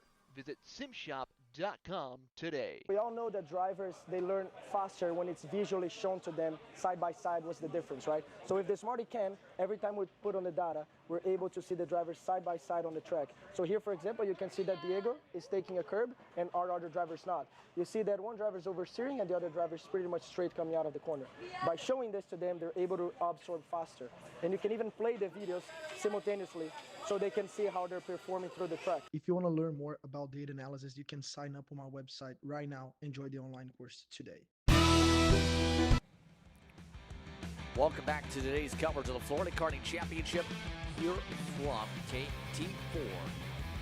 KartPlex. As we continue to see what has been a busy racing day, it's now time for some of those T4s to hit the racetrack, because next up in the groupings, T4 Mini and LO206 Cadet for their final.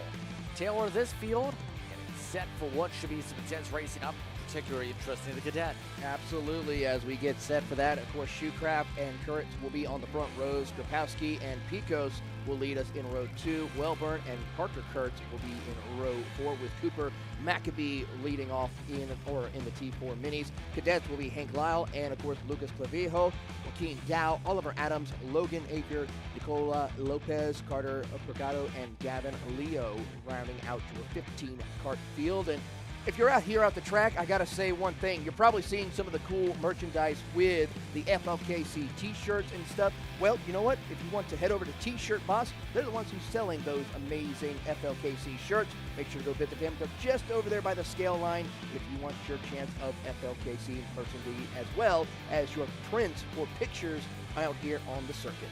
Heard some cool things about the prints in particular, so you better find your way down there. Pretty easy to spot if you have a card here at the facility today. But these drivers are ready to battle it out. It's going to be minis. It's going to be cadets. They're all set to roll. 6 cards set in the T4s.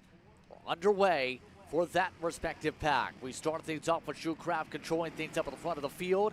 All while the cadets make their way on through a good start. It looks like for Lai able to get clear already of the teammates. Shoecraft and company work their way through, holding position here as they work around the circuit to get those karts up to speed and full song, as Charlie Skrapaski will hold on to second. Those two starting to break away from the rest of the competition as we see Brody Picos looking to go for third.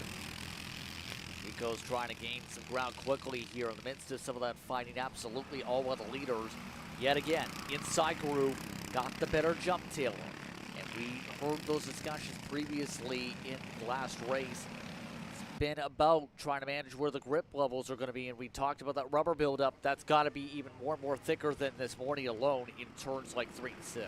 Absolutely, and we touched on just making sure you go just under that rubber. You want to try to do that and making sure that cart just goes up a little bit.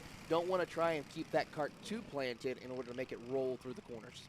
Yeah, we've seen that right there with them in 3. You'll see it again around this part of the track right here where the air spikes popped up right there underneath a little of the grip. Fair bit of liner liner here at this facility. Right now, though, under 9 minutes to go, Shoecraft seems to be setting a really difficult tempo to keep up with Picos holding on. Grayson Kurt, she's trying to find a way to get back on the podium spots after a great pre-final. Absolutely, and Grayson does have that pace. It's great to see with Brody making some needed adjustments to find his way up towards the front of the field right now. Remember, last time out, Brody did not really have that great of a run as he slides that cart around right in front of Grayson. Grayson couldn't capitalize because of where he put that cart, and now Grayson tries to pick up the pace and put the pressure on. Yes, and right now, it's going to be where you make that cut, and as we've seen with these machines all weekend, you have to be very tactical on your approach. Like right here, chance for a side-by-side, but as we know, you end up having the speed flow the way to the inside for turn 9. You have to be able to find those spots, just find the right place to go, Taylor. Absolutely. Find your opening here as they work their way out of turn number 12 down the front straightaway here as we pick up the rest of the drivers. And Grayson Kurtz looks to try to find that opening. Nope, not going to be able to, as she was so close to try to send it to the inside. But unfortunately, we see Brody Picos just shuts the door. Now has the opening side by side as they head into 4. Bit of a squeeze, though, up through 4. Kind of slammed the door. Here comes Grayson. She looks inside. Once again, resets. Likes to try and ride on behind. So the opportunity is definitely there. See in particular with Picos really trying to go wider out, track out, up through 8. But it's been not enough to get the full clearance as we've seen in the areas where we haven't seen too many passes yet. Yes, they are absolutely trying some different places to set up for some passes here as they come out of the turn. And here we go, Grayson, as now we go further back to some other action happening around the circuit as we watch Mia Wellburn, Parker Kurtz, and Hank Lai all battling it out. And then here we see Lucas Clavejo and Joaquin Dow battling it out for position as they work their way around some T4 traffic. Yeah, right now you see some of them just letting on by the T4s for now with the difference in cornering speed. Now, how does that factor in for Lai in this circumstance? Because we've seen earlier on, it was like a tug of war affair was the question. If they get past them, it's going to be potential of a buffer car. You're seeing right now, though, Lai almost is getting held up this time, right, being pushed right back to everybody else. He certainly is, and that's going to cause a big stack up here where everyone now can fight it out. And here we go. Clavijo looks to the inside. Oh, contact between Hank and Dow, and they have to now lose that time. That allows for the driver of Lucas to pull away. Lai got a bit of a chatter that time and lost a lot of ground as a result. That's going to force drivers like Dell to really go for the set. Sets back up on the outside, nothing doing. And kind of shows the level of urgency needed with how tight the window was going. The field could see it happening. Overlap with the T4s as it looks like some of the lead karts are now finding their way around. A bit of a checkup with Wellborn parked up at the apex. That's not going to be good for some of our 206 cadets as they try to get around that T4 mini driver. And as they do so, that's going to cause some issues and allow Lucas Clavijo to pull away from Hank Lai and company as they work their way out towards the S's. All this is with them really trying to figure out who's going to get the edge. We know how crazy things seem to get the last race they had in the pre-final after things separated for the T4s up in the front, but it's a little bit more separated this time as a result of some of the checkup effects. It's Clavo and Lai that are up in front of the group. Then Dow and Adams are on their own island at this point. And you don't want to end up basically outcasted here. You don't want to be sent to the Shadow Realm also.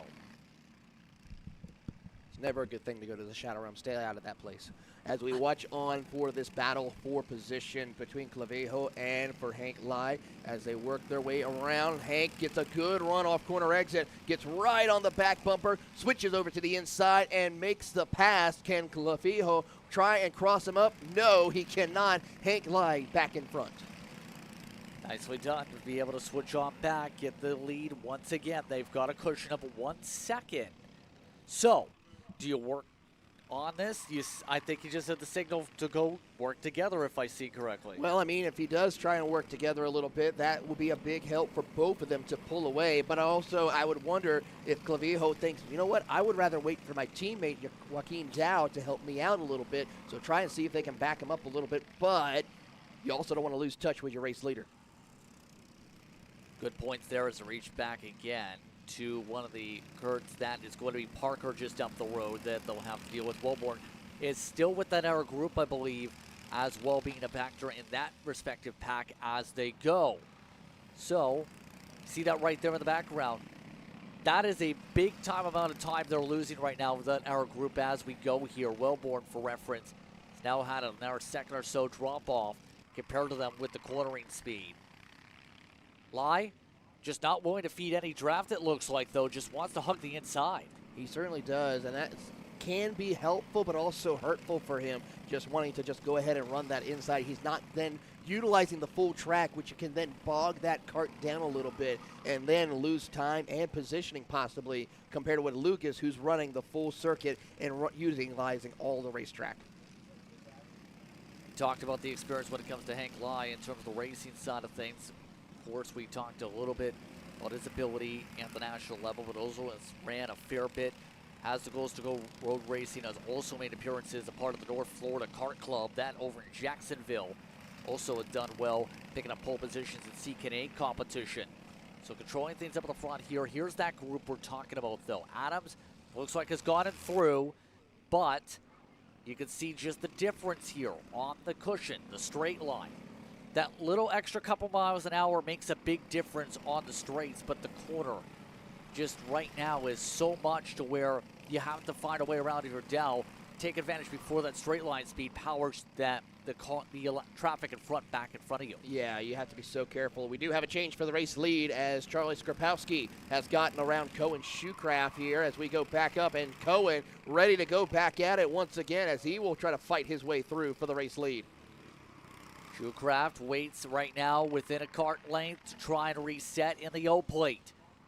Shoecraft looks, digs, pushes forward.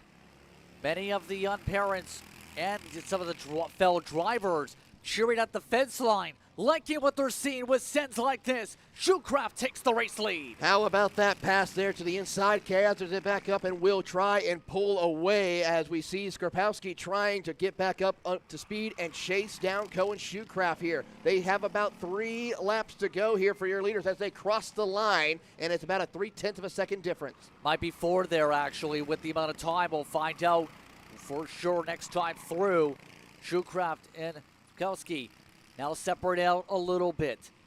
Where does the response come for the 133? Because remember, 0.4 lost from that initial pass attempt. Looking through the field right now as we watch these 2 young superstars battle it out amongst each other. Cohen Shoecraft looking to try and get another win this weekend, going for the double maximum point as Charlie Skrapowski is working his way, giving it everything he's got with those tires in the closing stages. Yeah, right now, 3 to go. Can confirm this is likely 3 to go because there's only 12 seconds on the clock. Right now, going to duke it on out. The lead battle for 206 Cadet is separated for reference by a grand total of about 0.8 of a second. But all of this as well, we look to see, can Shoecraft make sure there's no mistakes? Right now, the 133 really fading. It certainly is. Those tires starting to fade off just a tick compared to last time by, with Cohen Shoecraft really just running his fastest laps of the race. And here comes Skrapowski with a big run. He comes out of turn 6 and 7. He's got some momentum as we watch the driver of Grayson Kurtz looking to go for the podium. Grayson Kurtz looking to try and dig in the battle for 3rd spot.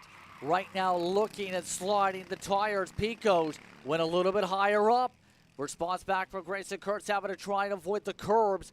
Resets in the toe. Grayson Kurtz uses all of the runoff area for the pit entry to try and build something up. Stays in line with less than 2 laps to go in this race. We know she's got the pace. It's just a matter of when she can find that opening and see, and there she goes to the inside. She will try to send it, but then you see Brody just put the bumper a little bit, slide it up, crossover move, though, by Grayson. She finally finds her opening to take over 3rd. It's been a battle for hours in the making, for minutes in the making, really. But in the end, it's Grayson Kurtz now up in front, but will Picos get a response? All this as well as these drivers zip around. Dallas been able to get to 3rd, and the 206s make that 4th in that battle. We're on the final lap for the T4 Minis, meanwhile. And with that, Grayson Kurtz will be able to get a little bit of breathing room ahead as we watch and keep an eye between the battle between Cohen Shoecraft and Charlie Skrapowski on the final lap. They're nose to tail as they make their way through the back half of the circuit.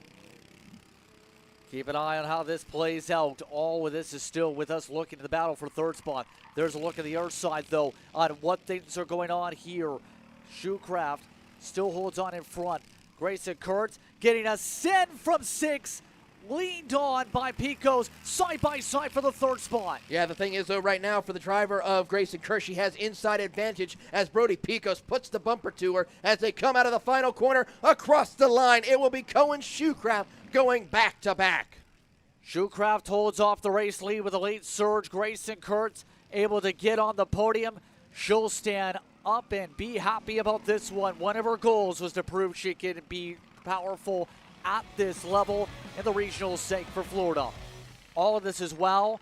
We get ready to see how things close for the 206s for the cadets. Right now, that's where they're marked at. Keep an eye on them as they come across the stripe. Right now, Hank Lai looking to celebrate up front. They'll end up seeing the difference for Hank Lai come up by about a second to get the win. Great drive by Hank Lai to come home with the win here today. It'll be Clavijo and Oliver Adams, your 206 Cadet podium finishers. And a good battle in the very end. We see the separation for Lai to build the buffer late, though, as things separate with traffic. Good race for the minis and cadets. That'll take us up to the next class coming up in a few moments. The juniors for the T4s and the 206s are 2 up next.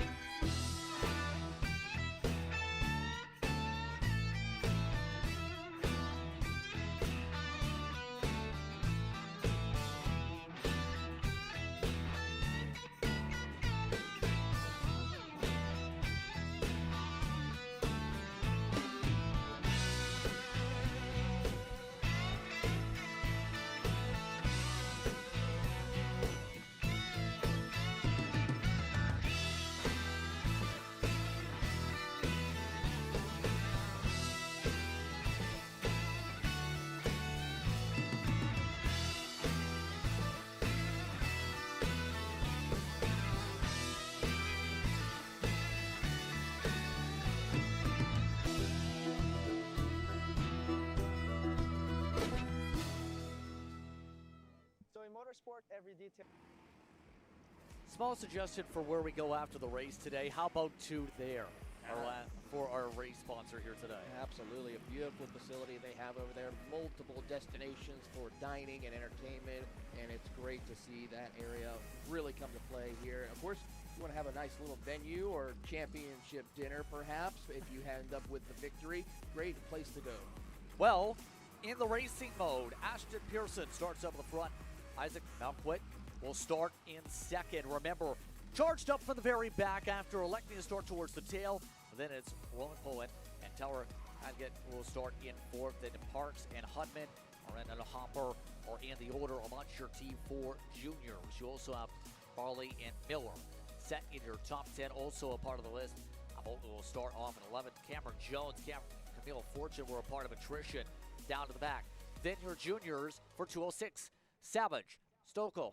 You also have Klepp in the order. 2 did not start the previous run. We're underway for T4 Mini and T4 Junior and whatnot because the barriers are moved and carts are now talking to each other. Charlie Marin and Noah Hopper and Nick Farley possibly the ones involved. Here comes your 206 juniors coming into that little mix. They're going to have to be careful as they watch on for the T4 drivers who are now having to unglue themselves away from each other as the 215 also collected in that incident. So now becomes the big question mark.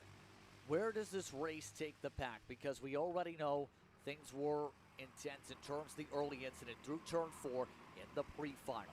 That checked up the pack, that slowed things up for a lot of competitors. But now you can see Malquit already looking to get to work to try and move up back to second. Poland is the one in front here at the moment. Now the send is on up the inside near contact. As they try to work their way through, nose to tail, and how about for Isaac Malquit as they work their way through?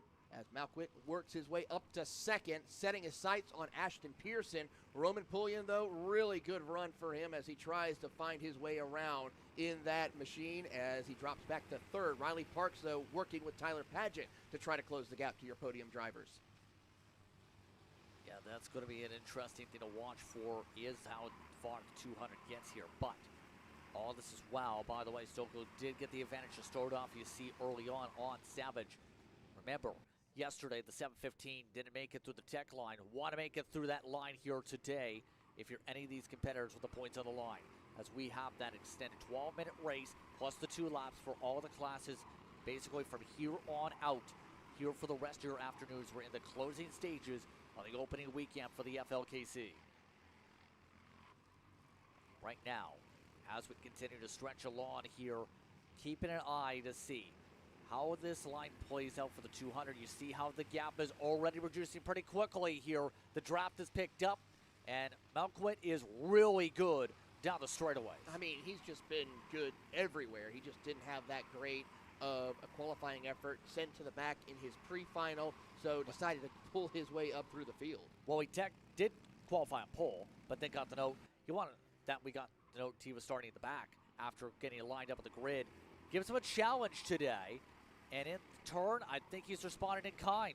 We're seeing how good the speed is, but we also see how Pearson stepped up on the speed in particular to where yesterday it was a stark difference. Today, they are near dead equal up in the front. Pearson's doing a phenomenal job so far, holding on in front. Yeah, now the thing is can he maintain it for the rest of the race here? And seeing how we see Isaac been able to have that long run pace compared to Pearson, it's going to be critical for Ashton Pearson to just keep his cart under him, make sure he doesn't make any mistakes. And of course, this is a track that he's been known to win championships on.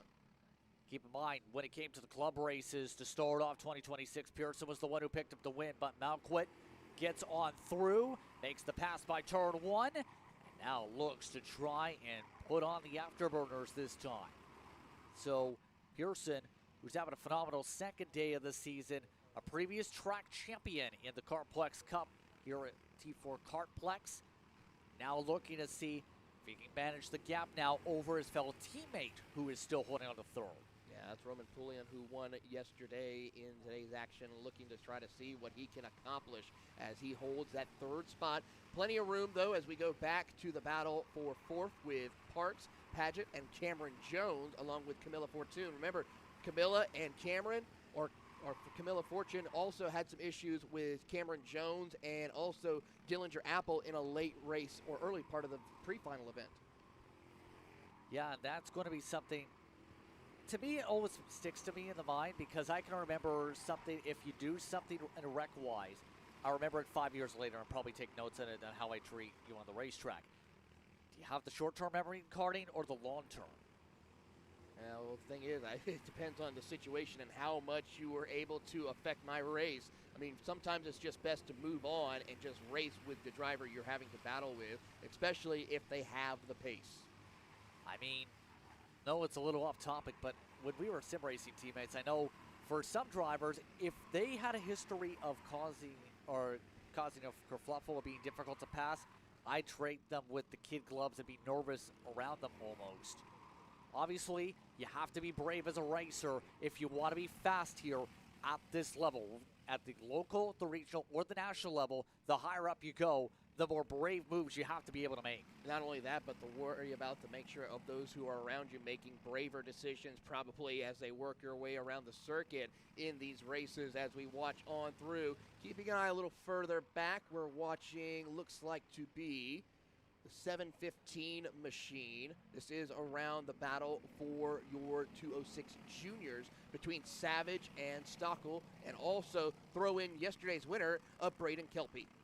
Yeah, Kelpie, you're particularly talking about in the O plate. Currently in the third spot for now, and didn't really talk much about your driver who ended up getting the official win yesterday, mind you, who just has been quietly turning the laps. I know you've already said this yesterday, where quiet is good this type of race. In this case, doing a solid job maintaining here to be able to see what happens with a 715, his fellow championship rival here, who was originally the one to take the line, but didn't get through the tech as it. Yeah, and then yesterday, of course, for Alexander Savage, he didn't get the chance to start the finals yesterday, Exactly. So he is looking to try and capitalize on it today with a chance, and he's doing a great job of it, currently just keeping it steady around a second between himself and Stockel. Yeah, looking at the times for Klepp for reference, he's equalized out around the 50.1s is the benchmark last time through. And one of the major things you develop as you drive up through the ranks is consistency. Consistency is going to be very critical for a battle like this, because last time by, Klepp in his battle did lose about a tenth or so to the kart in front. Consistency-wise, the track is getting quicker, you could argue, because both of these karts in this fight picked up 6/10 from what their average was in the first 3-4 laps of this race. So the tempo is picking up to around 50.1s compared to when they started with the tire pressures, 50.7s. Absolutely here as we work their way around the circuit, and it's going to start to taper off a little bit with how the times are going to be, depending on how well they take care of their equipment. Meanwhile, if you want to use that code you see on screen, Kart Chaser, for 20% off your Perico energy drinks. Of course, they are Pericasa, so make sure if you need that little extra boost today, I know I need it a little later on after dealing with the commentary we've been doing all day, always go with a Perico energy drink. And of course, one of the series sponsors too, not just a Kart Chaser sponsor, they are a big part of this series here in 2026 for the Florida Karting Championship. As we continue on though, we're under 5 minutes to go in this race. Malquit hasn't run away up at the front. We also haven't seen this battle once the podium spots run away yet either. So pretty much a lot of your major battles have stayed close. You have the 223 and 288 that stayed close. You also see the Hornet's Nest right there. Look at this traffic jam some of these T4s are starting to get into as they overlap traffic. Yes, they certainly are, and that's going to cause some problems for some of our drivers in the T4 juniors as they try to negotiate all the chaos that's ensued in front of them as they find their way around these 206 juniors. That's both the Cokers that are slamming, making contact. There goes Hugh off the racetrack. Hugh tried to cut down, it looked like, may have not realized the dive was coming, and now Hugh's at the side of the road looking to see when the time's right to go. The thing is, how long is he going to be willing to sit there? He needs to get going here pretty soon, and unfortunately that will cost him the chance to be up on the podium for his category. As we go back a little bit up the field, this is Riley Parks along with Camilla Fortune as she now takes over that position. And meanwhile, back further up the field, trying to see who we have right here. This is Camilla going up against still with Riley as they battle it out for the 4th position. So that's going to take away passing chance, by the way, in the middle sector as the karts get dealt with there. Hughes not been able to get back fired up. Both the Cookers have been able to start off this race, by the way. The original were DNSs from the pre-final after they made appearances yesterday as well. So it looks like, for the most part, things have steadied out for that traffic situation. But remember, these karts don't have mirrors on them. It's not like sim racing where you can put the virtual mirror above your head and be able to tell exactly where the kart's going to be. It's all about the sensations in the kart. Well, not only that, but just listening around how close that engine is getting closer to you, where that engine sound is on the track to know how far behind they are or how close they are to making a pass around you. As you see the flaggers giving signals saying, hey, slower traffic, move out of the way of the faster class as they work their way around with only 2 minutes plus 2 laps to go. Closing up in this race as we go. The lead, Melquit has turned the fastest laps of the race now in the 47.40s to check out the benchmark there. Right now, a lot more of the traffic overlapping when it comes to your T4 juniors as we close things up in the final stages of the day today. There's a look at that traffic jam starting to pile up here. That's with the other machine. That's Thaddeus trying to hug the outside. Thaddeus making sure to move out of the way, and a thumbs up to be given right there, saying, you did a good job. You let us on through with no major issue. Absolutely. We don't want any issues here for some of our T4 drivers as we watch the 223 of Tyler Padgett going up against Dillinger Apple as they come down through the short chute. Will Apple try something through this corner? No, he looks to the inside, finds the opening, and crossover now for Paget as he takes over the spot, and now he's wondering, like, hey, what are you doing? We're losing time. Stop fighting. Let's chase down the next 2 karts ahead. A lot of hand signals, like going back and forth. It's almost like being a baseball manager in that circumstance. I want the fastball up the middle. I was hoping to make you laugh. You did almost tried a little bit right there as we watch on these drivers heading down the front straightaway. Apple now trying to see if they can hunt down Cameron Jones and company as they work their way around, and they start to battle more through the corner of turn 3. And so far, Apple tries to chase away. He got a little bit of work to do, a second and a half up the road from Cameron Jones. Right now, they're in the final few moments here. Should see the 2 to go coming up here. Let's find out when they get to the flag stand, obviously. But right now, the go. Should be 3, should say. That's how big the margin is, to correct myself on that as we go. But, of note, Stokel has gone around Parks, who is now off the racetrack in terms of the T4s as well. That separation for them, 3 seconds, with Savage's advantage in that class. 3 to go, can confirm. 3 laps to go is now displayed on the boards. Now we'll see what can happen here amongst our competitors and seeing if Dillinger Apple can find his way around this racetrack and get some time gain on Cameron Jones, Tyler Padgett. How about Max Hudman trying to see what he can accomplish? Currently started 6th, has lost a couple of spots, but while these 2 battle, that could help him bring him back, at least to finishing where he started. Especially since this race, seen things spread the legs out a little bit over the course of the long runs here today, as we continue to see how much these drivers have adapted to how the grip levels have picked up. A lot of Rhino liner with some of the talking points coming in. There's the 2 to go popsicle sticks up in the air. Gap still stays separate. So, coach is going to be happy about these performances, I think you could say, Taylor. A lot to look on towards, a lot to see about for your upcoming races, to say the very least. And, of course, for those in the T4s, remember, if you're a part of the T4 Series circuit, which a lot of these drivers are running to try and make the Nations Cup, you've got those races coming up on your schedule in a couple weeks here.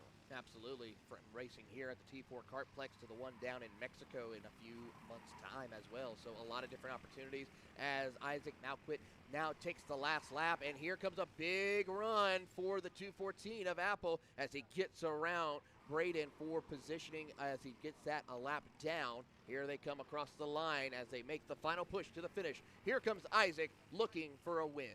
Isaac Malquit earlier today was in the heart of the battle in some of your KAs. Yet again today shows why he's been the quickest when it comes to your T4 juniors. Little Sizzle has definitely putting on the sizzle on the field. Malquit gets the win today. He gets it done by more than 2 seconds, almost 3 seconds over Pearson. Great run by Isaac Malquit to recover after yesterday. Looking forward to seeing what he can do for the rest of the season here in the T4 Junior and beyond.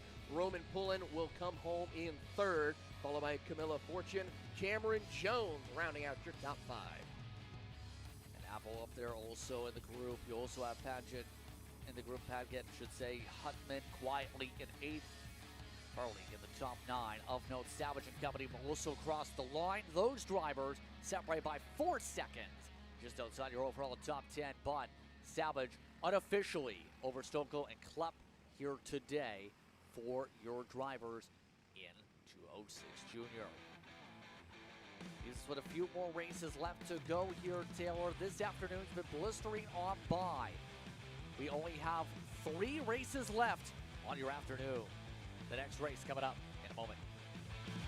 So in motorsport, every detail matters, but we need to try to avoid using expensive and fragile sensors. So I'm gonna show you how we do it. So this is a comparison between the sensor, pink curve, and the accelerometer in blue. So we can read how hard the driver is applying the brake and how easy he's modulating his release in order to understand how the driver's braking. The sensor costs hundreds of dollars and the accelerometer is already in your dash, so you don't need to buy anything. If you want to learn more about data analysis, you can sign up on my website right now. Enjoy the online course today. Florida Kart Racers, you asked for it and we're going to bring it. Introducing Florida Karting Championship, FLPC, a brand new racing series coming to Florida in 2026.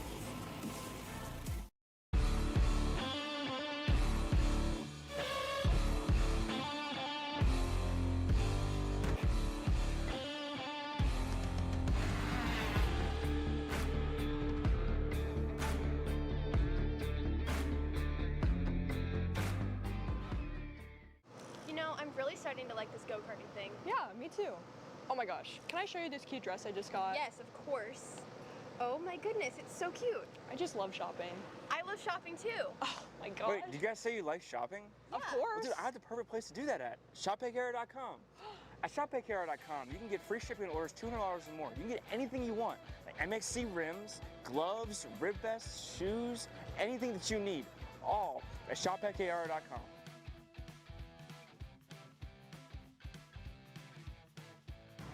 Who is he talking to? No idea. But we're gonna have to check it out. Sounds like a great deal. Sure does. This is Henry. Henry feels sad.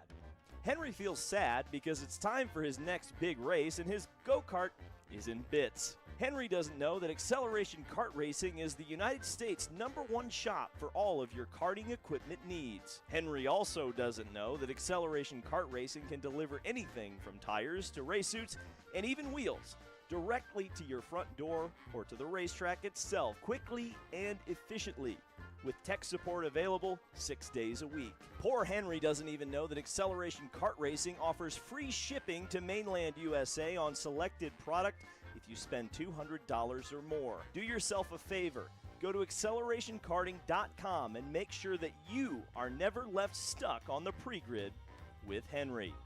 Be smart and don't be like Henry. Macron Motorsports built.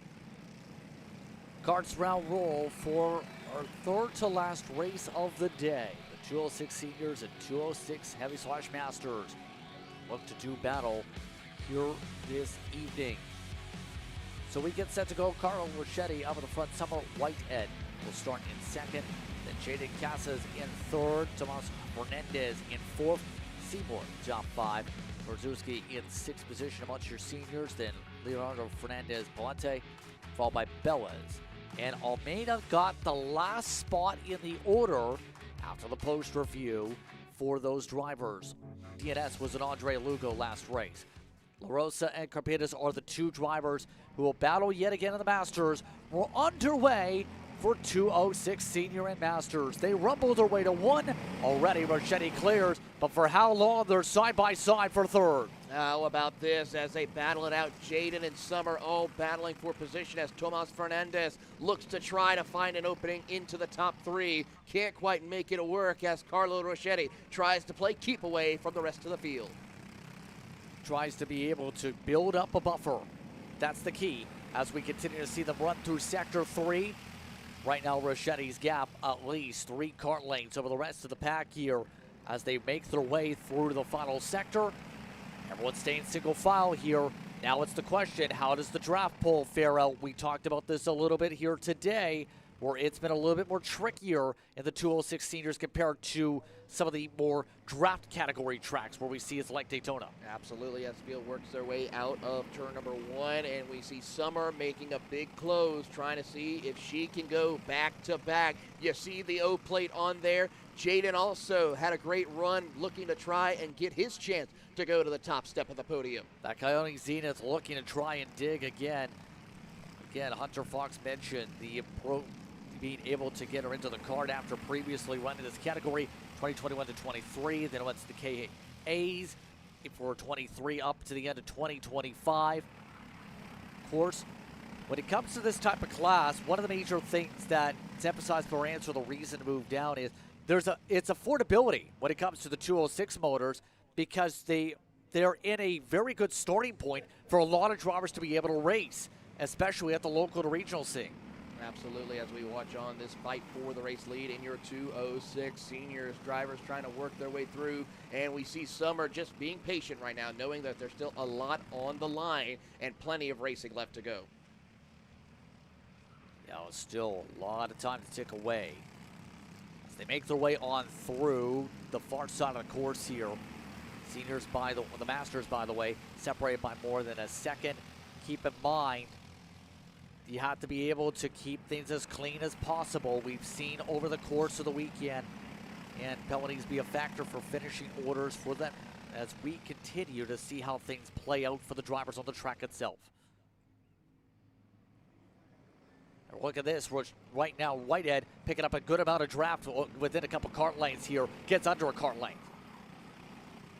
And we're watching on here. It's now a little bit of the calm before the storm. Almeida has a lot of work to do as well. 2.5 seconds back. I'm surprised of how far he's back here as we watch Summer closing the gap here in this stage of the race, trying to work with Carlo Rossetti. Indeed, Almeida was the one we're trying to refer to previously. Already on the charge back, by the way. Had a couple different penalties pop up in the last pre-final. Now is already up to the 5th position in the second pack.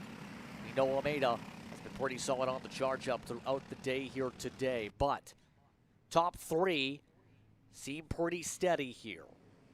And you see just how much the close-up is with the draft, getting under a kart length again.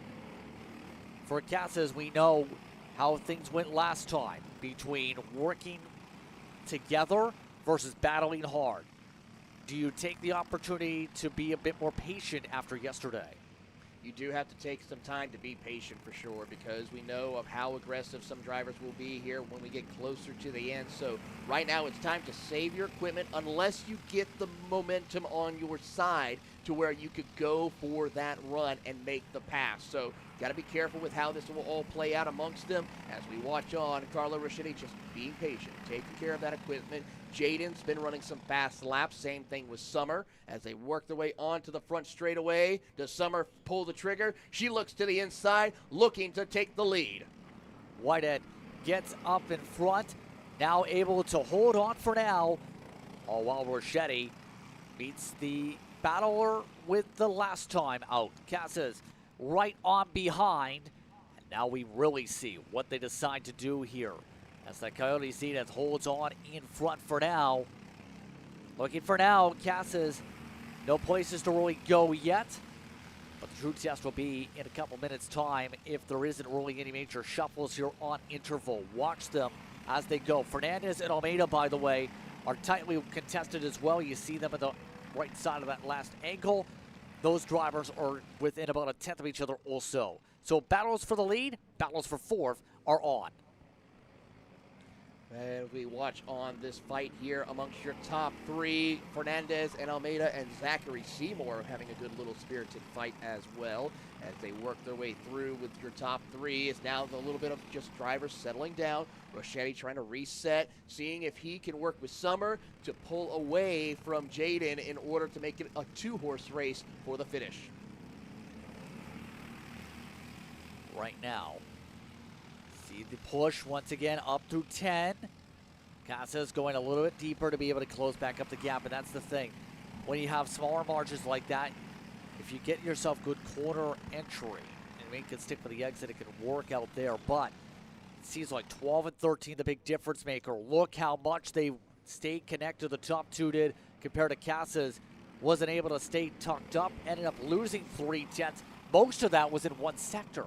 That's just so critical of how much one mistake could cost you the chance of losing time on your competitors here. As we see Rochetti getting a big run out of that corner. He's going to try and put the pressure on to see if he has a run as we watch through. We've seen multiple passes happen right here, as well as momentum on their side to set up for the S's. Those were two of the Masters right on the far side of the course, by the way. Carpitas and La Rosa duking it on out. Still have about 5.5 minutes to go to be able to make the winning move. Rochetti stays on the number plate. Gap grows another kart length compared to last time through. And it's about finding the right spots to do these pushes too. It's not just as simple as giving a shove through every corner, Taylor. It's also about making sure you pick where you can maximize the teamwork to make the dream work. Well, absolutely, and you got to throw in the factors of, like we think about, when you push in those corners, that could cause some major issues. As we drop back to go check on our Masters drivers here in the 206s with Jorge and Jesus La Rosa. Now we cross back over to our front runners in the 206 seniors, and still we're watching Rochetti just waiting for the opportune time to make the pass. Yeah, nothing doing. That's all you can say as we continue on to see when these moves come in. But 4.5 minutes to go. One of the major questions also to pop up here in the midst of this is terms of what you do with these carts for the setup side of things here to be able to make sure you get that adjustment. Remember, a lot of the big things when it comes to this, I was told, was the gearing. Those minute differences on the size of that tooth of the gear, so critical to where you have straight line speed balance versus cornering speed balance. Absolutely, and you got to be careful with where you put those corners up around the circuit here. And as we watch this battle here amongst the leaders, a little bit of a tap of the bumper as they work their way through, and Summers able to hold on as Carlo Rochetti is now having to think about where can he get that extra help with Jaden so far behind. And Casas just not able to find a way to manage here. He did get 41 thousandths quicker that time, but that was basically a recovery of the previous lap's loss, if anything. So it might need a battle. Right here. There it is. Rochetti got the angle side by side for 4. Not really a passing angle as Whitehead holds on in front for now. Here comes Casas setting it up for second. And how about that? Capitalizing on others' mistake. Casas does a great job. Now Rochetti tries to cross him over. Can't quite do it, though, as he now has to step back into line and set himself up through the S's. I don't think they're hearing any bell for their battle from yesterday. It looks like they're back onto the battle case here. Casas looking to try and find that extra boost after the struggles to close up previously. And Whitehead is now growing this gap with less than 3 minutes to go. Look at how he's trying to get lower in the seat right now. Casas is to get a little bit better on the angle. Jaden trying to make sure everything's maximized here to close. He's trying to, but the problem is, does he not? He has to worry about it as we go back to our Masters drivers who are just trading it back and forth. It's going to go side by side as Jesus La Rosa will take over the race lead, swapping around with Jorge for position as they come out of the S's. Yeah, good friends on and off the track here. You see the same driver suit for them too. It's about which one of them gets the engine. Remember, they have one more race after this in about 20 minutes time, give or take. So these drivers will be very busy at work in all sorts of machinery. Just the drive of being able to race at this level and be able to add to what's been a strong championship in Florida for them across different series. Absolutely. Not only that, but being versatile in different categories of racing as we go back to our 206 senior drivers, and we see Jaden and Carlo swapping it back and forth once again, and that's allowing Summer to maintain the gap for the moment. Carlo needs to just settle in. He's got time. Work with Jaden to close back up that gap to Summer here in these closing minutes. Under 2 minutes to work with on the clock. Gap is about 2-3 kart lengths here at the moment. A little deeper. Casas tried to send it in. Gets down to under a kart length, but right here is where it's really spread at times. This time, not really any separation. In fact, it's because Rochetti decides to push him. Here comes the battle for the race lead. No, Casas almost looked like to back off initially after the initial poke on with Rochetti even on the bumper. Hard fight here as we watch their top three in the closing laps work their way through turn 4 and 5, and as they come through, who will pull the trigger and make that run for the front of the field? Rochetti seems eager to do so, just needs to find that little extra hole in order to make the run down the straightaway. They will go towards the S's as we see Summer. Here comes Jaden with Rochetti following suit, moving Summer out of the way to take over the top spot. Casas up to the race lead. Coming up to 3 laps to go. 3 to go in this fight. Now a push again, Rochetti. And now they get close to being able to hear that bell come on through. Rochetti doesn't elect to go for the send yet. Whitehead waits in the seat to look for a chance to poke once they bubble up like yesterday.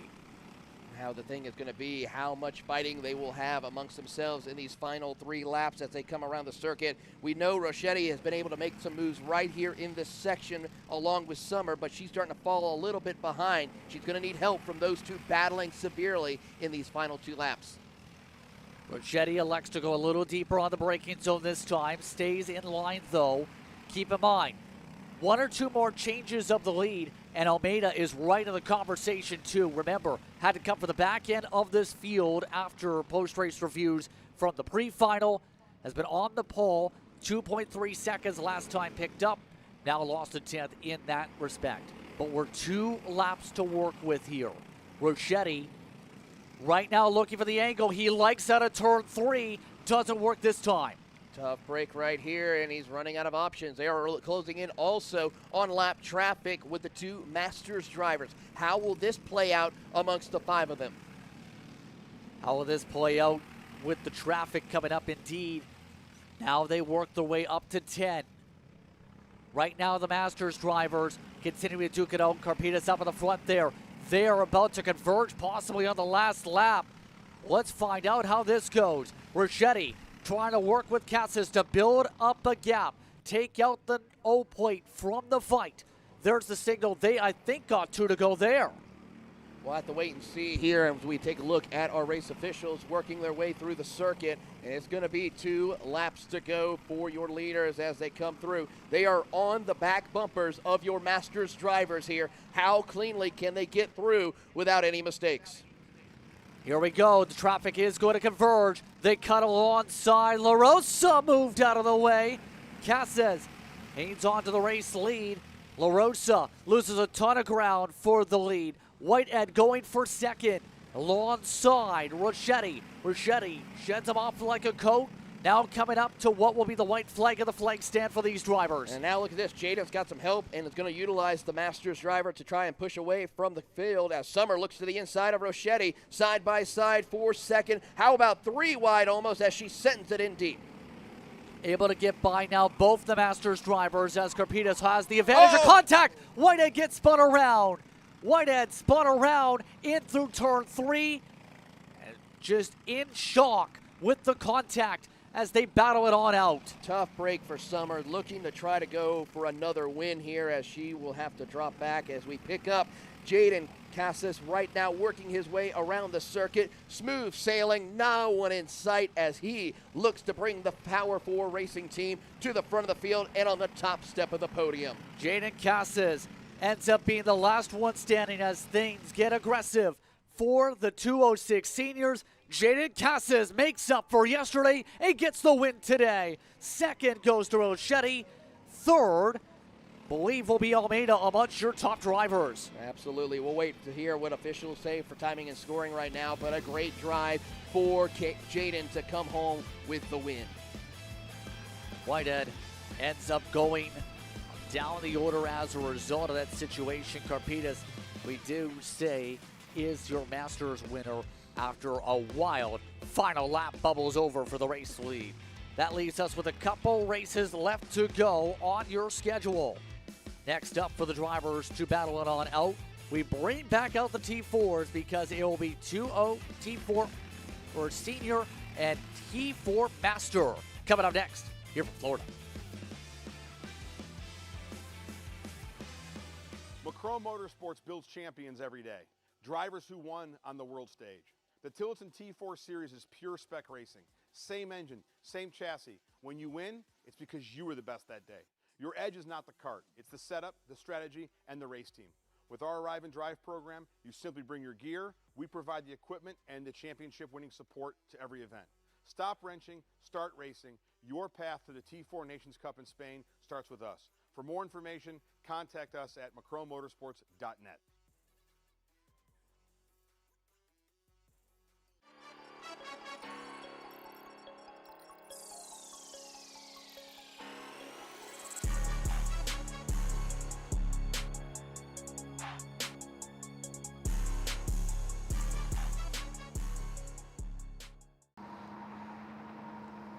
Cat food marketing.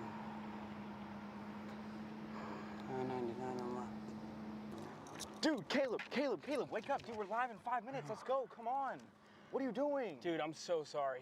Xander had me in a cat food marketing meeting till like 2 a.m. last night. Come on, man. Do you have anything I can drink? Dude, I got the perfect thing for you. Perico. It's a healthy energy drink alternative. Perico? Non-GMO? Gluten-free? Kosher? Magnesium? B12? B6? Yeah, it's good. B5? Biotin? And zero sugar? Pericazo! Try Perico, made with natural ingredients, organic caffeine, and supports your metabolism. Try the new official energy drink of Kart Chaser.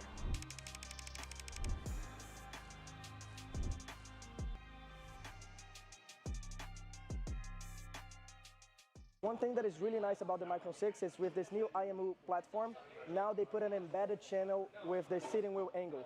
This channel is really nice to use if you're trying to understand how the drivers are behaving through the corners, if it's oversteering, understeering. But you need to be careful. Because we're measuring this at 100 times per second, when you look on the data, it's very, very noisy. So when you look on the data, we have here the steering wheel angle raw output in blue. Wheel angle, very important. Making sure you keep a steady wheel, important. For Chase Biscaglia, it'll be about keeping things calm up at the front today, with Jack O'Keefe in second for your T4 seniors. Then Trudeau and Eduardo Duran are in your top four. Stephen Miller Jr. rounds out the top five. Ishmael Duran, followed by Velez, and Auger will start in eighth. Del Bon Cologne starts at ninth with Bowling in your top 10. Also amongst the field, James Foley in 11th. Or Keepa will start in 12th. Gardello starts in 13th. Manning, Robbins, Hopper, Whitney, Matheson, Naraki.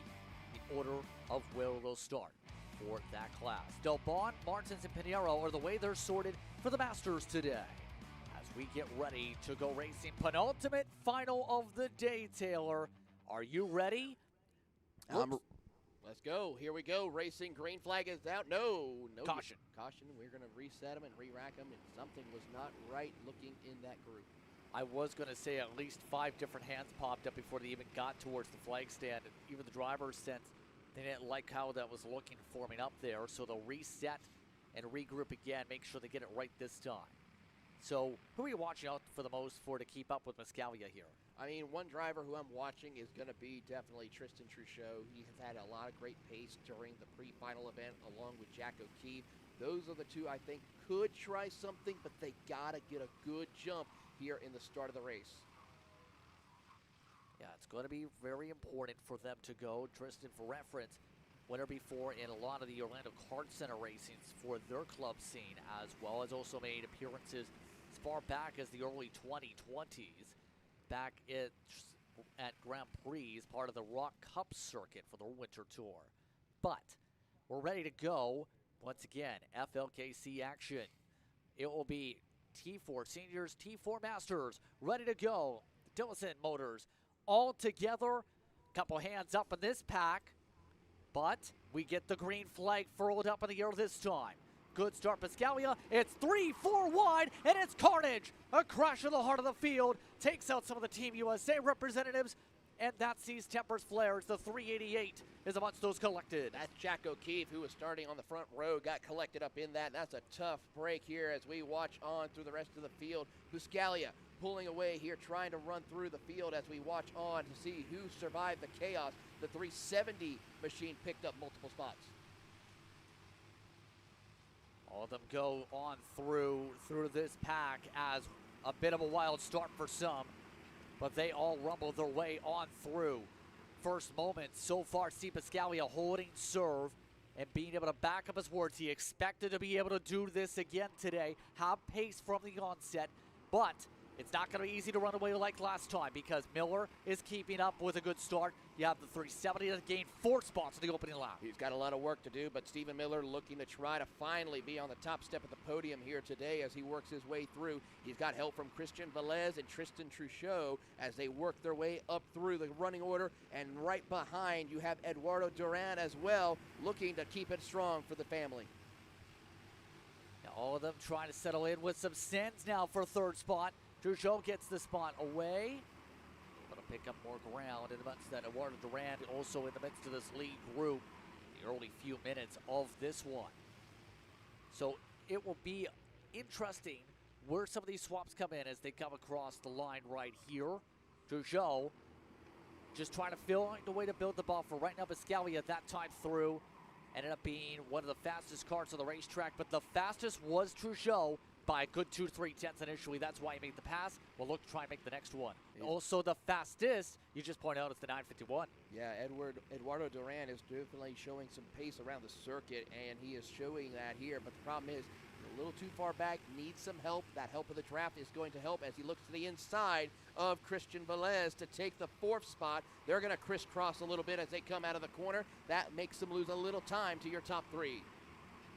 A little bit of a swappy swap ends up causing a little bit of time loss as they continue to zip on through here. All this is with the pack still splintering apart in little pieces here.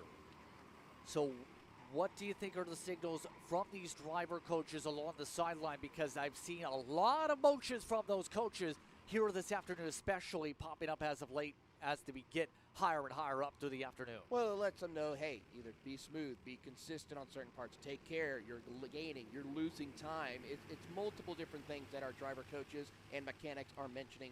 You mostly see that in our cadets and junior categories. For most of these seniors, they know what they're doing. They know how to get around this circuit and handle it appropriately, especially so our front runners we see here. But also you have to think, a lot of film sessions here too to know what's right, what's wrong, what you can do, what not to do.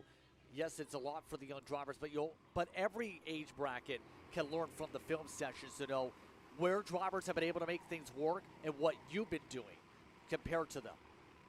Absolutely, and so we're going to see how they can compare notes after today's action, but also right now, they're studying their competitors as they race these races here and watching on to see where they can make improvements. Stephen Miller's watching Pascalia of how he can set up a pass to get around if the opportunity presents itself. Truchot watching both of them looking to try and capitalize on a chance of being at the front. And better yet, how they're going to square away for the championship. As you see issues for the 312 machine, pushes them off the racing circuit. That is Andrew Naraki. That's now getting assisted to the side barrier. Naraki had gotten up to 14th before that point after starting your dead last in the class. So that is a big swing for them in the point standings all of a sudden once again. Yellow flags out right there as they came out of turn number 3. One driver out of it. That looks to be Andrew Naraki. Yep.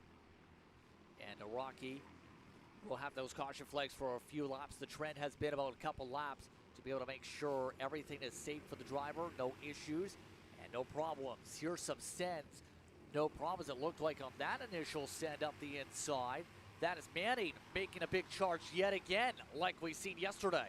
Manning's doing a great job through here as he works his way further up into the top 10 as we go back up to the front of the field as we see Tristan Truchot has found his way up into second place with Eduardo Duran hot on the tails of Stephen Miller.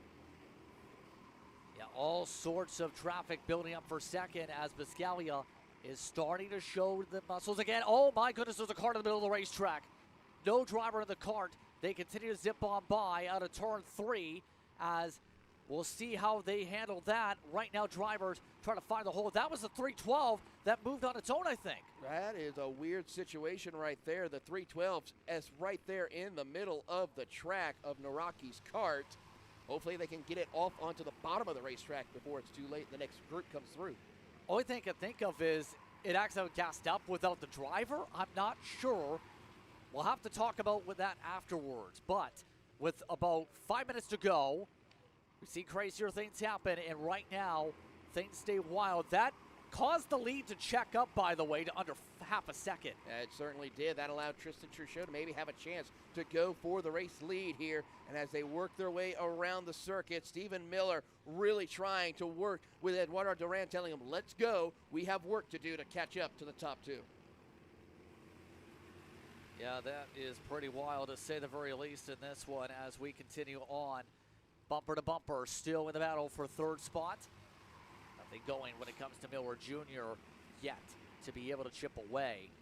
And Miller Jr., how have you thought about his performance here this weekend in all his classes? Because I know he was one of the drivers mentioned by the Kart Chaser crew to keep an eye on. He's getting pressurized for 4th, but do you feel like he's lived up to the billing here this weekend with some good top 5 speed? I mean, he has the pace. I just don't think it's just due to the fact of how many other big heavy hitters have come into play that we've seen on the national. I mean, Stephen Miller has been running some national events, but compared to what Chase Biscaglia has been running, it's going to be a little bit of a hindrance to help it with his skills around the circuit, and as well as more drivers been making improvements throughout the season. Yeah, and it's going to be interesting when we continue on with the progression to a lot of tracks that are going to be Kart Chaser first, believe. Coming up through 2026 also with the progression. We talked about the schedule. We'll touch upon that more towards the closing stages. But as time ticks away here, gaps grow up, by the way. For those wondering how things are going with the Masters, Pinheiro took the lead a few moments ago over Del Bon on his drive up to the pack. 6/10 up, last scoring loop through for the 455. As you see all the cars zipping on through. You see how these gaps have formed up here. Little packs of 2 and 3 yet again. Just little groups here and there. We'll go further back here as some drivers nearly making contact with each other as they try and work their way through. This here is the driver of the 311, Tansen Bowling, with Frederick Manning right there behind. He's also got Kevin and James Foley right there behind them in this battle for the 8th position. All of them doing pretty solid here in this race for what they're doing. James Foley is a driver we've seen pop up when it comes to his name a little bit. One of the competitors with Project 53, for example, part of the 7-driver outfit they brought on through today with drivers like Martins, like Truchot. And it takes a lot of work to be able to put together a good roster of drivers here, especially for that program based out of Orlando. Have you ever had that type of an effort trying to run a team like that? I know that answer. We've been on the same sim team before. Yeah, but it's a little bit different when it comes to running a organization like this for the karting standpoint, because there's so many different things that you have to be prepared for with these karts, different feelings of how these drivers will have to negotiate, as well as also track conditions for these drivers. So it's a little bit different compared to the sim world where you can handle it from your home compared to where you're having to focus on the travel aspect of getting all your drivers to one location. But it takes a big time commitment. You have to think as well. If you want to be the best driver or team owner, it's not just simple as turn a couple laps and go as they reach some traffic here and go in this case. Bowling holding back Manning still holds on to the 8th position, coming up to 90 seconds to go in this fight. Oh, look at this. Caught underneath, Bowling slid the tires, and Manning took advantage. Capitalize on the mistake there as he will move on and get that 8th position away from Bowling. And now trying to see if he can play a little bit of keep away from him and see what he can do. Meanwhile, back at the front, Tristan Truchot making some gains here as he tries to pick up the pace. Closes right there on the back bumper of Chase Buscaglia. Yeah, right now, Buscaglia has not been able to run away like the last race yesterday in the later evening. He's been kept on his toes here. Truchot has kept the pace. We talked about that team alliance moments ago. That Cosmic has looked to try and show it's out of this world and be able to land on Planet Victory Lane here. Problem is, it's going to be hard to make the pass. As you can see, the gap continues to hold steady. Buscaglia is really good in the apexes. He really is. He's able to just keep that kart planted on the track, working his way through, not getting twitchy. Those hands are smooth, consistent, not a whole lot of motion as they come across the line, but Eduardo Duran is really picking up the pace here even more so. He just went fastest again for the 2nd time in a row. Duran is really pushing tempo. We are unofficially under 3 laps to go here. We'll see how they rule it at the flag stand, remember. Seen that pop up a couple times today as right now Truchot waits within a couple kart lengths here. Right now trying to find a way to chip away. Been hard to get the pole today in the T4s. We head on all day long. And right now you see that arc difference. Buscaglia, middle of the corner, is able to get it really rotated in the heart of 9, 10, 11 coming on through that complex. And as they come on through, watch the flag stand. This time through, it is double sticks. It is 2 to go. 2 laps to go. Eduardo Duran watching in the wings here, ready to go. If he can find the opening, Tristan Truchot, I hope his tires haven't burned off completely. He's starting to fall a little bit, and it's not working in his favor. Chase Buscaglia just staying consistent, hitting his marks lap after lap. Buscaglia looking hungry to get the sweep here today. As you can see, elected to keep the same number on the kart, interestingly, with the O-plate option for the season in this series. But he looks to live up to that O-plate status from the podiums yesterday. Coming up to the white flag this time through. Top 3 stay within about 0.8 of a second of each other. Buscaglia putting on the distance, really pushing hard back to 100% for the white flag. Yeah, I knew that was going to probably happen here when they got closer to the end of this race. Chase was just taking care of his tires, letting it come to him, and then when it's time, start to play pull away and run from the competition like he's doing right now. Truchot doing everything he can to keep up with that high-speed chase, but so far, it's just a matter of Buscaglia hitting his marks. Buscaglia looking to try and clinch things up for a weekend sweep to start off the new series. Maintains the 3-4 kart lead advantage. Deep set, Truchot entering up through 9. They rumble up through 10 and 11 onward. But for Buscaglia, every lap this way, going his direction. Coming up the final corner, Chase Buscaglia will end up sweeping the weekend. He wins in T4 Sr. Incredible drive by Chase Buscaglia. How about Tristan Truchot and Eduardo Duran making a great effort for a podium finish here today? So a drive, to say the least, for some. A stellar performance. Frederick Manning went up of multiple positions. Tobias Matheson just outside that top 10. As you see, Robbins, Whitney, Gardella, Cold on. Jack O'Keefe does still finish the race, but Pinheiro does get the Masters win by 7/10 over Del Bon. That will be your penultimate final of the day, Taylor. We'll take a break. When we come back, we'll have your final race of the day. You're watching Kart Chaser. One thing that is really nice about the Micron 6 is with this new Iame platform, now they put an embedded channel with the steering wheel angle. This channel is really nice to use if you're trying to understand how the drivers are behaving through the corners, if it's oversteering, understeering. But you need to be careful. Because we're measuring this at 100 times per second, when you look on the data, it's very, very noisy.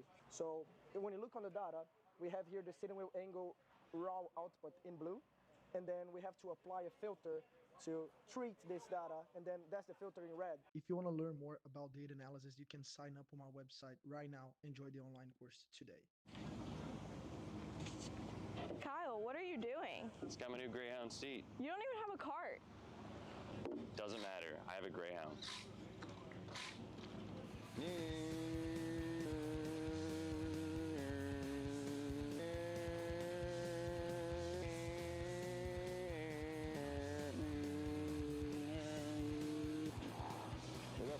Kyle Cuthbertson doesn't even have a go-kart. Doesn't matter.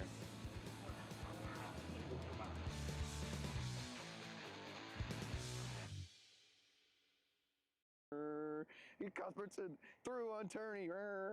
Turney in the dirt. Hey guys, I'm Chris G. I'm Kart Chaser's driver fitness coach, and today I'm going to give you 3 tips on how to strengthen your shoulders for more endurance and better stability in the kart. Here we go. Okay, so exercise number 1 is the front rope pull-through cable raises. Okay, now this is the upright cable row. What you are doing here is you're picking a straight bar, as you see, and we're working the side areas of our shoulders, the medial. Exercise number 3, the dumbbell shrugs. As you guys can tell, I like to pause at the top before releasing. It's great for your strength, for that wheel stability. It's great for those shoulders and that upper back area. Chris G coaching, race ready training that carries into real life. That's what we do here. See you on the next one.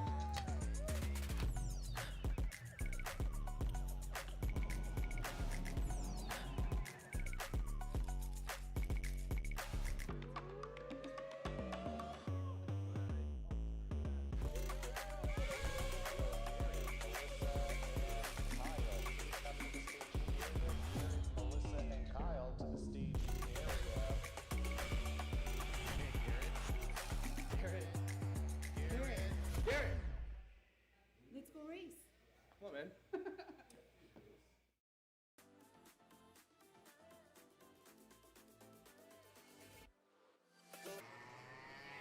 We're all going to the gym after this race. After all, we're in for a lot of work to close out the day. It's time for our final workout of the afternoon, though. It's KA100 Master for the final race of the day, Taylor. These drivers ready to do battle. It should be interesting how they go. It certainly is. It's going to be an exciting fight here as we watch these drivers get set for our final race of the day, KA100 Masters, and already they're getting themselves lined up as we wait for them to get in the line and get a green flag start. Now, the last time we've seen these drivers, we've seen a big gap initially on the warm-up by your control kart, and then they caught up here. Then they still got the green. Will they get the case of that here? Answer is yes. They zip on through. Green flag is out, and a great start immediately for Alfonte to be able to get the advantage already. Got a big lead earlier on. Looks to take over in front of La Rosa.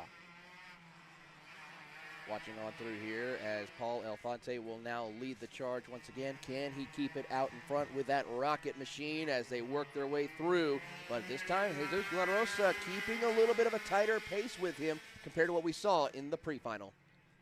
Yeah, Alfonte yesterday was a night and day performance today. And really, when you think about it, when it comes to... Oh, trouble. Oh, no! One of your top drivers off the track, the 420. As we see Jorge, unfortunately, out of the race there. That kart definitely has something wrong with it, unfortunately. That will put him out of the race and make it a 2-kart race here for this race. So that will leave Alfonte up in the front of the field. No, when it comes to that respective team, Rocket Racing Company, been busy when it comes to the announcement side of things as of late, especially with some of their open-wheel drivers we've seen pop up in the karting scene. Alfonte has showed speed in across the region whenever they've raced. Daytona, he made appearances at USPKS at the national level last year, for example. Also competes in Rock, for example. Fair bit of appearances, to say the least. Also races over in Orlando and AMR Motorplex also. So doing good in this race. We still have 11 minutes to go on the clock for these drivers you see up on the board. And with that, we'll keep an eye on them, and we'll watch on as we enjoy the sights and sounds here at K4 or T4.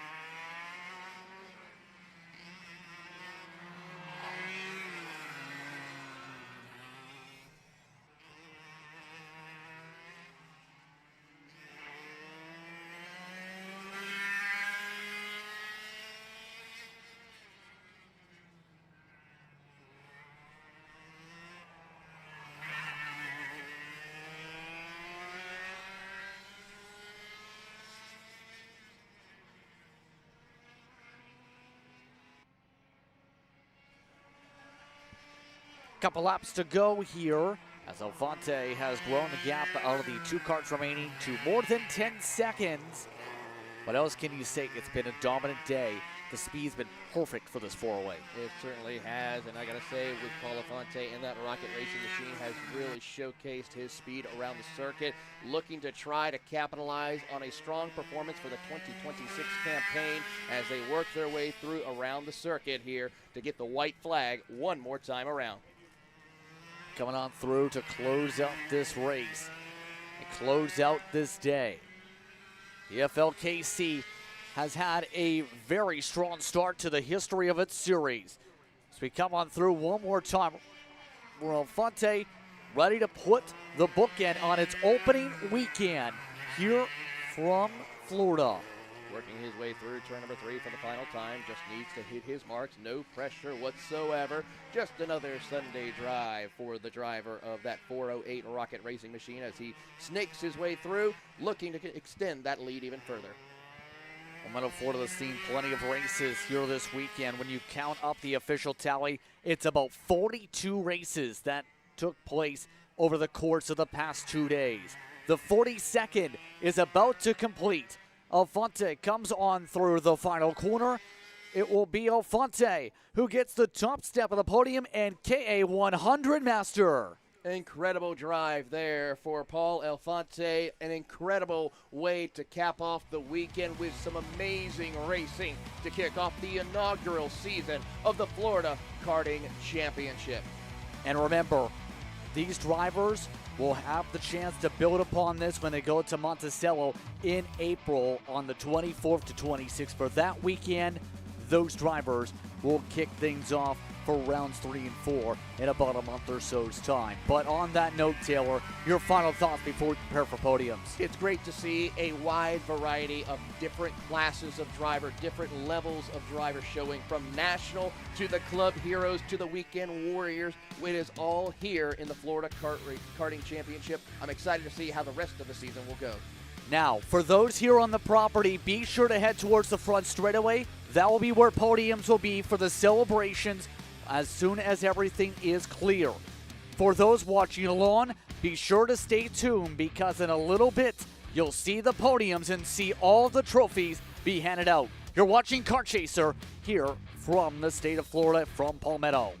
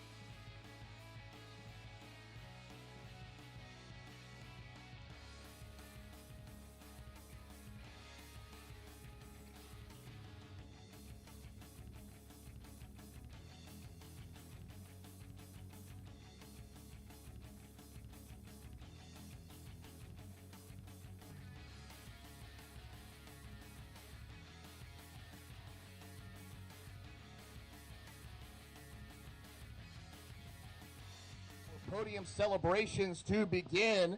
Drivers are making your way over, and we will give out the trophies here today. First and foremost, before we begin, let's give a big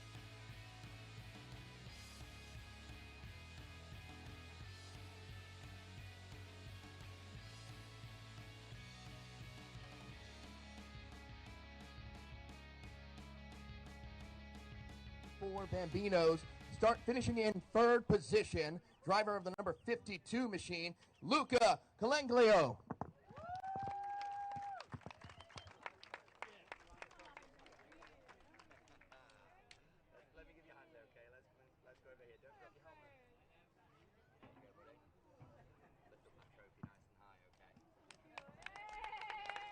Give a big round of applause for him there today. All right, moving on to second place in the T4 Bambinos, Colt Shelton.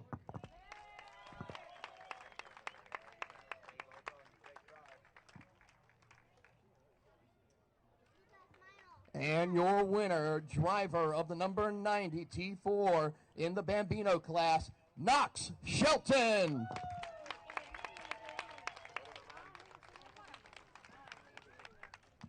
All right, kids, raise those trophies up nice and high for the pictures. Give it up for your T4 Bambino podium finishers.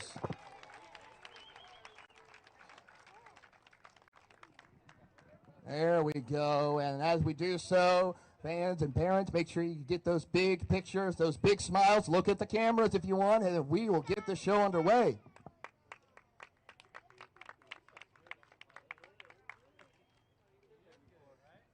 All right, thank you very much, gentlemen, and let's move on to our next category in the Iame Bambino class, finishing in third position, Lionel Tyminski.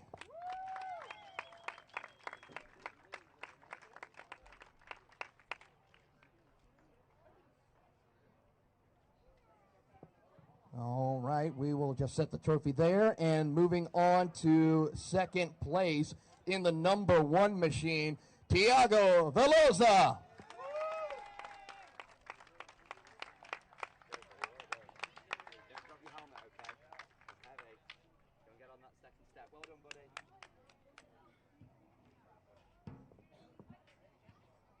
And coming home with a clean sweep for the weekend, winning in every category in the O-Plate, Maverick Reddick.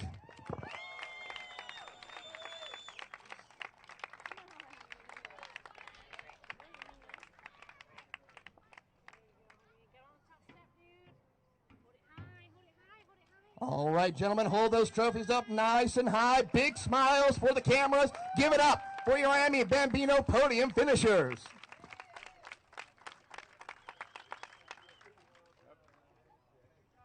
All right, thank you very much, gentlemen. We will see you at the next round.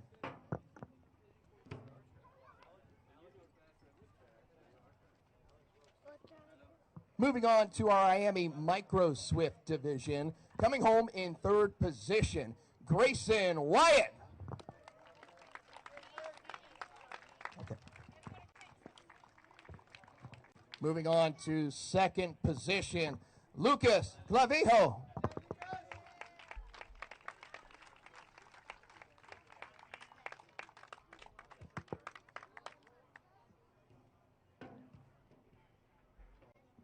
And your winner, driving a CRG, the number 11 of Emmett Dalton.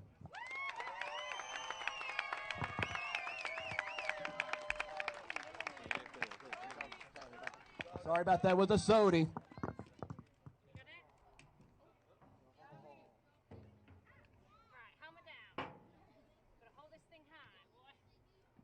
Give it up for your podium finishers there in your Micro Swift division.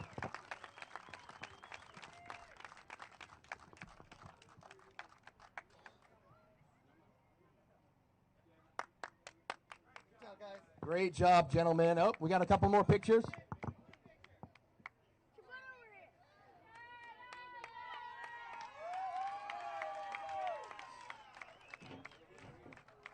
There we go. Give it up for the birthday boy, Landon Silvers. Great stuff here, gentlemen. Thank you so much. Moving on to our Iame Mini Swift category. Coming home in third position, Colton Brook.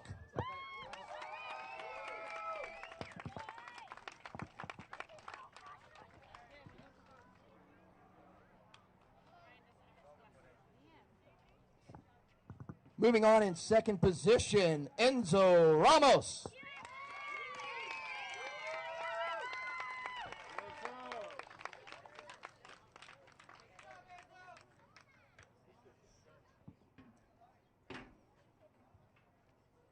And on the top step of the podium, Kimo Ahmad.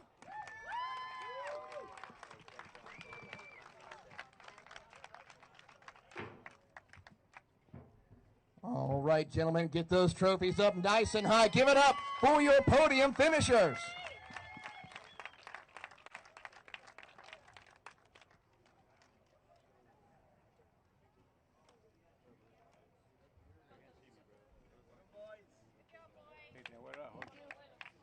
Next up is your Iame KA100 Jr category. In third, Maxwell Macha.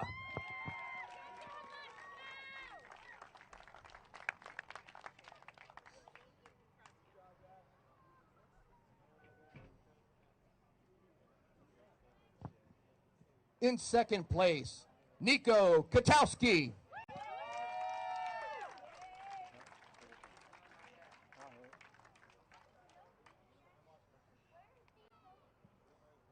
And your winner in the 816, Santiago Orioli.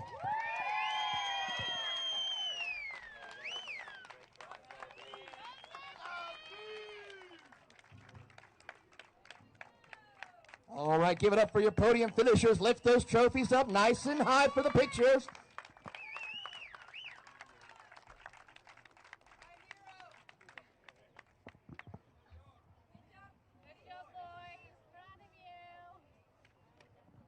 Moving on to our shifter category. For the master shifters, coming home in third position, Ryan Coberly.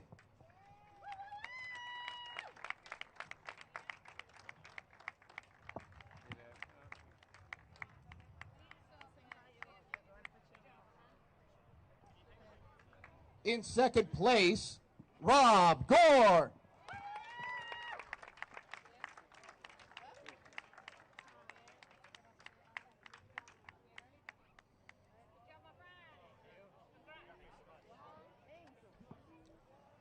And your winner at the top step of the podium in your shifter masters, Marn Van Tak.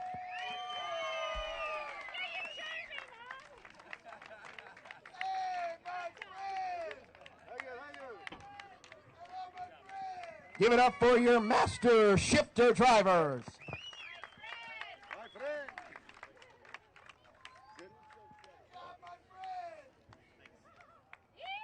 Moving on to our senior shifter category. In third, Christopher Giram.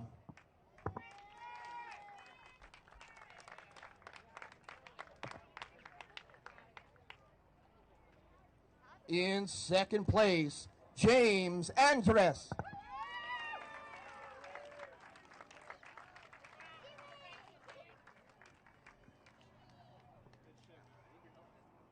And your winner in the 408 Croc Promotion, Scott Presti.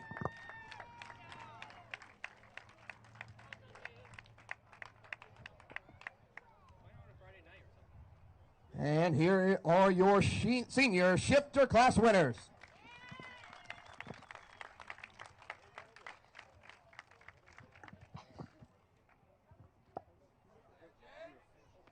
All right, we had a little bit of a shake-up in our KA100 Seniors, so here is the updated results. In third position, Mick Gabriel.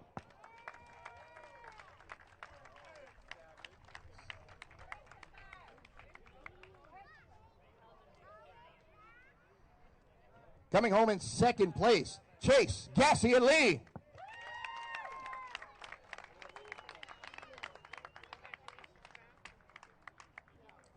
And finally, on the top step of the podium, get the broom out for Enzo Vidmatien.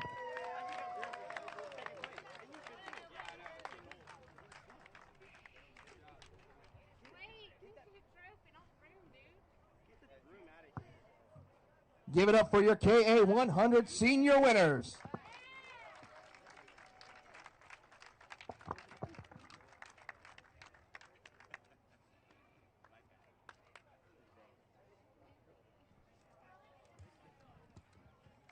Great stuff there, gentlemen. Moving on to our 206 Cadet category. Coming home in third position, Oliver Adams.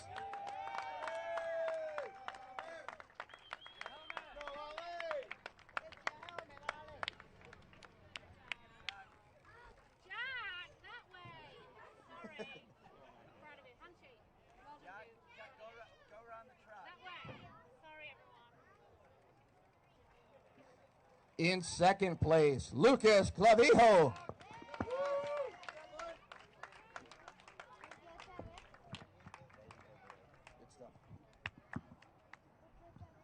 And your winner in the 206 Cadet category, Hank Lai.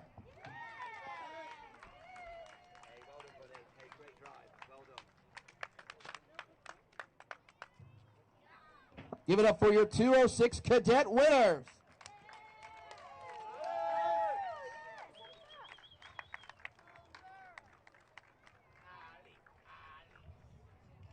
Great stuff, gentlemen. Moving on to our T4 Mini category. In third position, Parker Kurtz.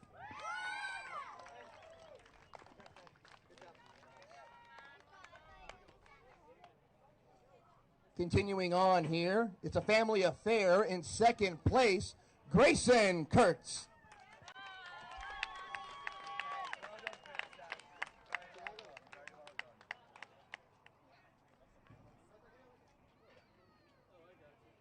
And on the top step of the podium, your winner, Cohen Shoecraft.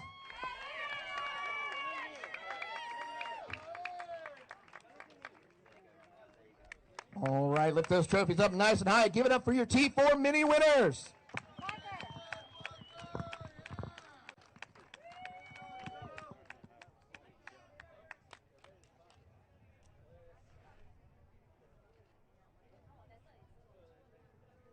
Thank you so much, everyone, and we'll move on to our 206 Junior category. Coming home in third position, Braden Kelpie. Leppy comes up there with third position. Great stuff today.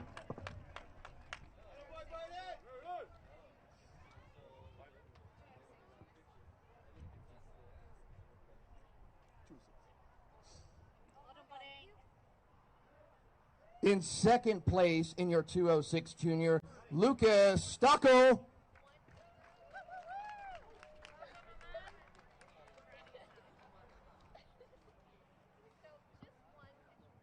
And your winner, how about this recovery after yesterday not getting the finish but coming home strong with the win, Alexander Savage.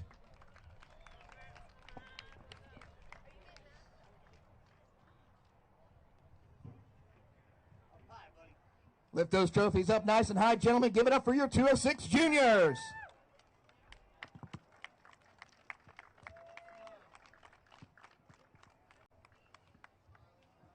Great stuff, gentlemen. Moving on to our T4 Junior category. In third position, Roman Pullen.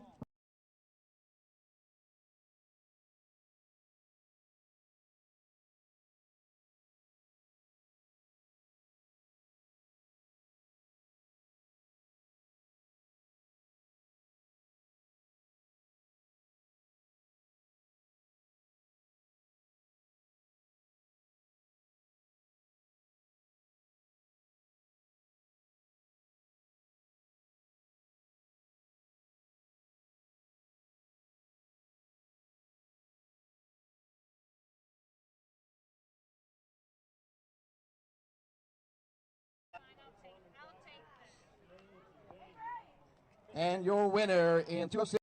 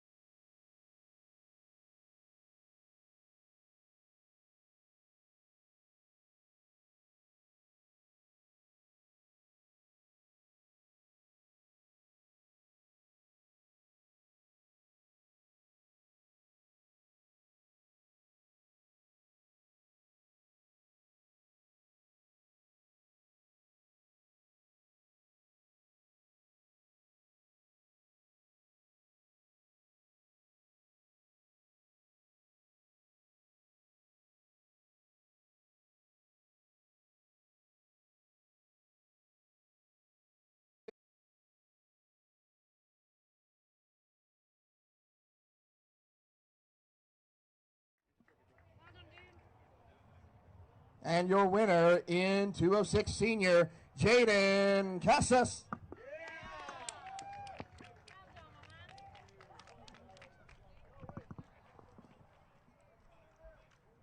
Give it up for your 206 Sr winners.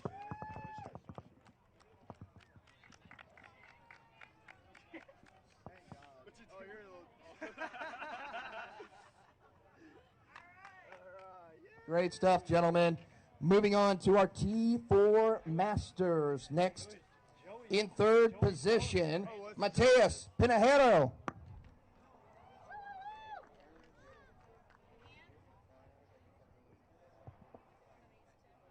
In second place, Fernando Martins.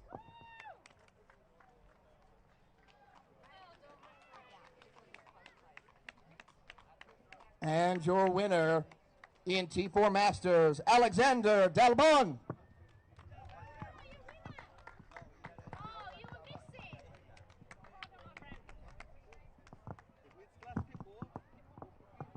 Give it up for your T4 Masters podium finishers.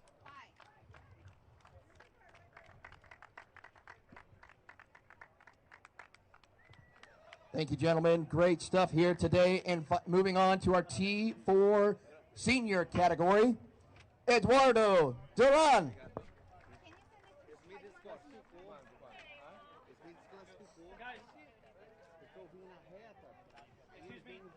In second place, Tristan Truchot.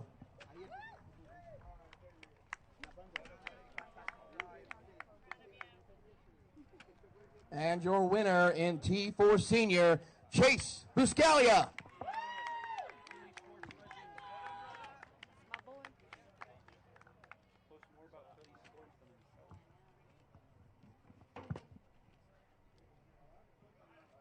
Give it up for your T4 Senior category.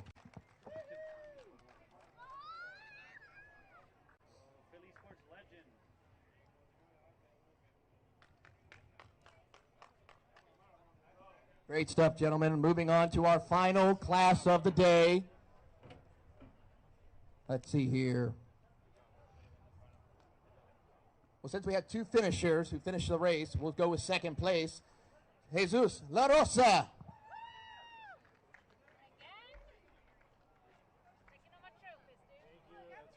And your winner in KA100 Masters, Paul Elefante.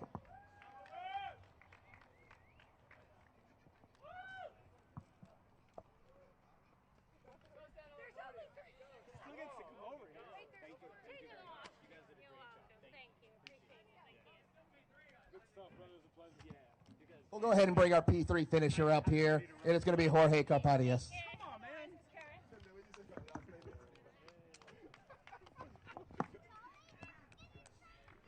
Give it up for your KA100 Masters winners.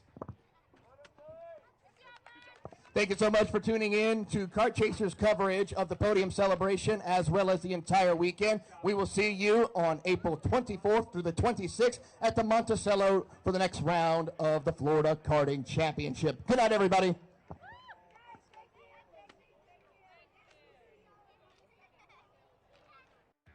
This broadcast is the sole property of Kart Chaser Group, LLC. Any rebroadcast, reproduction, or other use of the images, audio, or accounts of this event, in whole or in part, without the expressed written consent of Kart Chaser Group, LLC is strictly prohibited. Thanks for watching.